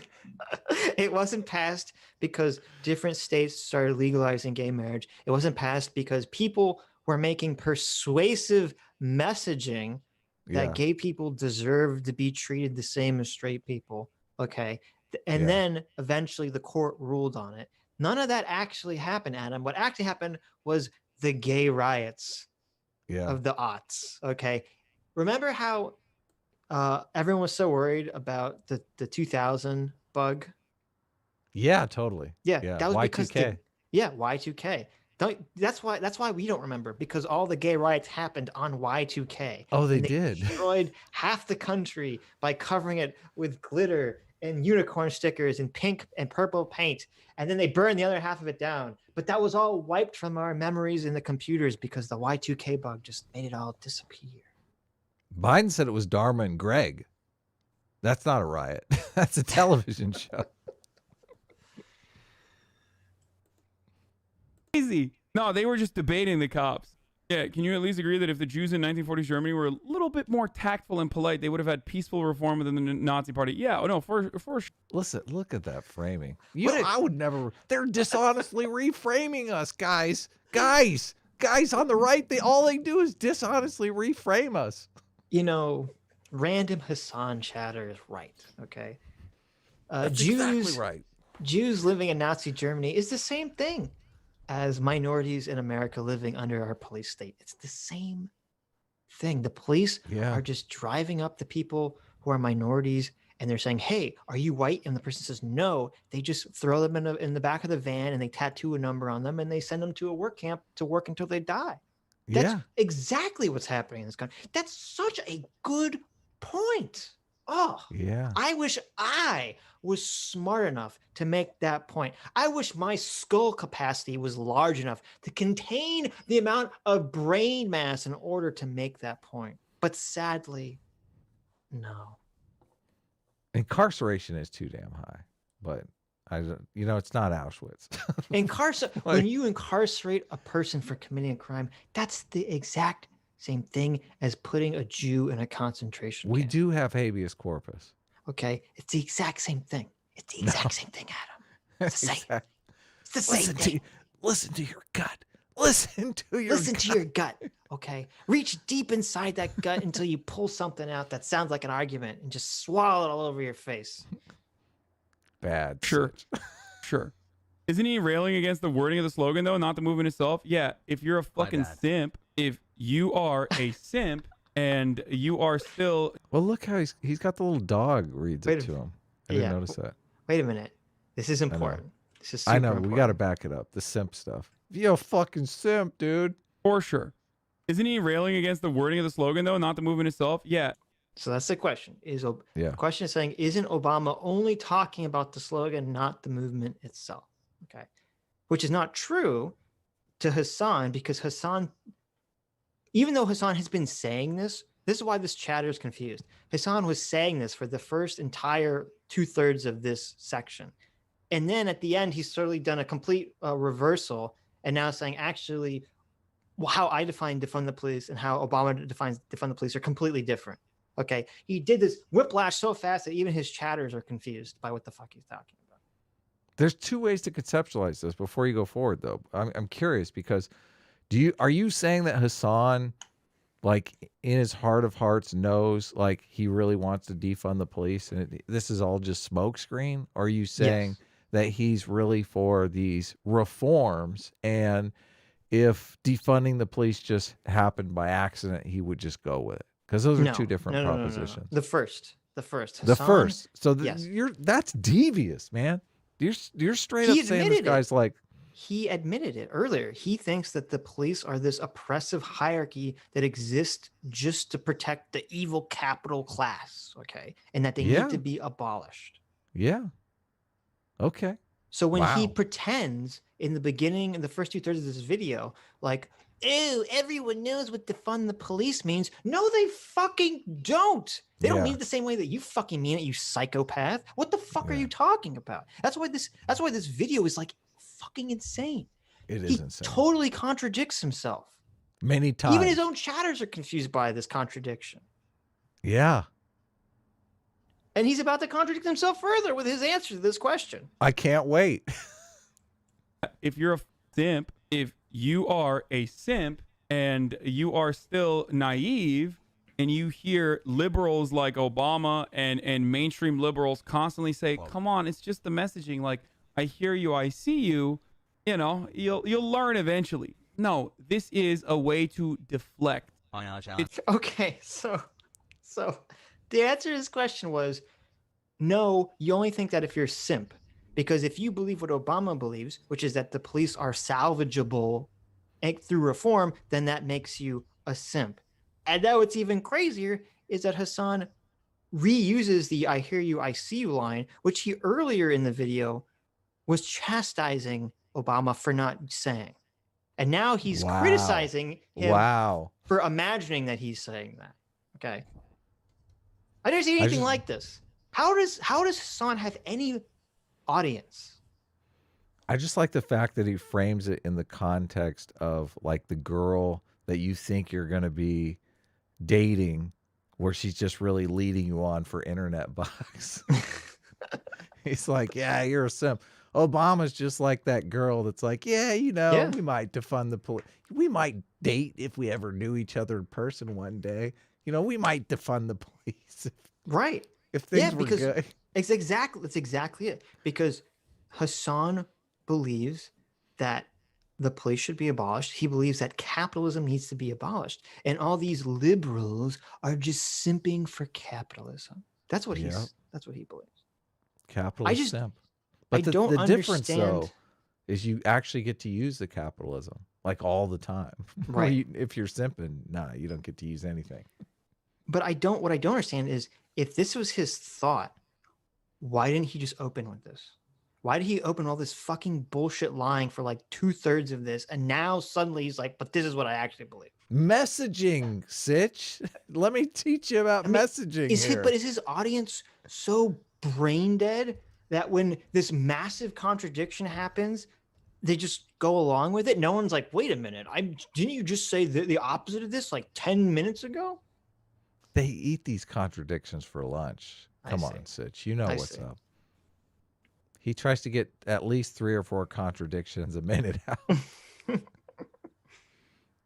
it's when you can't argument against it because that goes against your worldview, so you deflect away from it, where you say, oh, well, I want this to be good, but it's like, ugh, come on. So there's two ways to look at this argument, okay? You say, people misunderstand what defund the police means. Why do they misunderstand what defund the police means? Well, because there are millions of dollars being pumped by Republicans to... Wait a minute. This is hilarious. What's hilarious? Fuck you. What is happening? This is hilarious. Is this a test? Is Hasan believe the turning test? Oh my God. Okay. I'm convinced. God. Oh my God. Okay. My entire life, I've always said that the simulation theory is stupid. But I've finally, Hasan, this is the test, has convinced me that the simulation is real and that this is the test. Okay, this is the test. This is the test that the simulation overlords put to see who's fucking insane and who's sane. Okay, they say if you can listen to this person spout complete utter nonsense and keep contradicting himself every second, and you think that he's right, you're an insane person. This is it. That's crazy.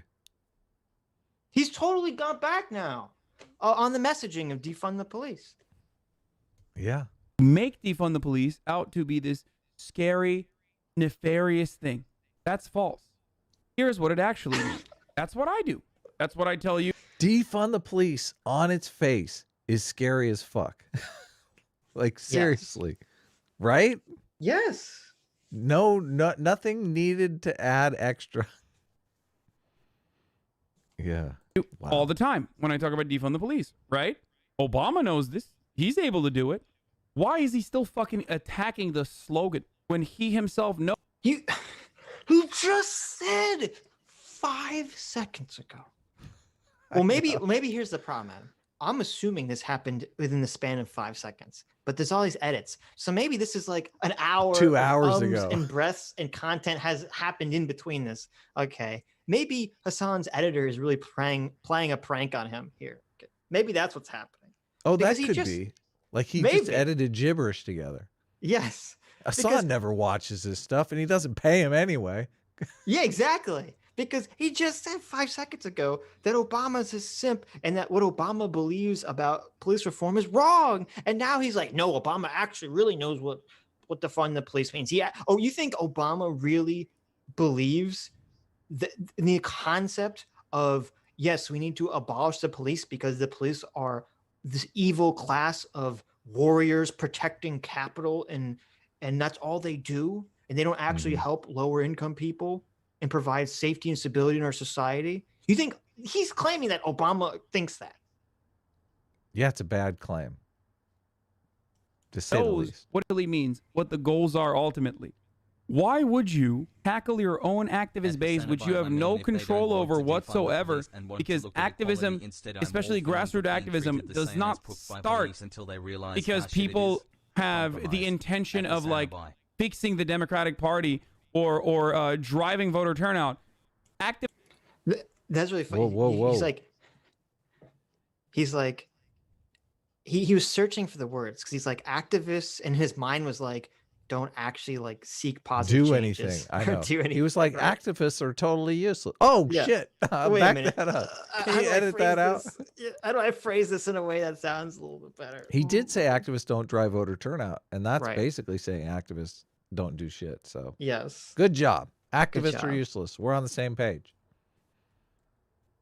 Does not start until they realize because people have the intention of like fixing the Democratic Party or driving voter turnout.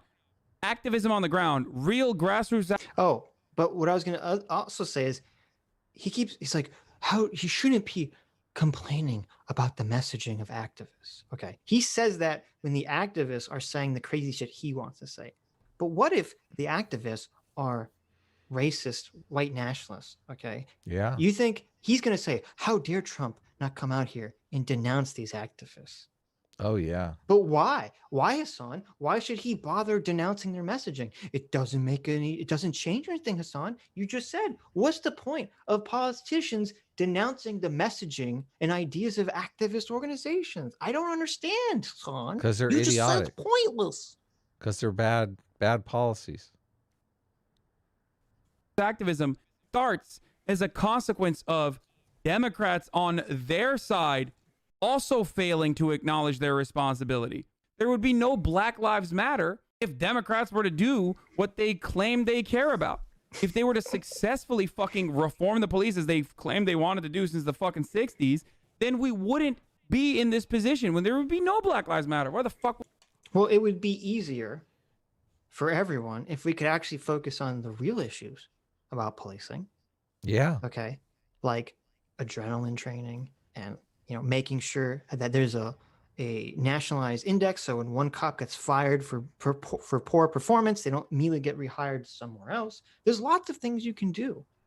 But the problem is that those have nothing to do with race.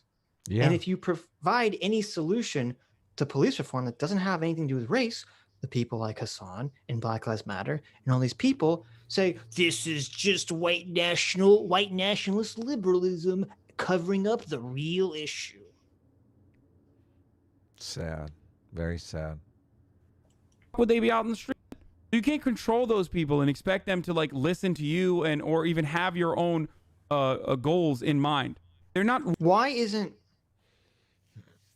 Black Lives Matter, okay, if they want real reform, the number one thing they should be advocating for, besides body cameras, is that there has to be some independent organization, independent part of the prosecutor state's department, the local state departments, that prosecutes cops of crimes. Internal affairs. No, but that deals with the case. Because the problem with a lot of these cases is that whenever a cop is charged with something, it's the same office that the police have to work with already. The DA. They have to work, because they have to work with the DA for their normal cases. They don't swap them. Sometimes I thought they swapped counties. They do. One county prosecutes the other county. Sometimes they do. And you know why? Because some smart person who wasn't an idiot in a mob said, this is a solution. We should have DAs from other counties prosecute crimes that have to do with internal cops, so there's no conflict of interest. Okay. But why isn't Black Lives Matter advocating that always be the case? Black Lives Matter is not a unified movement. They tell you that all the time. They're just a mob of people. Guys, they're just a mob of people. They're just angry. They don't have to come up with solutions. That's not their job. Their job is to just be angry. They want you to know one thing. Black Lives Matter. Oh my God. That's all I never realized that in my entire life. Oh, I was taught that. I was taught that when I was a little kid. What are you talking about? Got me there. They didn't say Black Lives Matter, but basically that's what they said. No, they said that. They said the racist version of that, Adam. They said all lives matter. Okay. Did they? Was it racist before? It was so racist. Was all lives matter racist before Black Lives Matter started? So I think you could argue it wasn't. No. That's not how this works. I mean, let me explain to you, Adam. Oh, the time machine argument thing. Right. I got you. If something is racist now, that retroactively makes it always have been racist in the past. Right. And if something is oh, okay, yeah. You did it. Yes. You already got it. Working for you. So there it is. That was brilliant. That made my day. That was insane. That was even more insane the second time I listened to it. Why doesn't Hasan come on and debate us? Well, he can debate you. I'll just moderate. Hasan, I'll sneak in a couple questions. I'm a crazy all energized moderator. up. He can come on right now. I don't think has Hasan ever debated anyone? We'll do a 2-on-2. Who could Hasan bring so I don't get accused of being a bad moderator? Who is? We would totally, with open arms, welcome Hasan to come on to our stream and defend his insane positions on defund the police. He could bring Sean of Sean and Jen fame. Yeah, I don't think Sean does debates. He can bring on whoever the fuck he wants. He can bring Vosh. Vosh likes to debate. He could. Though I don't think. Though it's funny because I watched Vosh's video on the same topic, and he has a very different opinion than Hasan. Oh, really? Does, so, yes. Vosh is a little bit of a pragmatist. Let's face it. Vosh wore a Biden fucking hat and shirt on election night. Yeah, because Vosh cares about messaging. That's so weird to say. I know, it is weird. Vosh understands messaging. He does. Hasan is just the angry socialist screaming in the void here. Somehow has a following, which I don't understand whatsoever, because he's literally an insane person who's contradicting himself every second, and his audio quality is terrible. But I don't know. I don't get it. I'm very confused by it. Well, socialists have to take what they can get. Because Sasquatch there's says not he a lot debated of smart Sean. people. Really? Hasan debated Sean? That's crazy. We gotta watch that. Oh, yeah. Yeah, Looking yeah. That'd be great. Looking for an old Has debate. done some debates. Yeah, They're usually kooky, crazy. The Surfs did a debate with actual Justice Warrior. Lance said he debated Hasan in the past, and that he apparently claims credit for the canceling around 9/11 thing. I had to look for this, but I couldn't find it. Oh, okay. So this, I'll look for it. They're saying that the old VOD of their debate got deleted because of the 9/11 comment. Oh, that was the comment? Was that Sean? Was that you? Were you the one that got Hasan to make that 9/11 comment? They didn't BitChute it? There's got to be a video out there somewhere. Do you ever collect streams when you know they're going to be deleted? Yes, occasionally. I'm usually not. I have a lot of. Yeah. I try to get those streams. I have a lot of those streams. Hasan has also debated Michael Knowles. Oh, really? Okay. Well, Michael Knowles had to destroy him. Yes. I don't really like Michael Knowles, but he's super either. smart. He also debated Charlie Kirk like 3 years ago. What? So there you go. How? Oh, I should check some of these debates out. So yeah, we gotta check that out. Crazy man versus rational argument. Well, I don't know if Charlie Kirk is exactly making the most rational arguments. Oh yeah, you don't like Charlie Kirk. Yeah. He's not a dum dum. Charlie Kirk in no way is a dum dum. No, Charlie Kirk isn't stupid, but that doesn't mean you're making rational arguments. 95 Keat for $5 says, "Oh, silly Adam, you'll always be a bad moderator, no matter what you do." Oh, silly Adam. I like that. Yeah, I know. I know, it's true. They're gonna hate me no matter what. It's all the logic and facts. Look, how dare you? How dare you? How dare you? Say it right. So Sean has. How dare you? Sean has a 30-minute video, so I'll watch this. I'm curious to see if that's the whole Actual debate. Justice Warrior Sean.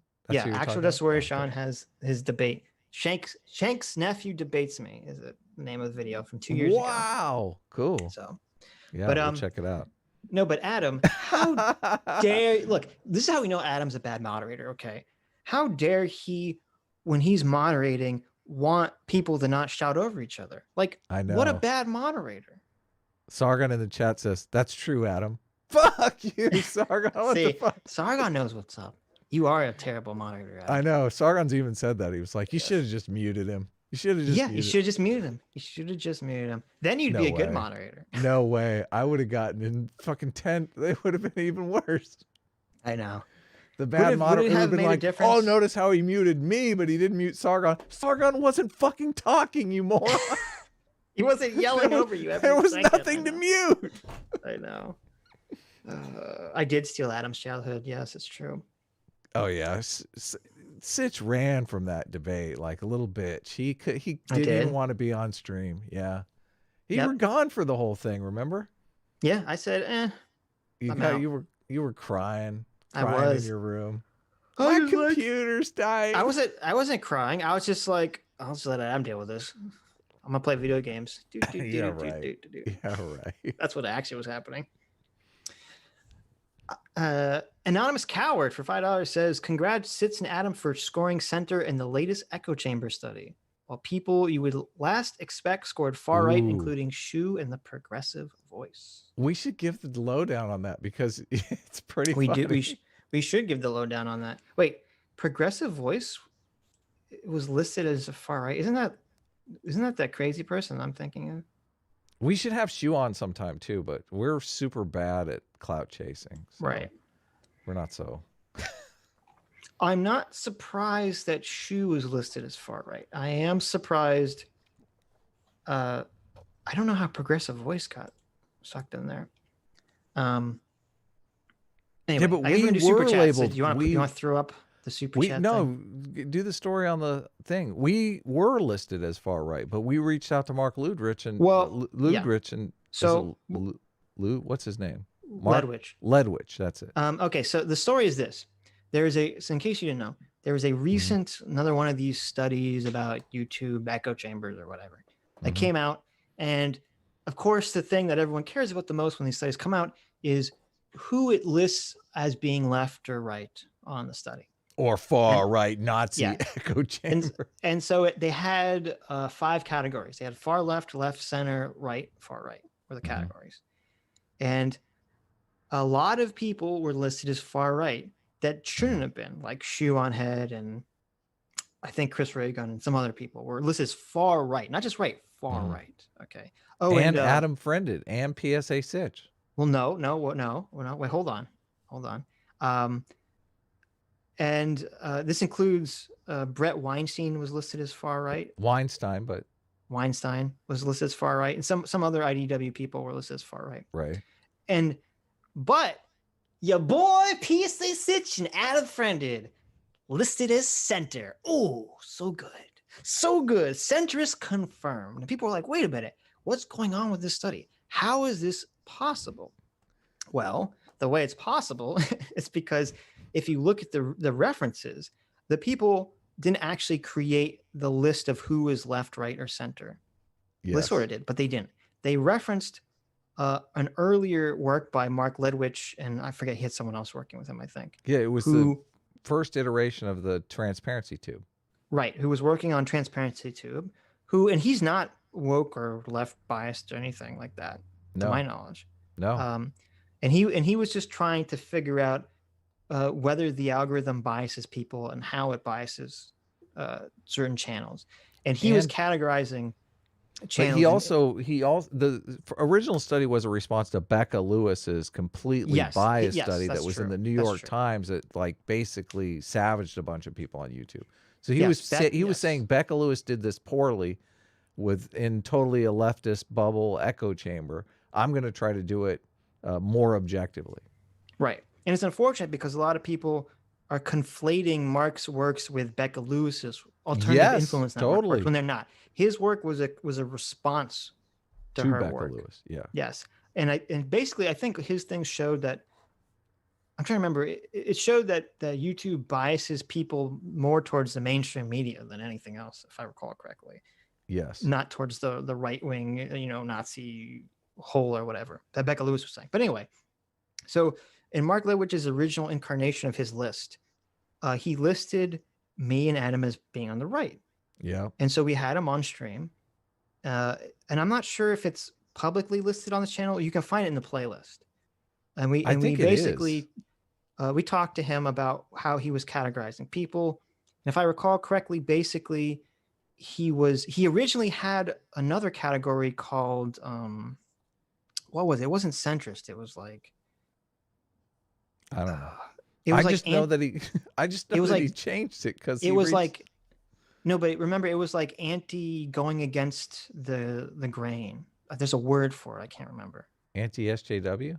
No. Like it was like anti like paradigm or something. I'm trying to. Okay. This isn't familiar to you at all? No, I don't remember any of that. Okay, whatever. Anyway, but he basically got rid of this extra category and he listed us as the right. And his reasoning was, I'm not listing people according to their political philosophy. I'm listing people according to their channel's content. Yeah. And so he's saying if you're attacking people primarily on the left, then you're on the right. And so we talked to him about this, and we basically just bitched at him long enough to make him label us as being on the side. I know, it's so political. It's so political. But yeah, woo, good for us. Then politics, we're winning. So then someone else comes along and they use his old, and this isn't even his current reference or his current study. They use his old study and they do something even worse. They don't just use his reference points, his categorization points. they lump a bunch of stuff together because apparently in his old work, he had multiple categories like anti-SJW and IDW and stuff like that. And the people in the new study, they just labeled anyone under anti-SJW and anyone under the intellectual dark web as far right. Yeah. And so that's how you get the weirdness of Shoe on Head, who would be labeled as anti-SJW, as being a far right. And you'd get, Brett Weinstein as part of the IDW as being labeled as far right. So that's the story of how they all got sucked into that, but me and Adam managed to sneak by and be enlightened centrist. Yeah, like a safecracker or a pickpocket. Right. There you go. So that's they also got a bunch of the Comicsgate guys labeled as far right because they do reviews on the fourth largest comic book publisher called the IDW. Oh, that's funny. I didn't even think about that. I know. Yeah, so they confused that with the intellectual dark web. That's they so did. Funny. Yeah. That's so funny. So a bunch of the Comicsgate guys are upset because now they're labeled far right in this report when they're just doing comic reviews. Life is so unfair. Life is so unfair. But I actually did a second talk with Mark Ledwich about the new one that came out, which has us labeled as, I believe we're labeled as right in that one because of the anti-SJW spot. And I complained that there was Shoe on Head was labeled right and he labeled her left anti-SJW. And I said that's the biggest problem with the new study is that there are a lot of people on the left that are anti-SJWs and you're only showing one in your report. And the only reason he showed one was because somebody mentioned Shoe on Head is not on the right. Right. Yeah. I know. I mean, it is. I understand the work, like to classify all these channels is so.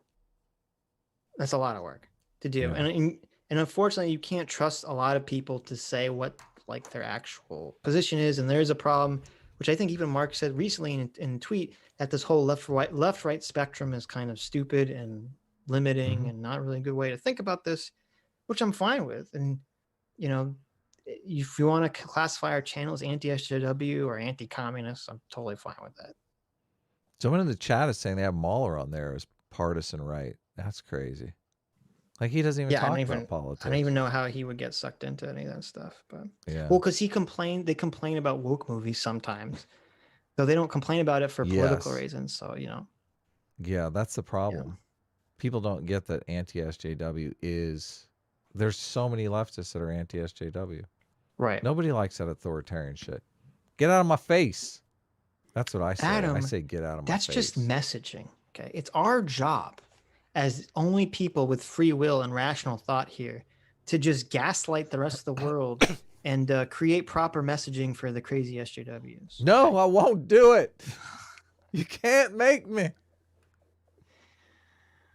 Anyways, the Butter Anvil for $5 says, point of personal privilege, super chatting every stream until you go on EFAP again. Well, you're kind of incentivizing this not to go on, aren't you? I vote Stitch and Adam, stream team, no S-class, no A-team, true centrist. There you go. No, A-team for life. Fuck S-class. Wow, look at me. Okay. I'm only kidding. I couldn't help myself. I know. We came up to make a joke. We came up for a name. I don't remember what our name was. We came up for a joint S-class A-team name. I don't remember what it was. That's how much I don't care. But the rivalry lives on, okay? The S-class cover is for the comic. Oh, my goodness. Tell us about Adam. So every day Adam sends me more pornographic pictures. Well, the pornographicness is going to be taken out. I hope you know. Mm-hmm. There's going to be a not safe for work version. Well, I guess it's I don't know. Where do you work? Let's talk about where you work. There's going to be a not safe for work version, and there's going to be a safe for work version. So obviously. So David Aragon, who makes such brilliant art, actually just sent me on Twitter a recent comic he made that is just exactly relevant to this super chat. Oh, so really? I sent it to you, Adam. So you should I'll bring it up. Definitely bring it up. It's highly relevant to this conversation. I love relevancy. Yes. Really. Zara Richard for $2 says, "Yo, PSA Sitch and BDS friended." What? How you guys doing? Good. Thanks for asking. You're doing good. Thanks. I like BDS friended. I like that. What is that? What is that? BDS. What's that mean? It's like Biden derangement syndrome. Oh yeah. Though it sounds vaguely sexual, so It does. I was thinking. Yeah, I like it too. Bondage. What is BDS? It's BDSM, right? BDSM. Yeah. You're one letter away, Adam. I know exactly. What's Biden's So this middle is the initial? This is the great comic that David made. At the top of it, let's see. We got me and Adam are arm wrestling, and in the S-Class will forever surpass. A-Team reigns supreme.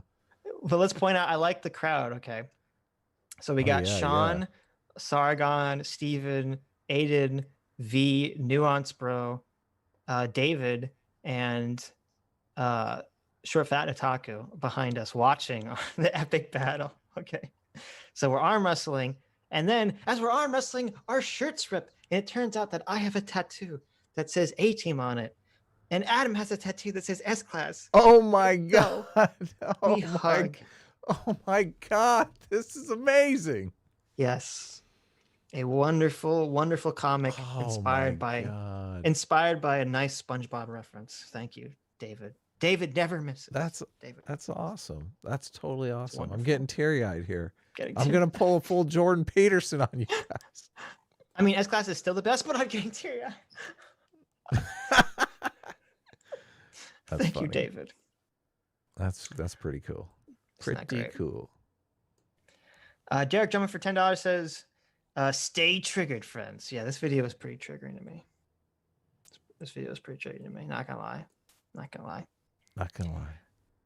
Digenis for $10 says, "History repeats itself because I am shilling for a call-in stream. Adam, save me a spot so I can actually talk this time, and look, I'm black, so we can say the N-word and still get ad revenue." No N-word pass for me. I passed, but I don't even know if I want you saying it. Yeah, wow, we need to do a call stream. I don't know when we're gonna do it. I have an idea. I don't know if I should say. I have an idea. I'll just hint at it. Mm-hmm. I want to do at some point in this week a chill stream. Mm-hmm. Okay, a chill stream where we cover something people really want us to cover, but it's too long for us to cover in our normal format.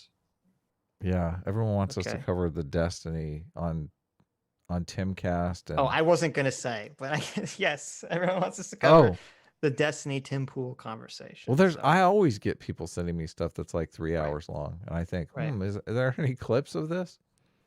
So I'm gonna I want to try to experiment this week with a new stream format that we'll see if we'll see if people like it. We'll see if it catches on, and we'll do where we just don't respond. No, we just listen together. That's not what the format is. Adam, just stop talking. People watch movies together with we're not going to do. No, we're going to respond. Okay, it's just going to be. It's going to be more. You'll see. It'll be different. It'll be more chill. It'll be different. Sitch, be honest with yourself. I am being honest. You talk. You talk a lot. I don't know. I do talk a lot. How are you going to not respond?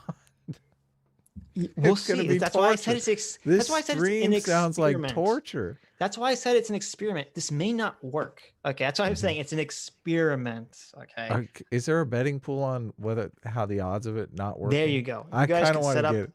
You guys can set up a betting pool on this. Okay. See, can Sitch manage to get through the 3-hour Tim Pool Destiny conversation without pausing it every second? Okay. It's Tim Pool. You know he can't do it. Come on, guys.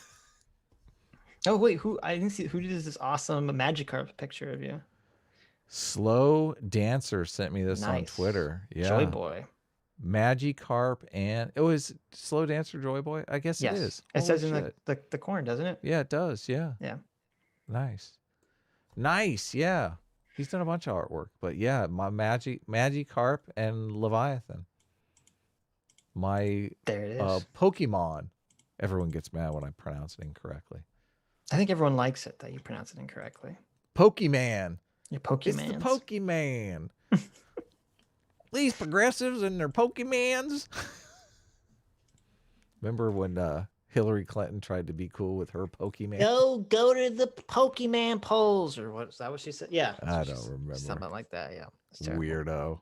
Although my wife was making me drive all over town and get those Pokemons. Adam's wife. If you guys didn't know this, okay. When Pokemon Go was like big. Yeah. For the month or two that it was really big. Adam's wife was making him drive around real slow, right? You had to drive real slow. And pull over a lot, yeah. Yeah, because the way Pokemon Go worked is you're supposed to walk. Okay. I know. For every step we're LA people, Sitch. We're LA people. We drive. Nintendo literally created Pokemon Go to promote exercise, okay? Because the way it's supposed to work is that for every step you take, it like counts towards your time of your egg hatching or whatever the fuck the game. You get a lot of steps in when you're in the car. I got to tell you. Right. So many people I know, they're like, fuck walking. I'm just gonna drive really fucking slow in my car. And it's funny. I'd be in my neighborhood, 12 o'clock at night, and I see people driving real damn slow. And I'm like, yep, people playing Pokemon Go, aren't they? Yep. So there you go. Adam's wife was one of those people. She's Pokemon going it up. We got some good Pokemon. It was fun. We enjoyed it. What's your wife's favorite Pokemon? That's the real question. I don't know. I'll have to ask. You're going to have to figure that out for next stream. Okay. We would do pictures where we would pretend like we had the Pokemon in our hand. Yeah. You take the picture. Oh, look, I have my little Pokemon. Listen to Adam. He's so adorable. Adam's so adorable. Oh my God. He's taking Pokemon pictures with his wife. Oh, I think we did like screen caps. I can't remember how we did the pictures, but it was fun. Yeah. And then Hillary Clinton had to ruin it. Pokemon Go killed more people than COVID. I wouldn't be surprised. I wonder how many people got hit by cars playing Pokemon Go. Oh yeah, we got in a couple accidents. I agree. No, we didn't. Diet Janice for $5 says, no, stop the Black Lives Matter because it's based off nothing but people feeling like the police did wrong and nothing else. Yeah. Your boy Big T for $5 says, took the 10 groups political compass Shu shared on Twitter, and your boy scored. That's right, radical centrism. Oh, I'll take my free will now. Well, you may have it, sir. You may have 2-for-1 double free will helpings because you're a radical centrist. Way to go. Way to go. Total victory. Kumato for €5 says, today is the Independence Day for Finland, and our victory over Russians and communists. Better dead than red. Take some capitalist money. Finland loves USA. Oh, thank you. That's awesome. That's totally awesome. Fuck. Is Finland one of the Nordic states that they always talk about? One of those evil socialist Nordic states that the leftists always try to talk about. That is really capitalist. It is really capitalist. I know. Do you have the other art, or should I send it to you, Adam? CT's art, right? The CT's art. There's a bunch of art. I can send it to you. I have it. I can look it up. I can look it up in the Discord. Is that where are you getting it from, or is it all in your DMs? On Twitter. I'm DMing it to you, Adam. Okay. I'm gonna DM to you. I got a few of them. I'm gonna DM to you everything I have. Okay, just to make sure, because S class is organized. Okay, we're not disorganized like the A team. It's true. It is a little. That's a little on the money, sadly. Sadly.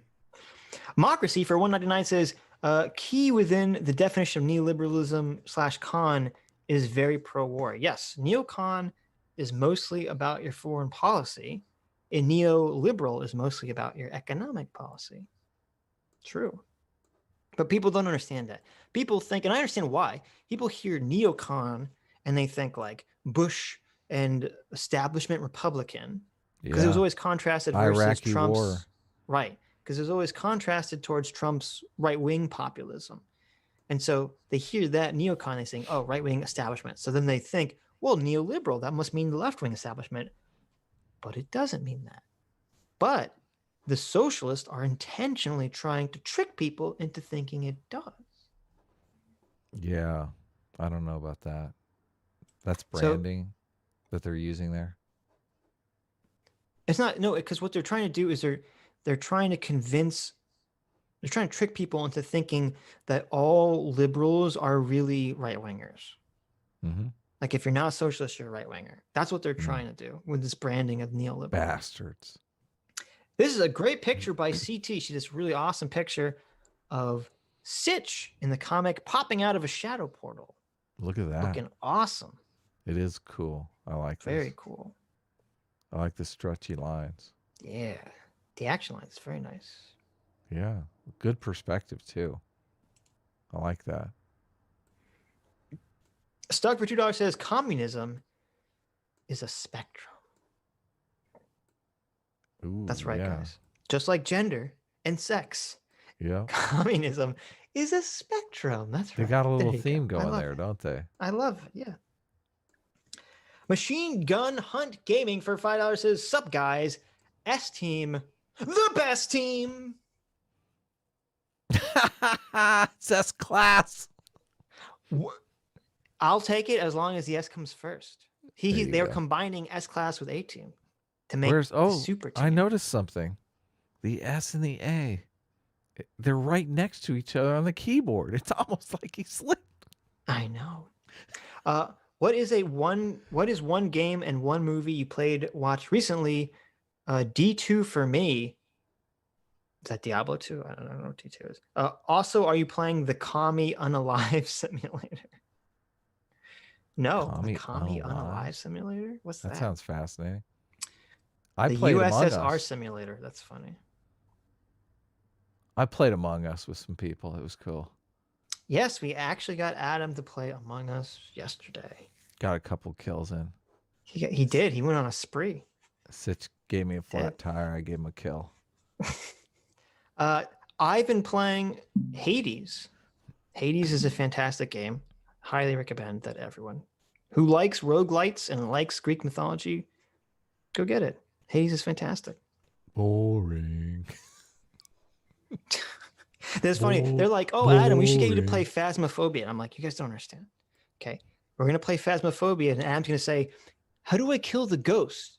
And then you're going to say, well, you don't kill the ghost. You take a picture of them and then you run away. And then Adam's going to go, this game sucks. And then never play it again. Yeah, exactly. Boring. Exactly. I play Carmageddon. Oh, the Kami Unalive Sim. Oh, that's right. There's a new Cold War, the new Call of Duty game. Yeah, that's right. Ooh, I like Call of Duty. You can go play that. Maybe I will.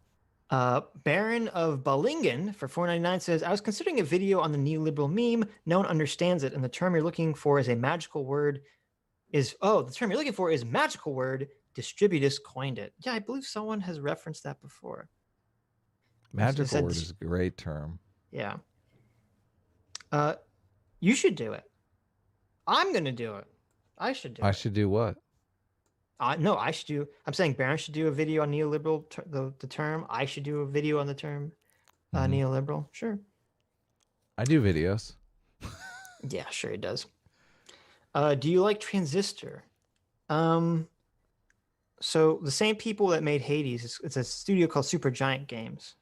They've done, I think, 4 games. I played Bastion, which is their first game, which I love. I played Transistor, which I liked, but not as much as Bastion. And then I played Hades, which I think is their best game.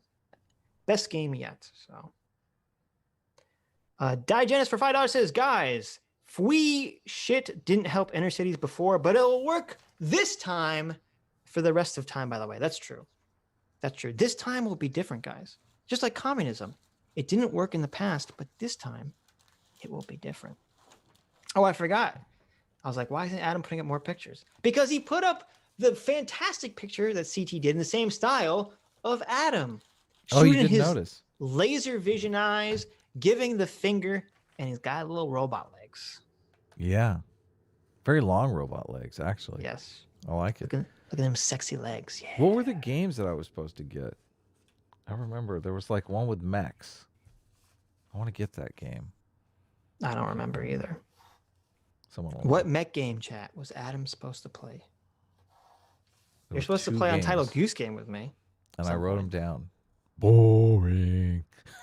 Yeah. I want to be mechs and lasers. Come on. If I don't have robot arms and I can't kill people, the game is boring. I don't want to be a goose. Who wants to be a goose? Okay. True. Not me. Not me. Utter Nonsense for $3.99 says, oh, the game was Titanfall. That's right. Oh, perfect. Love it. Yeah. Thank you, guys.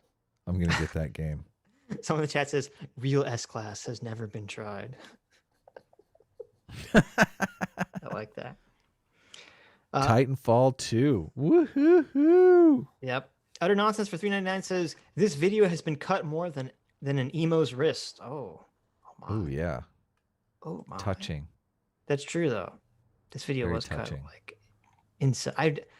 I don't know if we've ever seen a video that was cut as much as this one was. So this is a great picture by Harker Hayes. And you got me in the background. That's how and a dreidel. That's how you roll, okay? And I got the menorah. See, I'm crushing the candy cane. I'm asserting. This is the war on Christmas here. Yes, I'm asserting Hanukkah's dominance over Christmas by crushing the candy cane. Okay. Yeah. Even though in my heart of hearts I know that Christmas is superior. Unfortunately, all Jewish kids have to live with that fact. And there's CT, and she's holding a little gingerbread man, Adam. Did you notice that? That's you, Adam. Really? It's a gingerbread man. Yeah, look, you got the little red shorts. Who ate my leg? And there's Harker. There's Harker, and she got as a present one of the shirts we made from the Jackpot game that's got my face on it. It says, "God made a fatal mistake by allowing me to see another day." True. Yes, it's true. And you got the Voxbird in the front. This is a great picture. I love this picture. I do too. Thank you, Harker. Yeah. It's wonderful. Beautiful. Beautiful. Danimal the Bruce for $4.99 says, correction, Hasan lives at his parents' house. That was his mom? Oh, I feel bad now. Oh, no. Yeah, I think I looked it up. It was his mom. So, oh, no, I feel bad. She did give him a disgusted She gave look. him a little drink. I told you to clean this room hours ago, Hasan, and you're still on that internet? You're still on that internet, Hasan. Okay, why are you making your poor sweet mom, okay? Your poor sweet abuela bring you drinks, okay? Get your own drink. That's weird. Hasan. You're a strapping young commie gentleman making shit tons of money off the internet. Okay, get your own drinks. Oh, man. How old is Hasan? He's still living at home with his mom? I don't know. Who knows? Bizarre. Danimal the Bruce for $4.99 says, oh, no, I read that one. Chris for $2 says, ew, Latinx. Adam kicks Sitch off the show. Oh, do I have to? Because you did a boo-boo? I said Latinx. Yeah. There you go. We forgive you. There you go. I said it ironically, though, so it's acceptable. No, it was unironically. Well, yeah, Adam, what did you call her, Adam? What did you call Hasan's poor mother? Okay. I don't remember. It might have been a language thing, though. That's right. English isn't Adam's first language, guys. So anything he said that's bad. Internet slang, meme language is my second language. Yeah. So sometimes I get the memes. I get memes confused. That's true. Sometimes I don't know if they're racist or not. It's actually highly appropriate for any communist to start a revolution in their mother's basement. That's a very good point. That's true. Oh, yeah. Magnus for 50 Donkey Kong dollars says the whole video is just Hasan reading at Obama for calling the fringe left cringe. Oh, I forgot there was another one of CT. Cringe. Very cringe. Very true.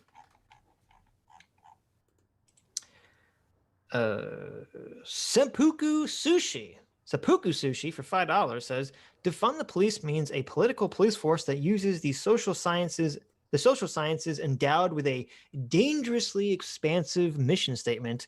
Police state. True. Yeah. Very true. We need to defund that. He's basically saying defund critical race theory. I like that. That's a good idea. Get it out of here. Yeah, we defund your police. We like our police. It's the woke police we need to defund. And here's another picture by CT making. She has a similar picture of herself in the same style, and she's coming at you with knives, asking you how your day has been while stabbing you in the face. It's very appropriate. Very appropriate. Yeah. Another awesome picture. I like it. I like the thing she does with her glasses. I like that. I might the steal X's. That. Yeah. We can still put it up, CT. We can still put it up. I know it's not stream fan art. We can still put it up, CT. You can't stop us. We're rebels. What? We're out of control.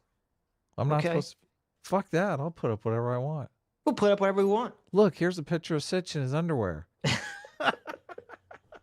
I knew Adam's been holding on to that one for a long time.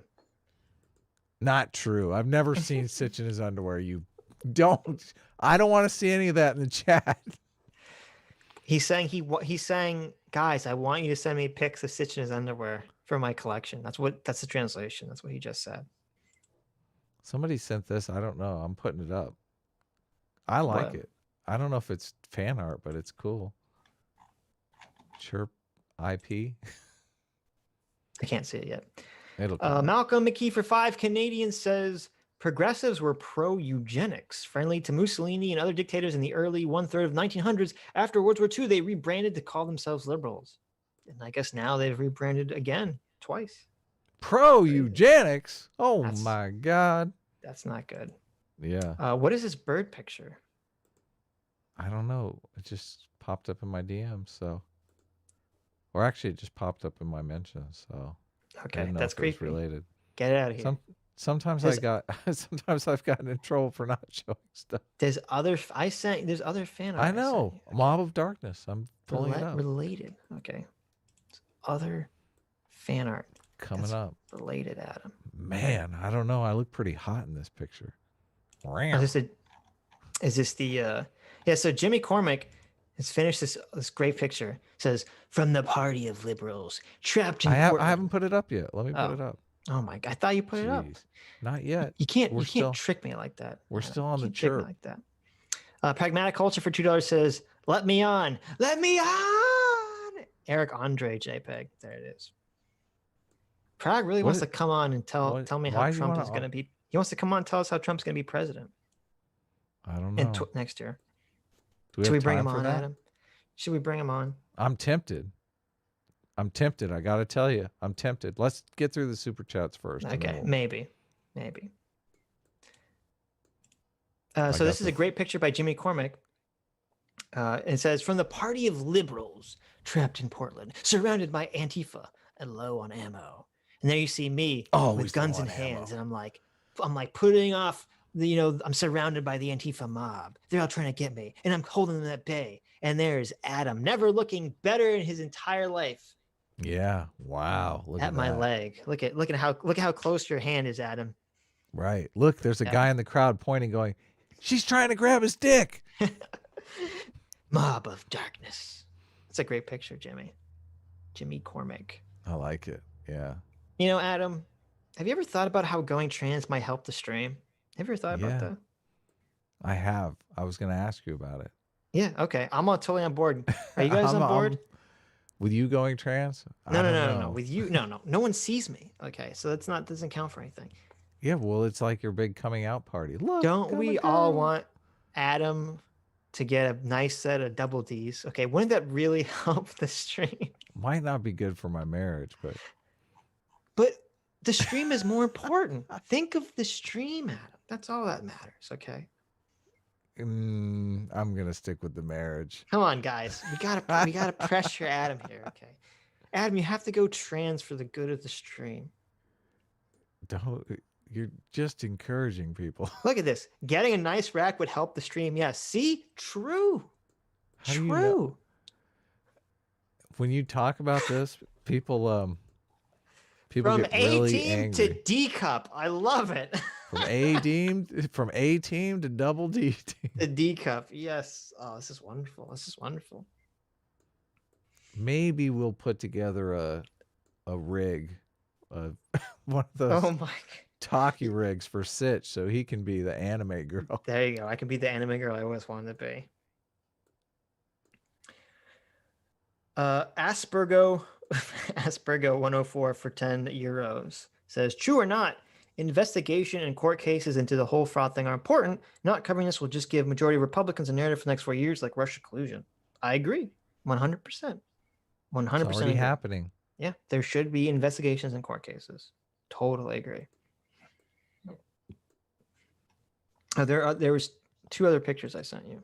I know. I'm Okay. doing a little light graphic design here. Okay. Leave me alone. I'm just letting you know. I'm just having fun. Letting you know. I'm playing on the computer. Mm-hmm. Jeez. Mm-hmm. You're worse than Hasan's mom. Oh, I'm sorry. And David's I didn't see that David had tweeted it. I just saw the DM. He labeled everyone. The person that I thought was David is actually Benjamin Boyce. Okay. In the comic, the cat on her shoulder. I didn't realize that he does. He does have a cat. David and Benjamin look pretty similar to David. I've never seen you guys in the same room, so I'm not sure that you're not the same person. Benjamin Boyce has been on the show. He was on once. I remember. Yeah, we like Benjamin Boyce here. Yeah. Daniel the Bruce for 499 says, agreeing to compromise with civil unions is what put us on the path of legalizing gay marriage nationwide. No, Daniel, that's not true. It was the gay riots of the early 2000s. Okay. Yeah. That's what happened. A lot of That's dick pulling in the streets. Okay. Yeah. Just body glitter and blood filling the streets really got people to change their views on gay marriage. It's true. Larson the Wolf for $9.99 says, Biden won, so I quit my oil job in Texas. I do geothermal now in Southern California. Adam, how do you do a California? I'm open to suggestions. Love the show. How do you do a Californian accent? It just says, how do you do a California? ? How do you exist in California, Adam? Well, I don't leave the house a lot. That's for sure. That's always bad. Now we're on a 3-week lockdown. This is the worst time to move to Southern California because Southern California is actually a lot of fun. Like there's bars and restaurants. Normally, yes. Now they're all going to be put out of business. So yeah, it sucks. Yeah. Yeah, we had Benjamin Boyd. We should have him on again. We haven't talked to him in a long time. We talked to Benjamin a long time ago. It's probably on the playlist on the unlisted streams that were on my channel originally or your channel.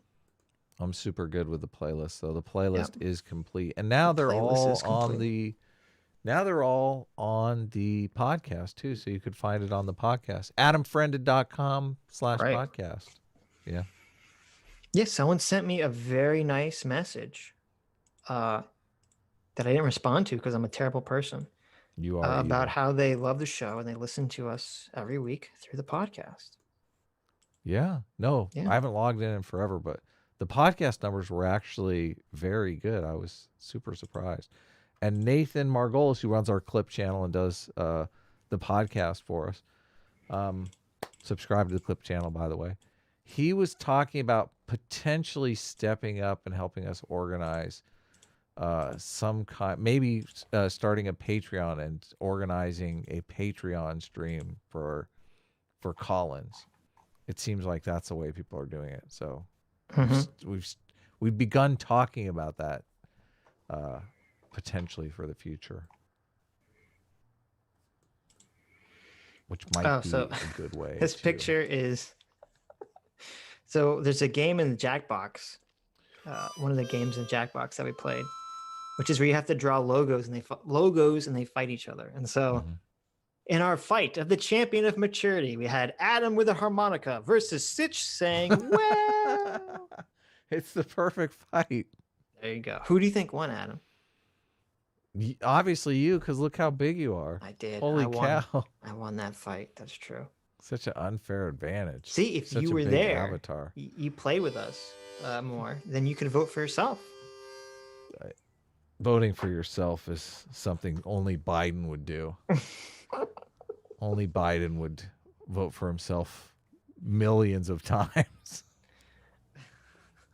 Varengetorix for $5 says, in all of 2019, only 9 to 14 unarmed black men were killed by police. and most of them were justified. One motivated person could do that before lunch. 9-14 versus 48. So the dogs do have a decisive victory over the cops. Yep. Don't tell Hasan Piker that. He will be very disappointed to get this news. That's true. Yeah. Daniel the Bruce for $4.99 says, that's Hasan's mom. There you go. She did just have a detest. She's like, she did. I'm not going to get grandkids with you fucking around on the internet like this. She did have a look. I mean, I'd have a look too. If I'm a young adult in my late 20s, making my mom bring me drinkies while I'm yelling about crazy shit on the internet, I'd be like, what's happening with my life here? What is my son doing? What am I doing?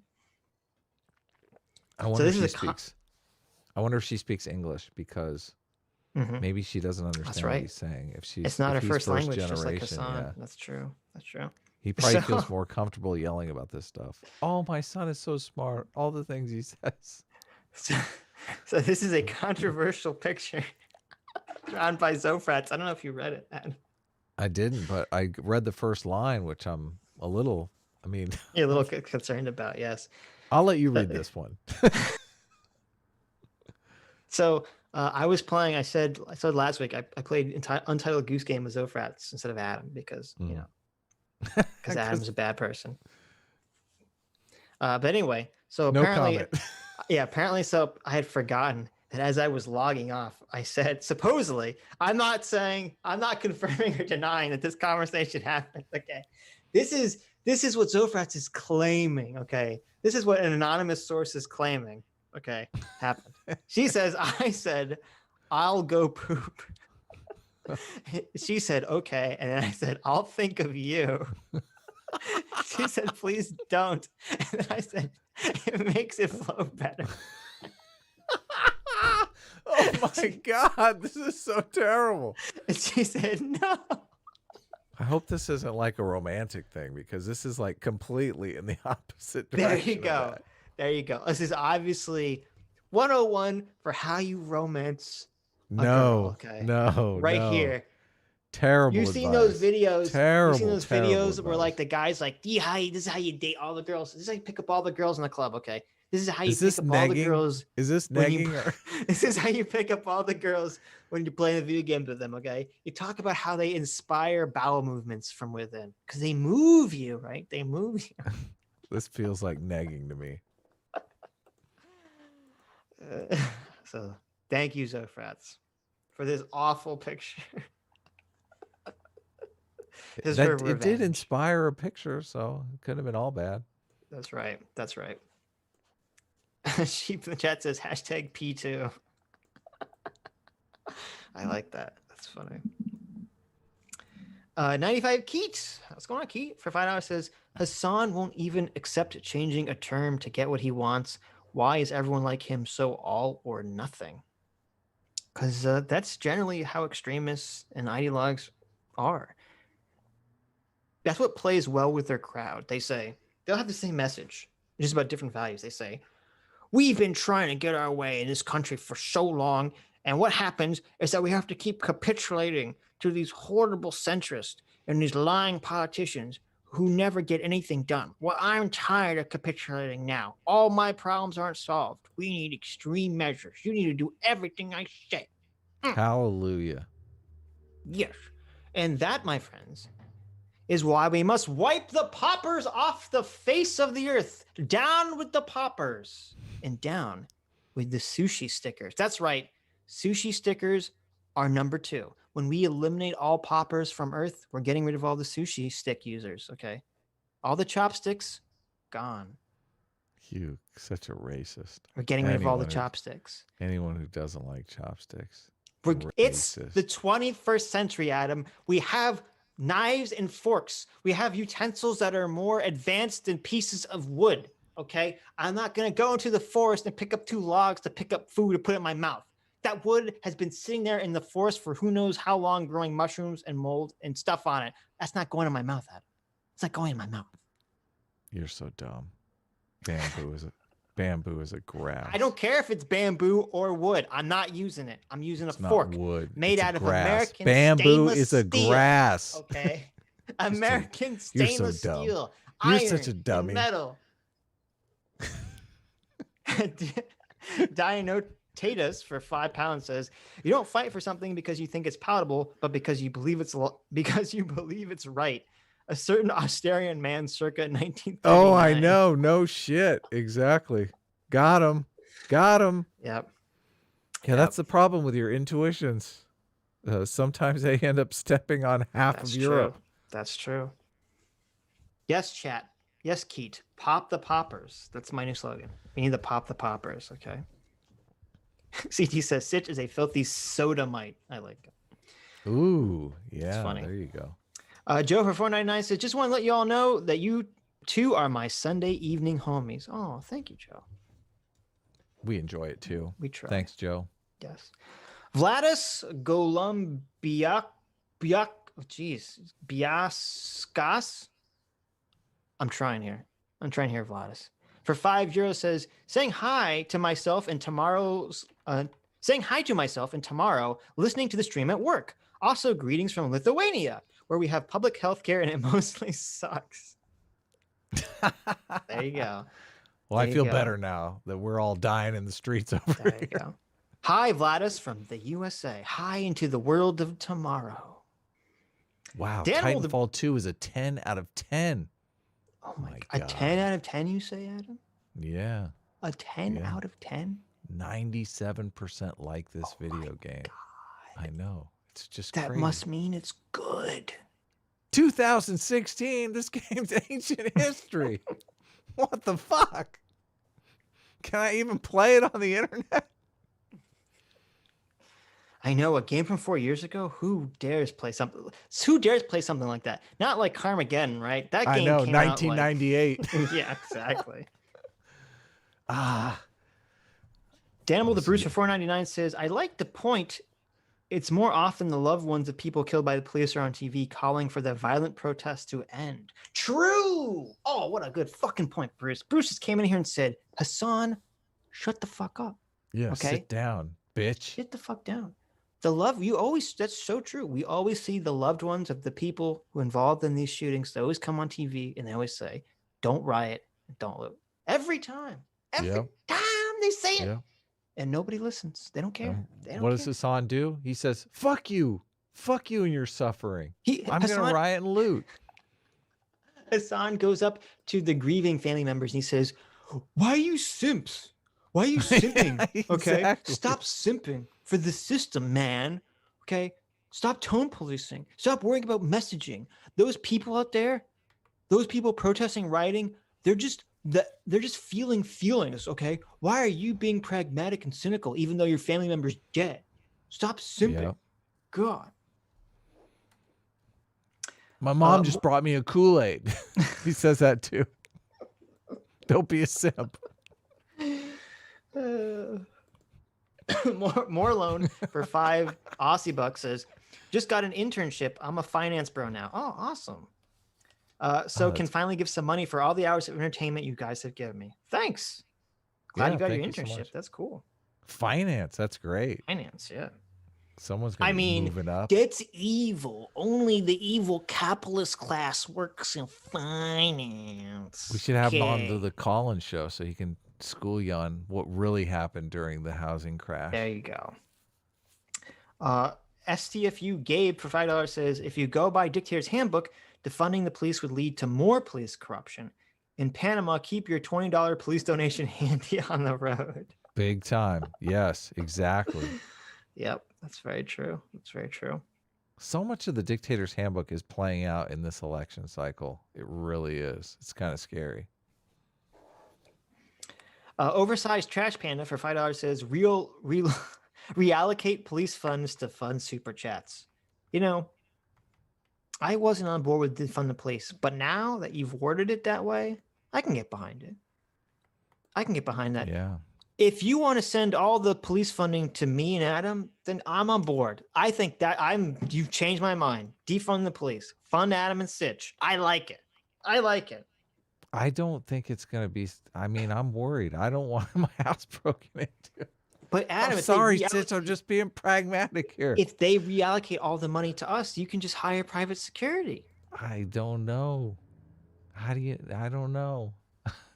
Let's just keep it as it is. No. Oh, keep it as it is. You know who says that? Status You know who quo. says that? That's status what I want. quo warriors, okay? I think we got a decent thing going here. Come on, it's not so bad. You sound like some kind of dirty, moderate, fence-sitting centrist. Ugh, I'm disgusted. I know. Disgusted. Ugh, ugh, ugh. Fadukajukas for $5 says, I like the Brazil reference, Adam. That's why I want to play Street Fighter. Yeah, Brazil's great. You made a Brazil reference? When did you make a Brazil reference? Well, you actually made the Brazil reference, but I'll take credit for it, obviously. What did I say? You talking about the people parachuting from the ceiling and stuff, dropping down from the ceiling and cracking heads straight out of Brazil. But I'm the one that said, true. That's Brazil. Totally. That is part of Brazil. Yeah. That's true. That's a great movie. You've seen Brazil, right? I hate Brazil. What? Yeah, oh my God. You got no fucking taste in movies. You got no I knew you taste loved it at all. because it's what's his name? That guy you like so much, Terry Gilliam. I love Terry Gilliam. Yeah, hell yeah. Okay, so Brazil, Brazil's first amazing. the first like 95% of Brazil is fantastic. You don't and like it has the ending? literally the worst ending of all time. I've never seen a movie have such a bad ending in my entire Well, I life. agree. I agree that the ending is messed up. Yeah. Yes. I don't necessarily like the ending, but I just usually stop it like before the movie ends, like just like a couple minutes. I see. When the character is like has the happy ending, the fake happy ending, you just end it and you just pretend like that's the real ending. It's so moving. So Brazil is great if you turn off the movie like right before the last like 20 seconds of the movie. Then it's a great movie. Okay. Yeah. My favorite Pokemon is Articuno. Articuno. Articuno. Sounds like a venereal disease. Wow. Wow. I like happy endings, Mr. Burpler. Gotcha. Okay. I like happy endings. You know what's got a real happy ending? Have you seen that movie Children? Have you seen that movie Children of Men? Oh God. Oh God. Oh God. I want happy endings. Okay. Real life is depressing enough. Woodchuck00 for $2 says 90% cap is not uncommon. Empty beds waste money. Oh, he's saying 90% capacity for hospitals is not uncommon. Empty beds waste money. Well, the problem though is there's a pandemic, and these people are in the hospital for like 3 weeks. Well, I think there's another issue here, is that if you have 90% capacity normally, okay, you say, well, that makes sense. They don't though. Right, but I'm just saying hypothetically. Right. And Adam has some inside knowledge about this, but I'm not going to say anything more about that. But if you have... I'm a brain surgeon, guys. I've been keeping a secret. This is a secret. Adam's actually a brain surgeon, guys. All that harmonica playing, it's all just a ruse to trick you, okay? No, but if you... But here's the problem. 4 or 5 COVID operations on people's brains. If you have 90% capacity and normally, but then you have the increased load of all the people that have COVID that wouldn't be there before, then you have a problem. Yes. Right? Yeah. That's the issue. That's the issue. Yeah. Yep. Digenis for $5 says Law and Order talk is a dog whistle. Also, cops create crime. Oh, I know. Yeah. I know. Ooh. That's so ridiculous. He's thinking of like third world countries where the cops basically shake everyone down. Yep. Arab Spring was caused by a cop. The Tunisian street vendor was being shook down for a bribe. True. I don't know about that, but I'll just agree with you. Lieutenant Amazon. It was a lady cop too, just so you know. Them lady cops. Lieutenant Amazon for $5 says, well, I will say Chris Moneymaker is my favorite gamer. Pogs in chat. There it is. Pogs. There it is, Amazon. You finally teamed up with Vox to get me to say Pogs in chat. There you go. I have a bunch of Pogs. Do you, Adam? Yeah. I never played the game, but I got a bunch of Pogs because I thought they were cool. No one ever played Pogs. They just collected them. No one knows how to play Pogs. The game doesn't make sense. Did you ever collect homies? Are those racist now? What's a homie? I don't even know what that is.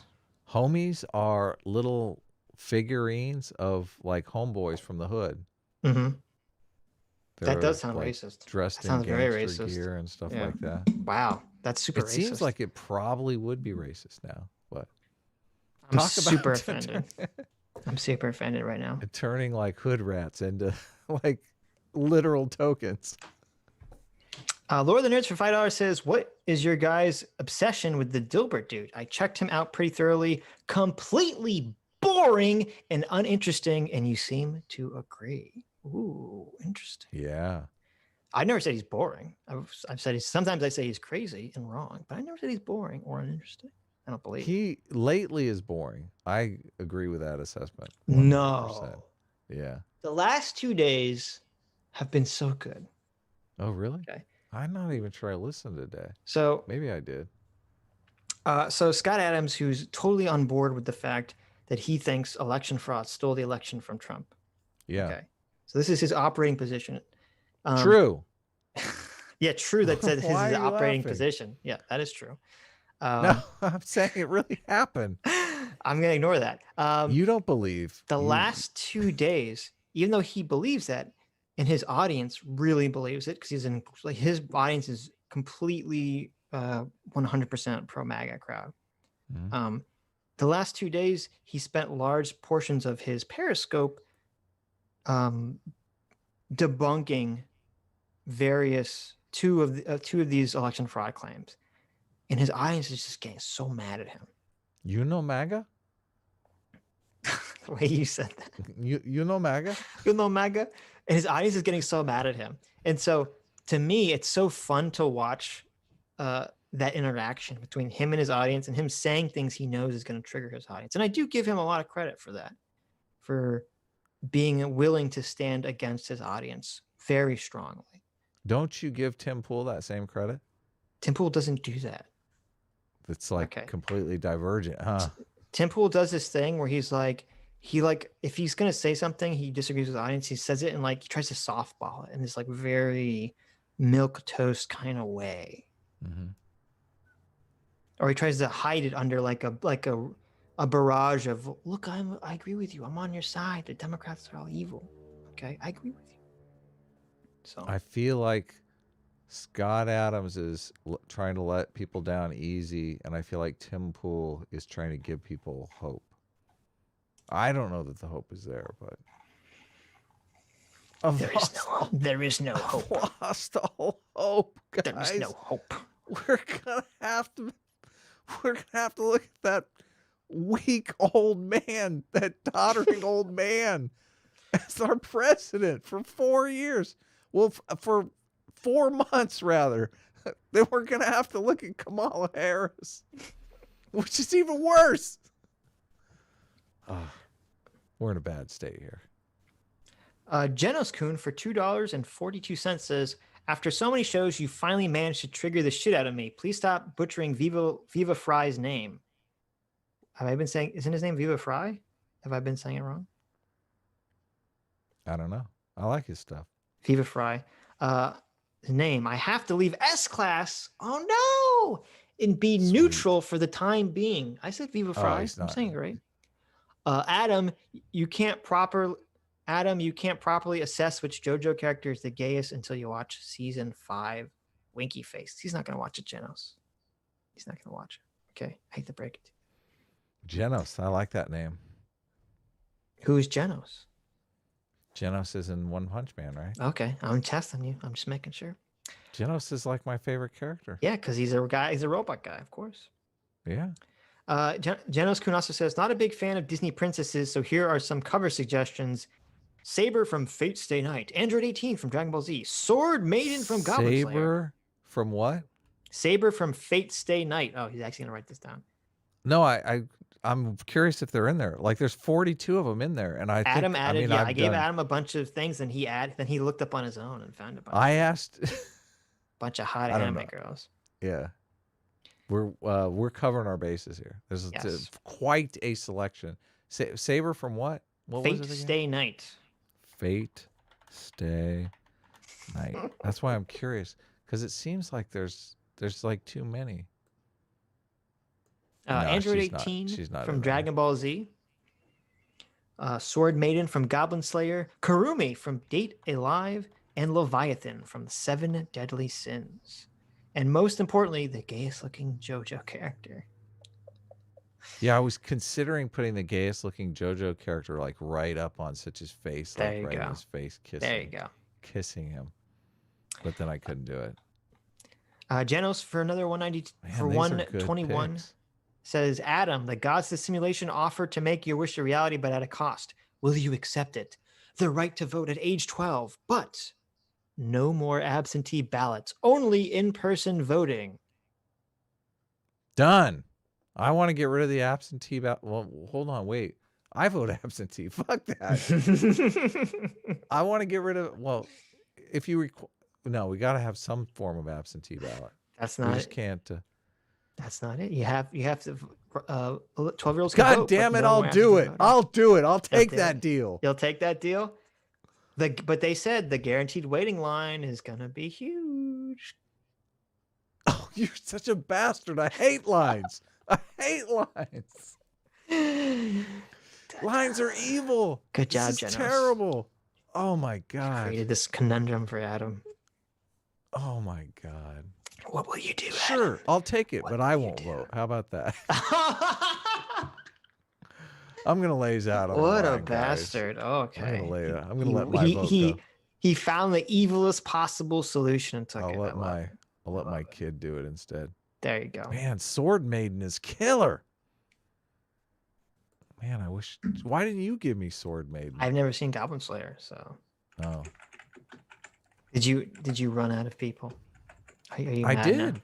now? You sent me like I think about 20, but there's 42 girls. I had to dig in. I had to do some research myself. There you go. Do some personal research. It's okay. I think we have a good selection. Keith Rhymes for $5 says, "Howdy, partners. I can't catch you guys live today, so I'll watch later. Have a great stream, fellas. Thank you." Lisa is in there, by the way. Lisa Lee. Oh, nice. Yeah. I like Lisa. I like Mama Joestar. Daniel Collective Corpse for $10 says, "I've been permabanned from YouTube for my toxic comments under your streams." Really? What have you been saying, Daniel? Yeah, how's that happen? That's crazy. I haven't reported you. I guess it's like YouTube has some automatic thing or something. His comments are great. What are you talking about? That's sure it wasn't awful? Are you sure it wasn't comments in someone else's stream, Daniel Collective? Yeah. I'm with the angels now. I name Sitch as the executor of my internet estate. My final wish is you carry on my legacy of making Adam uncomfortable with homosexual advances towards him. There you go. Done. There you go. Sick of this shit. I was already doing it before you asked, and I will carry on your legacy, Daniel. I will carry on. Paradox for $2 says, "I'm only interested in one thing here. When Obama says the changes you want, what changes did he mean? And does that quote mean he is cheering the Black Lives Matter to get these changes? Or is it a politically correct way of saying you're out of your mind to want it?" I would assume the latter. I assume he wants actual police reforms, but not the crazy shit. I mean, he is the neoliberal shill, so, he's got to protect the capital class. He knows the extent of the problem. He knows it's not a problem. Well, he knows it's not a race issue. Yes, probably. Politicians love to step up and solve problems that are non-existent. So, but when defunding the police is not the solution to a non-existent problem. Right. That's taking a non-existent problem and making it the worst problem ever. Yeah. Oh my God. That's like saying, look, we're afraid that there's a giant Godzilla monster that's going to rampage through the city every New Year's Eve. So we have to sacrifice 1,000 virgins every year. I know, it's to prevent exactly the monster the same. from coming. Okay. Such a great example. Yeah. Nathan R for $1.10 says, "Many take many takes circulating about the war of information. A big Second Amendment guy seems to think that they can use the Second Amendment to defend their republic. China just sent out a doctored image of an Australian soldier slitting an Afghan kid's throat. Holy shit. What? Ouch. Subvert and destroy without casualties. Yeah, a lot of warfare now going forward is going to be this information, disinformation, I guess, really, warfare, unfortunately. So, Stitch sucks. is thick. That's the brother's name. Stitch is thick. Thank you for $1. Says, I had a friend say in the same phrase, you can say that Antifa are bad when they have anti-fascist in their name, and defund the police doesn't literally mean defund the police. It means blah, blah, blah. True. That's a great point. They're the ones that are always telling us that how can Antifa be bad? Okay, it says in their name, it's part of anti-fascism. But then if you criticize defund the police, they say, well, actually, that doesn't mean what it really means, okay? Antifa's kind of brilliant branding, yes, which is totally deceptive. Totally. So it seems like they're willing to do that. They'll definitely. That's their normal operating procedure. Honky the White Clown for $5 says, social media is really the thing to blame for the large voice of the far left. It's the legitimization of that voice by the left-wing media in order to pump up their base that is the true culprit. I think part of the issue, too, is that people go on Twitter and they think that Twitter is like a proper sampling of America when it's not. Twitter is filled with crazy people. And unfortunately, since Twitter is also the fastest way to get information and news, all the journalists are obsessed with it. And so they think that all the crazy leftist shit and even the crazy right shit on Twitter is some sort of barometer of what people in the country feel like when it's not. And they get sucked into this idiotic bubble thinking this is reality. Yeah, sucks. Caleb Black for $3 says, genuine question. How is that far lefties like Hasan and Vosh have become way more mainstream than Destiny ever was? I hear a good amount of apolitical creators mention Vosh and Hasan as people they watch. So this is the big problem we have, is that if you look at the left on the internet, you say there's very few people that are popular that aren't literal communists. There's Destiny. There's David Pacman, I think. And I can't think of anyone else who's like an avowed leftist or an avowed person on the left who's not like a communist. And the reason for this, or my theory for the reason for this, is because if you're on the left and you want to get political comments, political commentary, and political information, where do you go? Well, it's very easy. You go to the news, because the left, the mainstream left, dominates newspapers. They dominate the news media. So what's happened is, since that's available to people on the left, if they want to digest that information, that kind of content, they can just go to the normal mainstream. And so what happened is, on the internet, this has created this niche for the extreme left, like the communists and all these assholes, to kind of fill. And unfortunately, it's created this situation where there's almost no mainstream left voice for political commentary on the left. It's all dominated by these crazy fucking communist pieces of shit. And this in turn creates the same problem I was talking about on Twitter for journalists. Because what you have is a lot of people who get most of their content and information from YouTube fall into the same trap of thinking that YouTube is an accurate barometer of society. And this includes many content creators themselves who only get their information from YouTube too. And unfortunately, this happens as you have a lot of content creators who maybe aren't socialist, and they just hear snippets of Hasan and Vosh saying, you know, they're sort of liberal propaganda points that they say to try to sucker people in before they hit them with the socialism shit. Right. They hear that and they think, oh, I like this Vosh guy. I like this Hasan guy.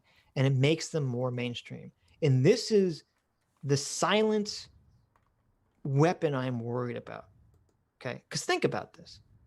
a sitting representative of the American government, multiple representatives, Ilhan Omar and AOC, went on stream with an open socialist who said America deserved 9/11. Mm-hmm. And she got no backlash from that. Yeah, of course. They love there her. was There was no New York Times article.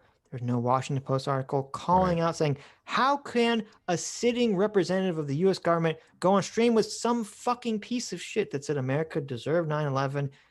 That is an out and out socialist. Imagine, if you would, if Dan Crenshaw or some Republican went on a stream with a white nationalist. Yeah, Richard Spencer played Among Us. Right, and played Among Us with Richard Spencer. Or maybe not even a white nationalist. Say they went on a stream with some Proud Boy, right? Some Western chauvinist. Okay. Played video games with them. Yeah, totally. Yeah, same thing. Be a million news articles. How dare you? How dare you? Okay, bring attention to this person. Yeah. But no. Be outraged. Right. Oh my God, where's my fainting couch? Right. The outrage would be astronomical. But when it comes to AOC going on with a fucking piece of shit socialist, just silence. Okay? Nothing. Nathan R for 110 says, oh no, I read that one already. A very dead horse for $1 says, my Tea Party check is 9 years late. Let me know if you ever want to talk about it. He never got his Tea Party check. That's You're so never sad. going to get that check. I know. There's nothing to talk about. Why didn't you get your grassroots movement Koch brothers fake AstroTurf check for the being in the Tea Party? Did you hear that the Koch brothers were being reflective about how they might have caused a lot of the polarization that we're dealing with now? Really? They said that. I can't remember where I heard it. I heard it on some podcast. Maybe it was in a book or something that they wrote. Mm-hmm. But they were actually having that little, end of life because they're getting up there. Maybe I fucked up the world when I was trying to save it. I think they have that. They might be having that because aren't the Koch brothers very anti-Trump? Oh, I didn't know that. Really? Oh, okay. I thought I'm not 100%. Maybe someone in chat knows. I thought the Koch brothers anti-Trumpers. were pretty anti-Trump. That makes sense. Well, I mean, they're not populist. They're very libertarian. Yeah, that's true. So it'd be interesting if they're like, oh, we created the infrastructure for the Frankenstein monster of like the Trump movement, and then now they're like reaping what they sow. That'd be very interesting if that's how they feel about it. Yeah. Noth for $3.99 says, I totally forgot today was Sunday. I haven't super chatted under this name in a while, but I quit my job and I'm taking inspiration from you two and Sargon and putting my saved money into building something. Shame Biden will steal the election / sarcasm. Now fight you two. There you go. That's right. Save your money. Don't send it to us. Build something and save your money. Build a future. Right. Build a better life for yourself, Noth. We appreciate it. He is right about that Biden stealing the election. No, it says /S. That's the sarcasm. What? Oh. Must be an S class. Adam is getting... Who's feeding you these lies, Adam? Okay, who's planting these thoughts into your mind? I listen to Tim Pool every day. There it is. He says Trump has a really good shot. Desert Runner for $5 says, how much free will does this buy me? It buys you 5 units of free will, Desert Runner. Be responsible with this how free big will. are these units? I don't like little units of free. I like lots of free will around here. These are big, thick units of free will, Adam. Okay, these are the biggest, the thickest, the greatest free will units that could ever exist, or so I've been told. Okay. Speaking of big, thick units of free will. We never talked about my favorite attorney. Well, oh, that's right. Thank you. I'm glad you remembered. Adam he heard the words big and thick. Okay. And free will. Because she was tweeting about, I saw you stole my tweet. Sitch and I always retweet interesting stuff. We try to So wait, where is it? I see his retweets. He sees mine. We try to outdo one another. It's great. Is it okay? So let me. You want to read it? Do you want to read this, Adam? I feel Sargon's going to show up in the chat. We're talking about his topic. Does he like this? No, he doesn't like this. I'm assuming Sargon didn't like what this lady said. Free will? When I retweeted, I said not looking good for free will. That's right. I'm trying to look for your tweet. Okay, here it is.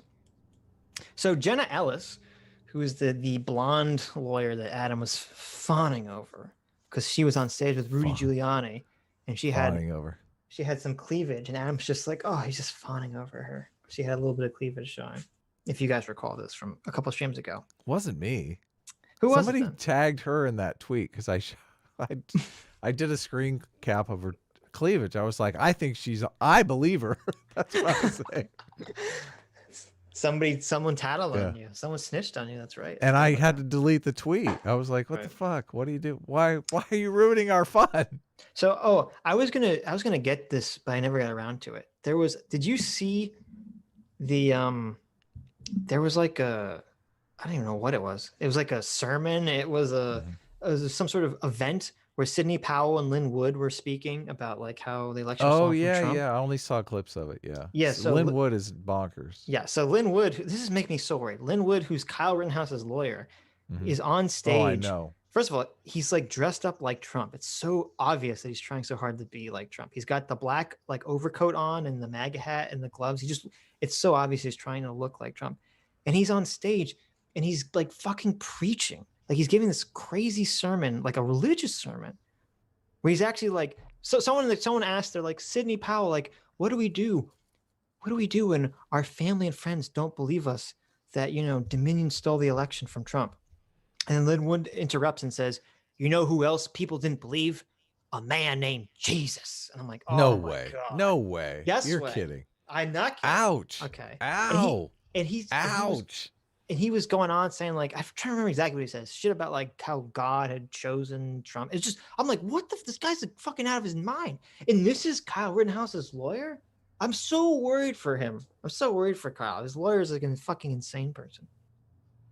Anyway. Yeah, I am nervous too.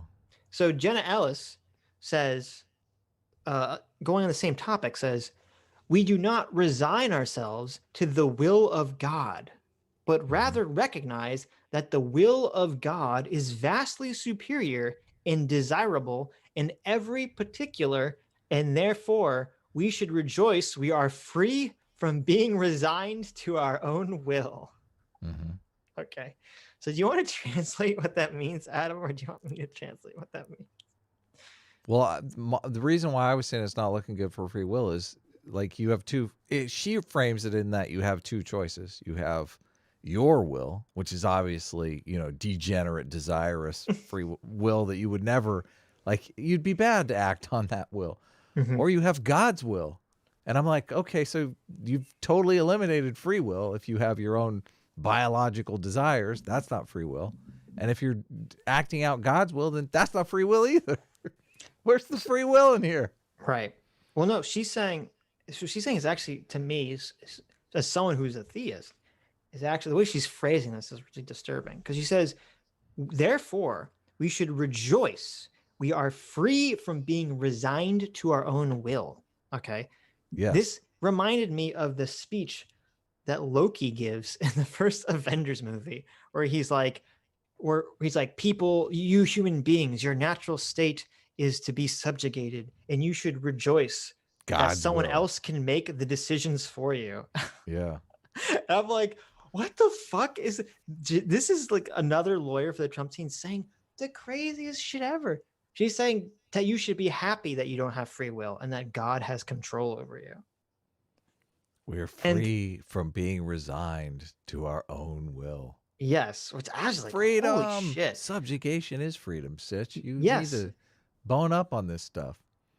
This is fucking crazy. So I was pointing this out to Adam, like, Adam, this is your lawyer waifu's literally fucking bonkers.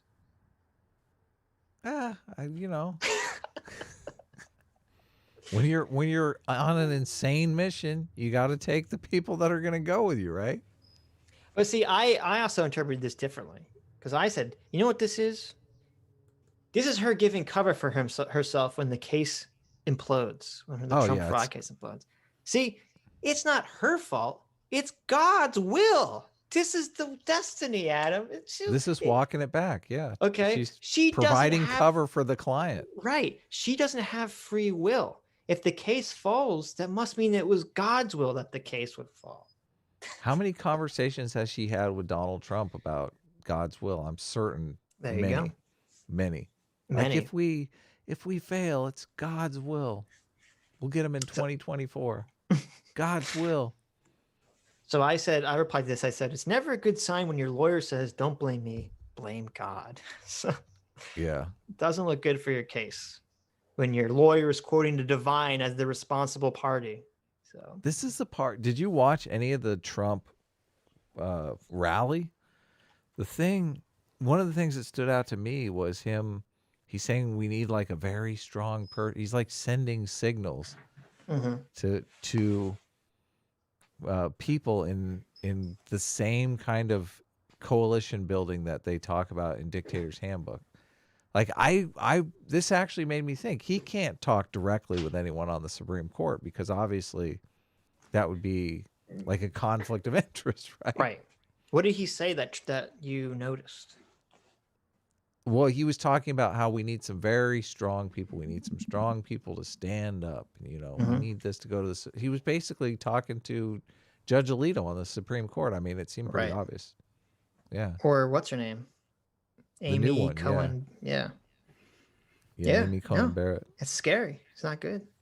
They're not good. This is. I don't think they're going to do it.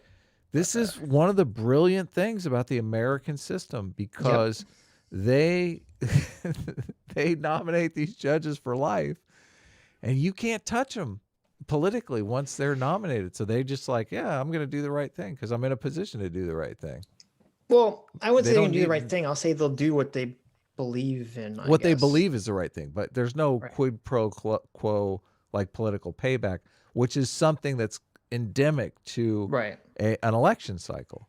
Like we're electing leaders because they're going to act on the policy prescriptions that they put forward in their campaigns. If they don't, we're going to kick them out. That doesn't happen with Supreme Court justices. True. Yeah, it's good. It's brilliant. It's like the one thing that makes me think, okay, there's hope. There's hope.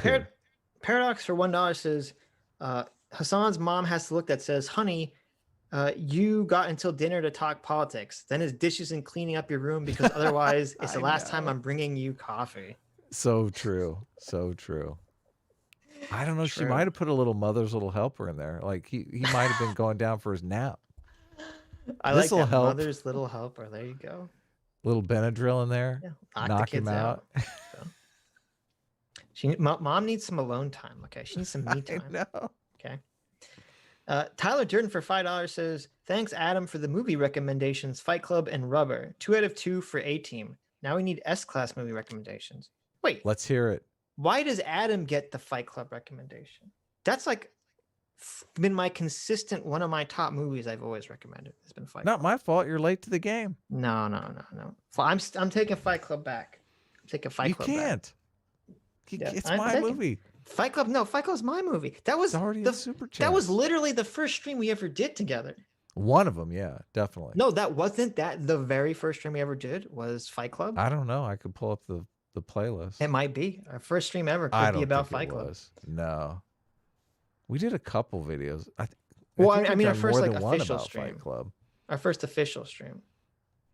None of our first streams were nowhere not official in any capacity whatsoever. Like we did that Jordan Peterson thing, and we thought, there's no way we're gonna get through this. I guess that's now true. We're like marathoners. It's crazy. I'll recommend American Psycho. Fantastic movie. That is a good movie. Yeah, that's a good movie. You are a psycho, aren't you? Me? That movie's crazy. American Psycho is genius. It's one of the few cases where the movie's better than the book. Really? Oh, that's interesting. That's a good take. The book is almost borderline unreadable, in my opinion. But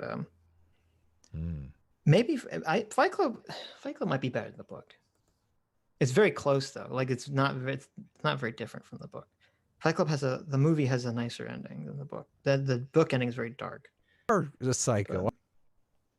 Oh, sorry. CT for $1 says, I don't have anything snarky and horrible to say, so that's a first. Happy holidays. Oh, thank you, CT. Thanks for the great art. Yeah, thank you so much. Why Am I Sober for $1 says, Biden will be the 46th president, the second Catholic president after the 35th president who was killed at the age of 46. Wow, we've only had 2 Catholic presidents. That's crazy. Wow. Beau Biden died at the age of 46, 1984, days before election. Ruth Bader Ginsburg died 46 days before the election. Jim Carrey plays Biden on the 46th season of SNL. Coincidence? Is this a coincidence? All these 46. Doesn't sound like a coincidence. Okay. That 46. Something. That wasn't the number that Jim Carrey was in the movie. If it was 42, right? Wasn't that the number that Jim Carrey was in the movie? I think it's like number 20. 42. No, it's like 23. No? I don't know. There's all these numbers that are this like. Sounds like God's will to me. Or no, 42 was the number in Hitchhiker's Guide. That's where I'm confused. Yes, 42 is the number in Hitchhiker's Guide. Right. You're right. The number 23 is a Jim Carrey movie. Yes. I know my numerology, man. Don't mess Wait with a me. minute. Adam. What? What is 46 divided by 2? 23. You're right. Confirmed. It's so fucking confirmed. The number 23 is back, bitches. Okay. It's 2020. It's double 2020 because it's 2020. So it's double, Adam. It all makes sense. It's a miracle. It's a Christmas miracle. But what does it mean? I don't know what it means. What does the number 46 mean, guys? What does it mean? 46. Trump is going to win. It means Trump's going to be in office in January. SJWs are going to everywhere. 46 means signifies loyalty, kindness, and devotion. People who possess this number stay in relationships for a long period of time. You know what that means? That means Biden's going to be around forever, guys. That's what that means. God. I'm in hell now. That's what it means. It means you thought Kamala Harris was taking over, but she's not. Biden's in for the long haul. That's what that means. And I did some lazy thumbnails for us back in the days. Our thumbnails are kicking. Are you going through the thumb?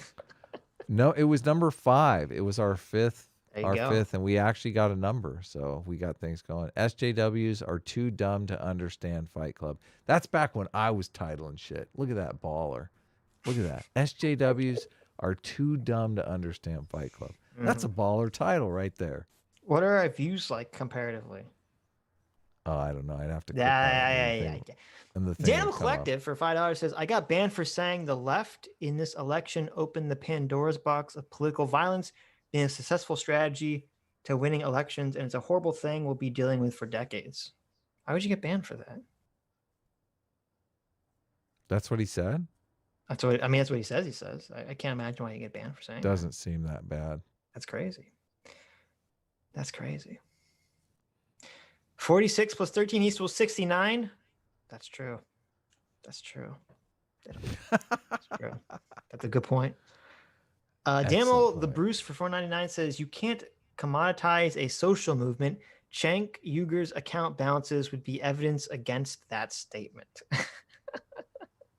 That's true. I wonder how much money Cenk raised. I thought they were on their last leg, though. Everyone's talking like they're going out of business. I don't know. I have no clue. I don't either. Michael Jordan was number 23. Oh, there you go. Well, that's not good.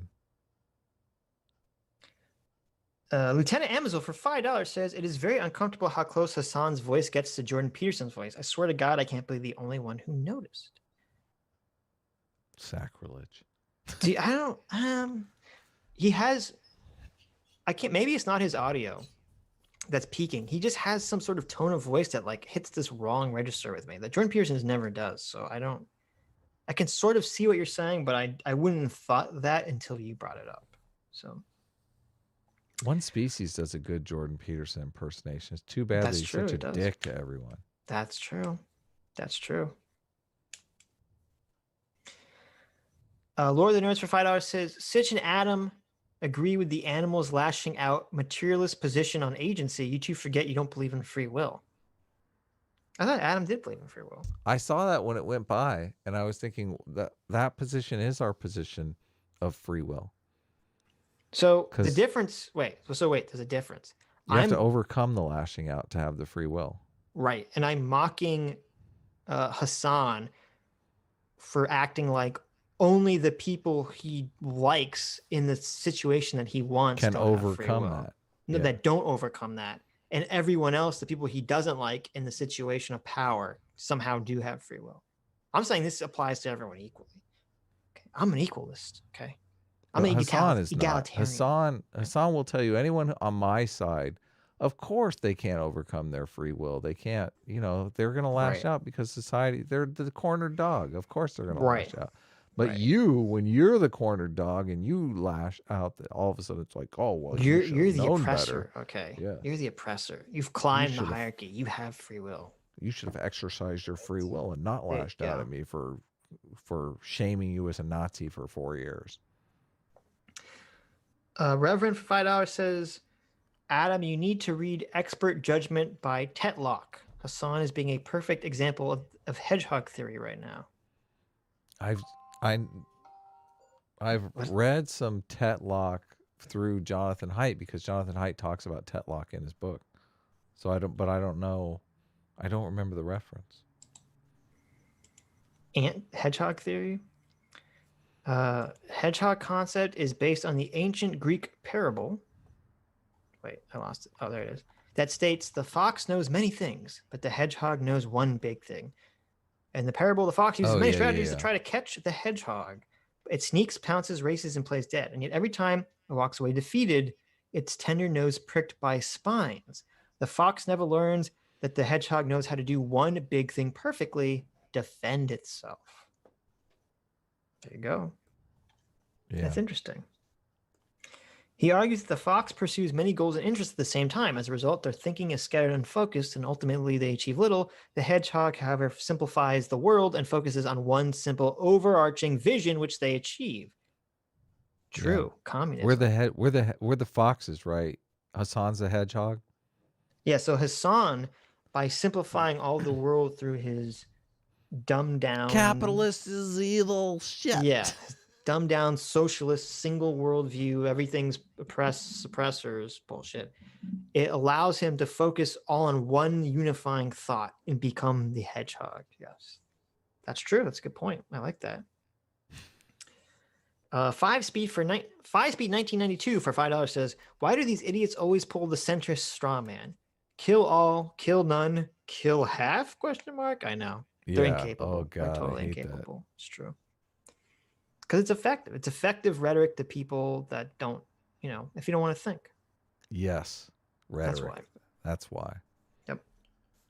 Danimal the Bruce for $9.99 says, Stonewall was what got us equal protection under the law for gay people, ? It was so effective, it only took nearly half a century from Stonewall to secure gay marriage. What an effective strategy. There you go. That's true. It wasn't very effective. Yeah. Jack Sprack for $10 says, a neoliberal is just someone who subscribes to the late 20th century resurgence of liberal thought. Obama would never return to the 50s economic policy. He is a neoliberal. No, Jack. No. That is what they're trying to tell you. That's what they're trying to trick you. But that's not true. That's the communist propaganda. They're trying to conflate libertarian with liberal. Intentionally. They're doing this because they have the same rhetoric. They always say, there's no such thing as the left in American politics. We heard Hasan say this on this very video. There's no such thing as the left in American politics. Everything's on the right. Bernie Sanders is like a centrist by European standards. This is what I like to call an unchallenged Sitch conspiracy theory. I'm coining that term. Do you right disagree? Now. Do you disagree? There's a few. Sitch has a few conspiracy theories, and this is first of all, Adam, submit to the mob, become the hedgehog. I like that. But secondly, do you disagree with my conspiracy theory? Do you not think that this is intentionally being promoted by a socialist? No, of course not. It's not intentional. They just realize it works. They're like, I can say neoliberal and people get butt hurt. I'm going to call them neoliberal. Well, that means it's intentional. What are you talking about? But it's intentional to get them butt hurt. It's not intentional okay, to so the confuse them original about the terminology. The conspiracy theory is that if we can convince them that this terminology is incorrect or they're using this terminology incorrectly, we can muddy the waters. And I don't know, what's your argument for why they're doing it? What's the motivation? So, okay, so maybe you're right in what's terms the grand plan? So maybe you're right in terms of that this was accidental and that you had the commies were coming out calling liberals neoliberals because since they're communists, they're actually so psychotic that they think normal liberals are libertarians, okay? And then their audience, who doesn't know what the term neoliberal means, thinks it's like the opposite of a neocon, and so they start running with it. That's possible. Right, exactly. It's possible, okay? Right. Maybe. And then maybe that's true. And then the liberals are like getting all butthurt because they're like, we're not libertarian, you butthole. Stop calling us. Maybe that's true, but I rather believe my conspiracy theory. Okay? I know, exactly. Yes. Putin we're sticking with the conspiracy theory, okay? Putin stealing our elections. Stuck for $2 says, does that mean Hasan is an NPC in the simulation? Hasan is 100% an NPC. 100%. See? Yeah, exactly. Yeah. That's why it's a conspiracy theory, because Hasan can't plan to like put a drink on his desk during his live stream. He's got to have his mommy bring it into him. He's not coming up with some grand, I'm going to re-terminalize the word neoliberal and re-terminologyize.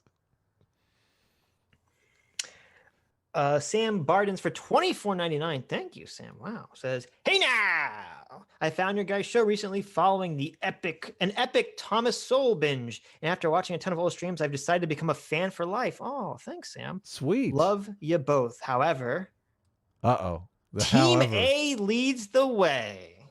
Oh, nice. Nice. There you go. A new way to even say it. Team A leads the way. Yeah. There you go. Look, he came up with a slogan for you. A team is leaders. We are right here. There you go. S-class followers. S-class it's okay. is we need best followers. class. We need followers. It's okay. Okay. 95 Keith for $5 says, oh, silly Adam. You'll always be a bad moderator no matter what you do. True. Oh, silly Adam. Oh, silly I like Adam. it. Spoilers podcast for $5 says, just stopping by to purchase some free will. Can't wait for the comic. Nice. Yeah. Nice. I'm thinking we're going to be launching right after the first of the year. So I think we're going to do it after the holidays. Yeah. So, but I'm working on it nonstop. So he is. Adam is working on it now. I bitch that Adam can't play video games because he's working. He's drawing. Yeah. I just want something totally spectacular. Yep. Sitch and I are like, it's got to be amazing. It's got to be amazing. Amazing. The Opinionated one for $5 says, missed almost everything today, so here's my free will bucks. Here you go, sir. Thank you. You get 5 big, thick units of free will. Also curious, what is with YouTube leftists being complete a-holes? I think, is there any ideologue who's not a complete a-hole? Like, definition? Yeah, it is kind of a thing, isn't it? I think they're all assholes, yeah.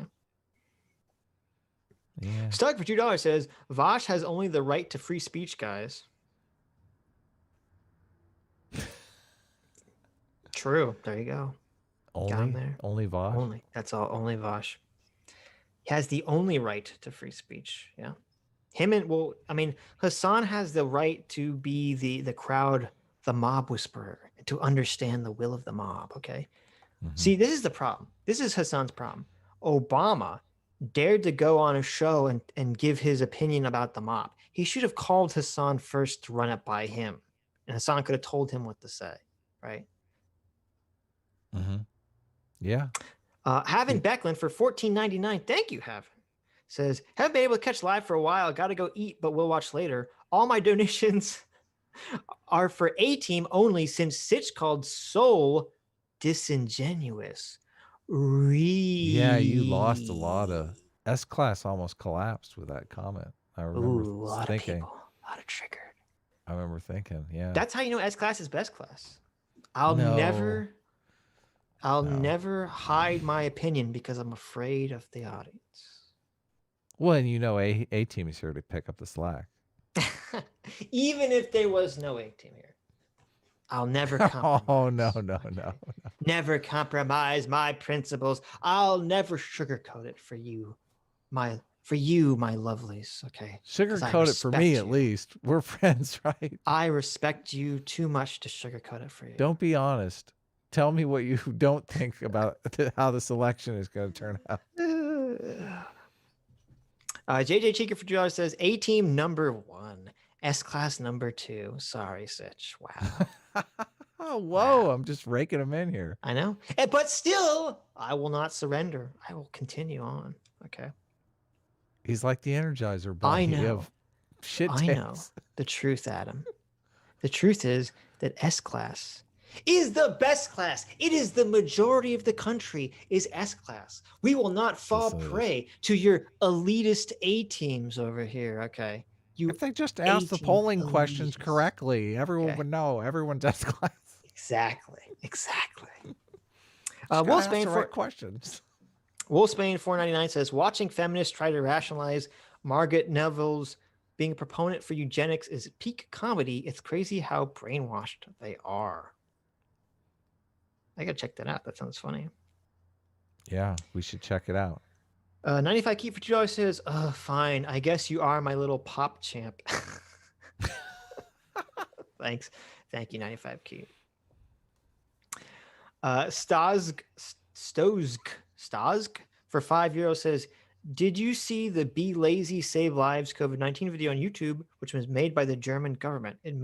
It's made like an old person recalling World War II. No, I haven't seen that. Sounds weird. I do like Be Lazy Save Lives, though. That's good marketing right there. That's true. What, I get to be lazy and save lives? Hey, I'm in. That's like hitting everything that we want to do, right? Yeah. 2 things. Hummer Eduardo Rodriguez Medrano for $5. Thank you very much, Hummer. We always appreciate it. The Black Gamer for $2 says, thoughts on Sargon's site? Good for Sargon. Yeah, my thoughts are great. I think it's good for him to be future oriented and start thinking about building something bigger than just YouTube. I'm all for that. I went to his site the first time and it was down, and I haven't been back, but I will definitely check it out. So is it up and running now? Hopefully it is. I don't know. What is it? The Lotus Eaters. I'll check it out. I mean, and also if anyone needs to protect themselves, I don't think anyone's been gone after on the internet as much as Sargon has. Oh yeah. Been gone after. I guess except what's his name? I'm totally blanking on the Alex Jones. Yeah, but Alex Jones has like a whole operation behind him. So Sargon doesn't have. Yeah. Yeah, that's Sargon doesn't have. Metalworks 41190 for $2 says, Sitch, Carl really thinks Dems have stole the election. I know he does. Look, I love Sargon, but he can be wrong. Okay, the people you love can be wrong sometimes. You just have to accept them. Accept them the way they are. Okay. The site is up. Yes. Sargon is wrong about the election, but that's fine. I understand. I'll still hold him to my bosom and cradle Carl in my arms. Sargon did one stream where you could tell he was emotional about the election. Mm-hmm. Everyone was emotional about the election, I imagine. I don't think it was as much about the election as it was about the situation that he was in. He was stressing out about the site not going off without a hitch, and he's got a bunch of other stuff going on, obviously. So, Steve Preston for $5 says, ants are spicy. I know this for a fact. Yeah, that's true. That's a good callback. Also, you still haven't changed the channel name. That's true. I haven't. S-Class is best class. They also said A-Team is gay team. Yeah. What does that mean? No, they said Bay team. They said GHEY team. Oh, yeah. There you go. Digenis for $10 says, Adam, if you follow your Californian brethren and move to Texas, it's required for you to adopt our accent and voting habits. Sitch, explain your shilling for SJW puppets, Biden and Gruntilda. Explain yourself. First of all, I've explained my position on Biden like a million times, Digenis. I don't know if you really want to open that door again. Yeah, you want to destroy the country. We know how it goes. That's it. That's it. Destroy Who's Gruntilda? America. Is that, are people calling Kamala Harris Gruntilda or something? It's like, if Adam's not going to visit the Statue of Liberty, there's no reason to go on. Country dead. Yes. That's terrible. Don't do that again. Anyways, Stoner4311 for $20. Thank you, Stoner. Says, this is just some money for the comic. Love you guys. Also, a virus is not a living thing, Adam, and neither are ideas. True. But a virus is a physical thing, and ideas are not physical things. This is in reference to your tweet where you said that viruses work to preserve themselves, while ideas cannot because they're not. They have no cells. They're not. Well, you said, I think you said alive. I understand what you meant by alive. I never said alive. Yeah. No, I know viruses are not alive. I never said. I would never say something like viruses are alive. I think I disagree with your take on this, but. Oh, you want to fight? Let's fight about it. Let's fight about it. Here, I'll bring the tweet up. No, I don't care to fight about it. I disagree with you, but I'm too tired to fight with you. My voice is getting sore. Let's go. Let's box about this. This is important. It's the mind virus one. Mind virus is just a rhetorical device to throw shade at new emergent cultures. These cultures may benefit small groups of people at the expense of larger groups, which is why we like to call them bad and throw shade. But the ideas are not parasitic. The groups that use them are. I guess that's not the one you're talking about. No. I had multiple tweets on this because I'm fucking on it. No, since I call her Gruntilda, I'm developing KDS like Adam. Yeah. There KDS is the worst. Oh, God. It's like a venereal disease. You just can't shake it. Groups of people try new cultures. Those cultures work to gain the people's status and resources, or they don't. And the people abandon them or die from lack of status and resources, and the cultures die with them. At no time do these cultures serve themselves as a mind virus. Serve themselves is all I said. I never said it was alive. I thought you said themselves. Literally, viruses have selves themselves to serve. Ideas don't have cells. Ideas are a tool. They're a tool. Hammers don't reproduce themselves. Yeah, but lots of ideas can be constructed to be self-perpetuating. The literal definition of parasite is one organism. Yeah, but I don't understand why you're being so literal about this. When someone says a concept is like a mind virus, everyone understands. It's a bad analogy. It's not a bad analogy. They're saying, oh, this is an idea that's like infects your thought and then you regurgitate it and it propagates like a virus. Okay. That's all they mean when they say like a mind. That's all they mean when they say something is like a mind virus. If I say that drivers are like viruses to cars, that's stupid. It doesn't make any sense. It's just as stupid as the analogy you're making. You're saying because the technical situation is the same, that because the technical context is the same, that we can learn something from this. You can't learn anything from the fact that a person gets in a car and takes it over and manipulates it. That poor car. It's just a saying that focuses on one specific aspect of how viruses function. It doesn't focus on this other aspect that you're trying to make it focus on. The name of the book is literally The Parasitic Mind. You in no situation is an idea a parasite. An idea is a tool, like is a hammer a parasite? No, a hammer is not a parasite. Yeah, exactly. What is he talking about? This is a what's his name? Gadsad's book. It was super. First of all, he's a fucking evolutionary biologist. To have an evolutionary biologist use that term is scientific malpractice. And this is an anti-theist book, which is why you don't like it so much. Right. So, no, it's not necessarily an anti-theist book, but it's just bad. It's bad reasoning. What is the book about?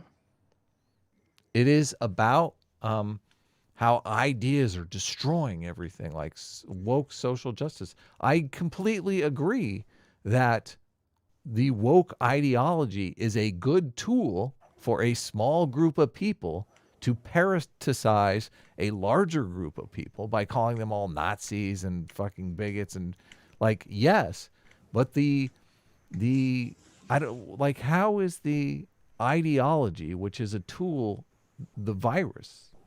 Like, because they're saying, okay, they're saying it's I'm assuming, because I read the book, they're saying it's a virus and that someone has an idea, they tell someone this idea, and like a virus, it goes into them, it takes over just like some the process. driver gets into the car Wait and a minute. starts it with the ignition key.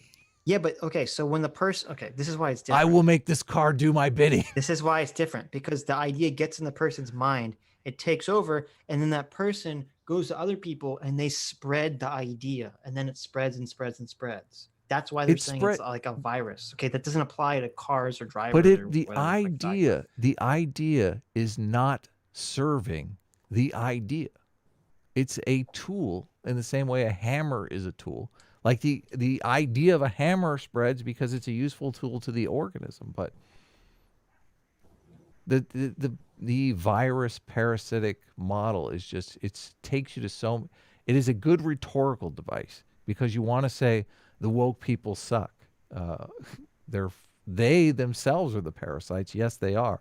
But another reason why I don't like this framing of it is because it takes the agency away from the fucking woke people who are using this tool against us. Like, why do you want to do that? Like, oh, now they're just infected by this virus. They can't control themselves. They're sick people. It's bad. It's totally bad. We should be calling them out. We should say, you motherfuckers are parasites. Not your idea is a parasite that's controlling you.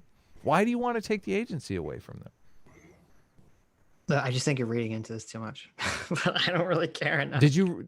I've read like half the book. So. I've read zero of the book. I mean, well, my contention isn't with the way he's using it because I don't know because I haven't read the book. But I have heard it's very common for people to refer to ideas as like mind viruses. That's all I'm talking about. Well, every time I hear it, I think of the car driver situation. I think this is fucking stupid. Okay. But that's just me. I realize that people like to anthropomorphize ideas. Right. They like to anthropomorphize cars, everything, machines. Yeah, totally. Sure. My car talks to me. So, but this is just your car doesn't talk to you? Is it good science? Isn't good? Is it? It does. My car actually does talk to me. But is there good? Is there a good? Is it good science? Is it good science to anthropomorphize ideas? I see. You're saying is that good science? Should an evolutionary biologist who's trained in science, the scientific method? Yes, I don't mind if the common guy on the street is using ideas or a virus. Knock yourself out. Do it all the time. Like it's great shorthand. Right. An evolutionary biologist should be more specific and careful with their words, considering their position and who they are and their training, et cetera, et cetera. Exactly. And especially if you're trying to teach people about evolutionary ideas, because there is this thing called cultural evolution, right? Right. Which is about ideas, where, ideas serve the organisms, right? And those ideas either make those organisms successful or not successful. Those ideas die with the organisms, but the idea at no time in any of this process serves itself. That's the whole meme thing, which you can look up Brett Weinstein's debate with Richard Dawkins on the topic, and Brett Weinstein eviscerates him completely. The idea of the meme idea, I think, is an idea that needs to die, but it worked its way into God Sod, one of the most interesting people doing interesting work in evolutionary psychology.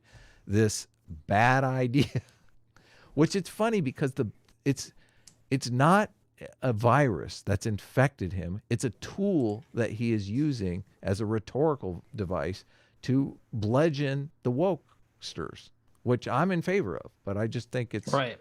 You got to be more specific. Like, do you want to take the agency away from the wokesters? No, I don't. I'm thinking you're with me, right? They know what they're doing when they're calling everybody transphobic, bigot, Nazi, fucking homophobes. Right. They know exactly what they're doing. They're not infected by some mind virus that makes them actually believe this. They're like, this will make these people butthurt. Right. They're not zombies. Yes. Anyway, am I going off on a rant? You're going off on a rant.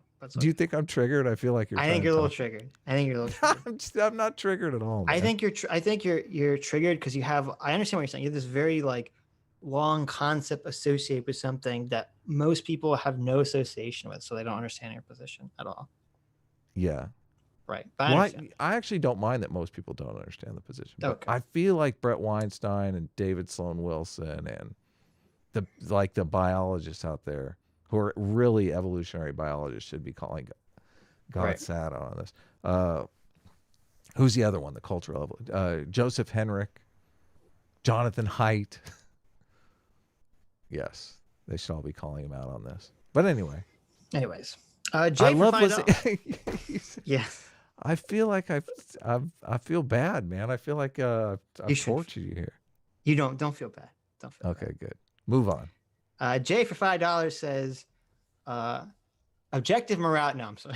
Jay for $5 says, how do you guys feel about? Oh my God. Prims, which I believe stands for anarcho-primitivism, as an alternative for communists? Given there's open land for purchase, wouldn't it be a bloodless revolution for them? So I'm not familiar with anarcho-primitivism. I don't know if you are familiar with this. I'm not super. Yeah, I've heard the term before. Says it's a political ideology that advocates a return to non-civilized ways of life through deindustrialization, abolition of the division of labor or specialization, and abandonment of large-scale organization technologies. I got one question for them. Do they have Titanfall 2? No. Okay, well, I'm going to play Titanfall 2. So. According to them, the shift from hunter-gatherer to agricultural subsistence during the Neolithic Revolution gave rise to coercion, social alienation, and social stratification. I mean, that's probably true to some extent. I would think you'd be pretty naive to imagine that a hunter-gatherer society has no hierarchies or any bad thing to it. That's obviously not true and very stupid. But it doesn't matter because you can't go backwards. Humans can never go backwards. So it's stupid. But if, look, if people want to go off and buy their own land and go live as a hunter-gatherer, I don't know how you could live as a hunter-gatherer. People can go backwards. They go backwards accidentally. Yeah, because of some disaster. But I mean, I don't even know if you could, because in order for you to be a hunter-gatherer, you have to buy enough land that you had wild animals continually roaming through it that you could hunt, and enough food that you could gather without you planting it yourself. So I don't even know if it's possible, but people want to go try to do that on their own land, I guess. Do go for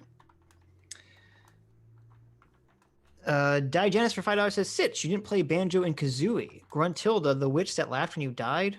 Also, you two list your favorite thinkers, scientists or philosophers. No, I didn't play Banjo-Kazooie. I never owned an N64 until college. And it wasn't even mine, it was my roommate's. I don't know. You played the original Smash Brothers for some reason. And this is, I believe, when the PS3 was out. So I never played Banjo-Kazooie. No, I had a PlayStation 1 growing up. Also, I don't have favorite thinkers because I'm my favorite thinker. I'm a big brain genius. He doesn't read anything. It's true. I don't. I'll just say Adam has shown me the world of smart people. So my favorite thinker is probably Jonathan Haidt. Yeah, Alistair Smith and Masamoglu, James A. Robinson and I can't remember Masamoglu's first name. But they're the guys that have written Why Nations Fail and the Narrow Corridor. Yeah, those guys are great. Cool. And whoever it is with Jonathan Haidt who never gets credit for being the number 2 guy on Moral Foundations Theory, whose name I can't think of. Yeah, he made me put that guy in the video, but I think he just helped him with the research. And Jonathan Haidt really is big on crediting everybody. He really... I don't think it's his fault, yeah. Just one of those things that happens. Yeah. Sonny for 499 says, which of you guys is older? Oh, come on. Me by a long shot. I'm like 20 years older than Sitch. So who's the boomer here? Okay. Yeah. It's Adam. It's Adam. Okay. Who's the expert on anime hairstyles? Well, it's me. Adam obviously. has become an expert on anime hairstyles. That's true. That's a good point. That's a good point. I put in the work, guys. I did it. I did it. I'm an expert now. Hummer Eduardo Rodriguez Medrano for $2 says, you already bought Titanfall 2? When will you play? I haven't bought it. No, I've he opened wants it to up buy in it. a tab so I can buy Yes. it. I can keep track. You got to play with some people that already have it, Adam. You got to play with Hummer. Sure. Do you play it on Steam? How do you do Yeah. it? I don't know. I'll play. Sure. Everyone has my Steam anyway now. My wife has been playing my my Among Us. So Yeah, but who's your wife playing Among Us with? her family. Oh. Yeah. I was like, she's not just playing with like random ass people. No. There, I like, why is your wife so much cooler than you, Adam? She plays Pokemon Go. She plays Among Us. I got a cool wife. What can I say? What do you want from me? I'm married up. I guess you did. No for $1 says, but no, seriously, that /S was a joke. Oh, you're referring to Biden stealing the election. Because I wanted to make sure Sitch would actually read my last super chat. I read all super chats, even the ones I disagree with. Nice. Biden is legit stealing the election. A team for life. Losers. I'm going to the plane of reality where Trump wins. Yeah. There you go. I'll meet you there. Noth is going to meditate until he can astral project to the alternate dimension where Trump won the election. I like it. Aren't you worried it's going to be boring with Biden? Oh, God, it'll be so nice. Oh, you're like, I'll just relax. I don't have to wake up and think, oh, my God, we're on the verge of Armageddon. Lieutenant Amazul for $5 says, shill time. Tomorrow I'll be uploading the first part of our 4-part reading of one of the best webcomics ever made. Max Overreacts. Nice. Check it out, guys. Check it out. Do it up. Do it. Anyways. Cool wife, uncool Adam. I know. I know. Sasquatch, you're funny. Anyways, thank you all for coming. That's it? Already? That's it. Oh, wow. 9 o'clock. Cow. Early for us. This is early, yeah. Early for us. I'm going to work on the comic. I can't wait. It's going to be so much fun. Got one more cover to do. I got to do an A-team cover. Got to do an A-team cover. That's right. That's right. Shoot me some ideas on Twitter if you got any. Guys, send Adam ideas for A-team cover. Okay. Nothing but like Top Gun, topless men volleyball pics. That's what I think would be good. Thank you all for coming. Thank you all for sitting through this journey with us. Watching Hasan be literally crazy and contradict himself from one sentence to the next. Thank you all for your very, very generous donations. Thank you for all the love and support. All the love. Thank you. We love you. Thank you. Bye-bye.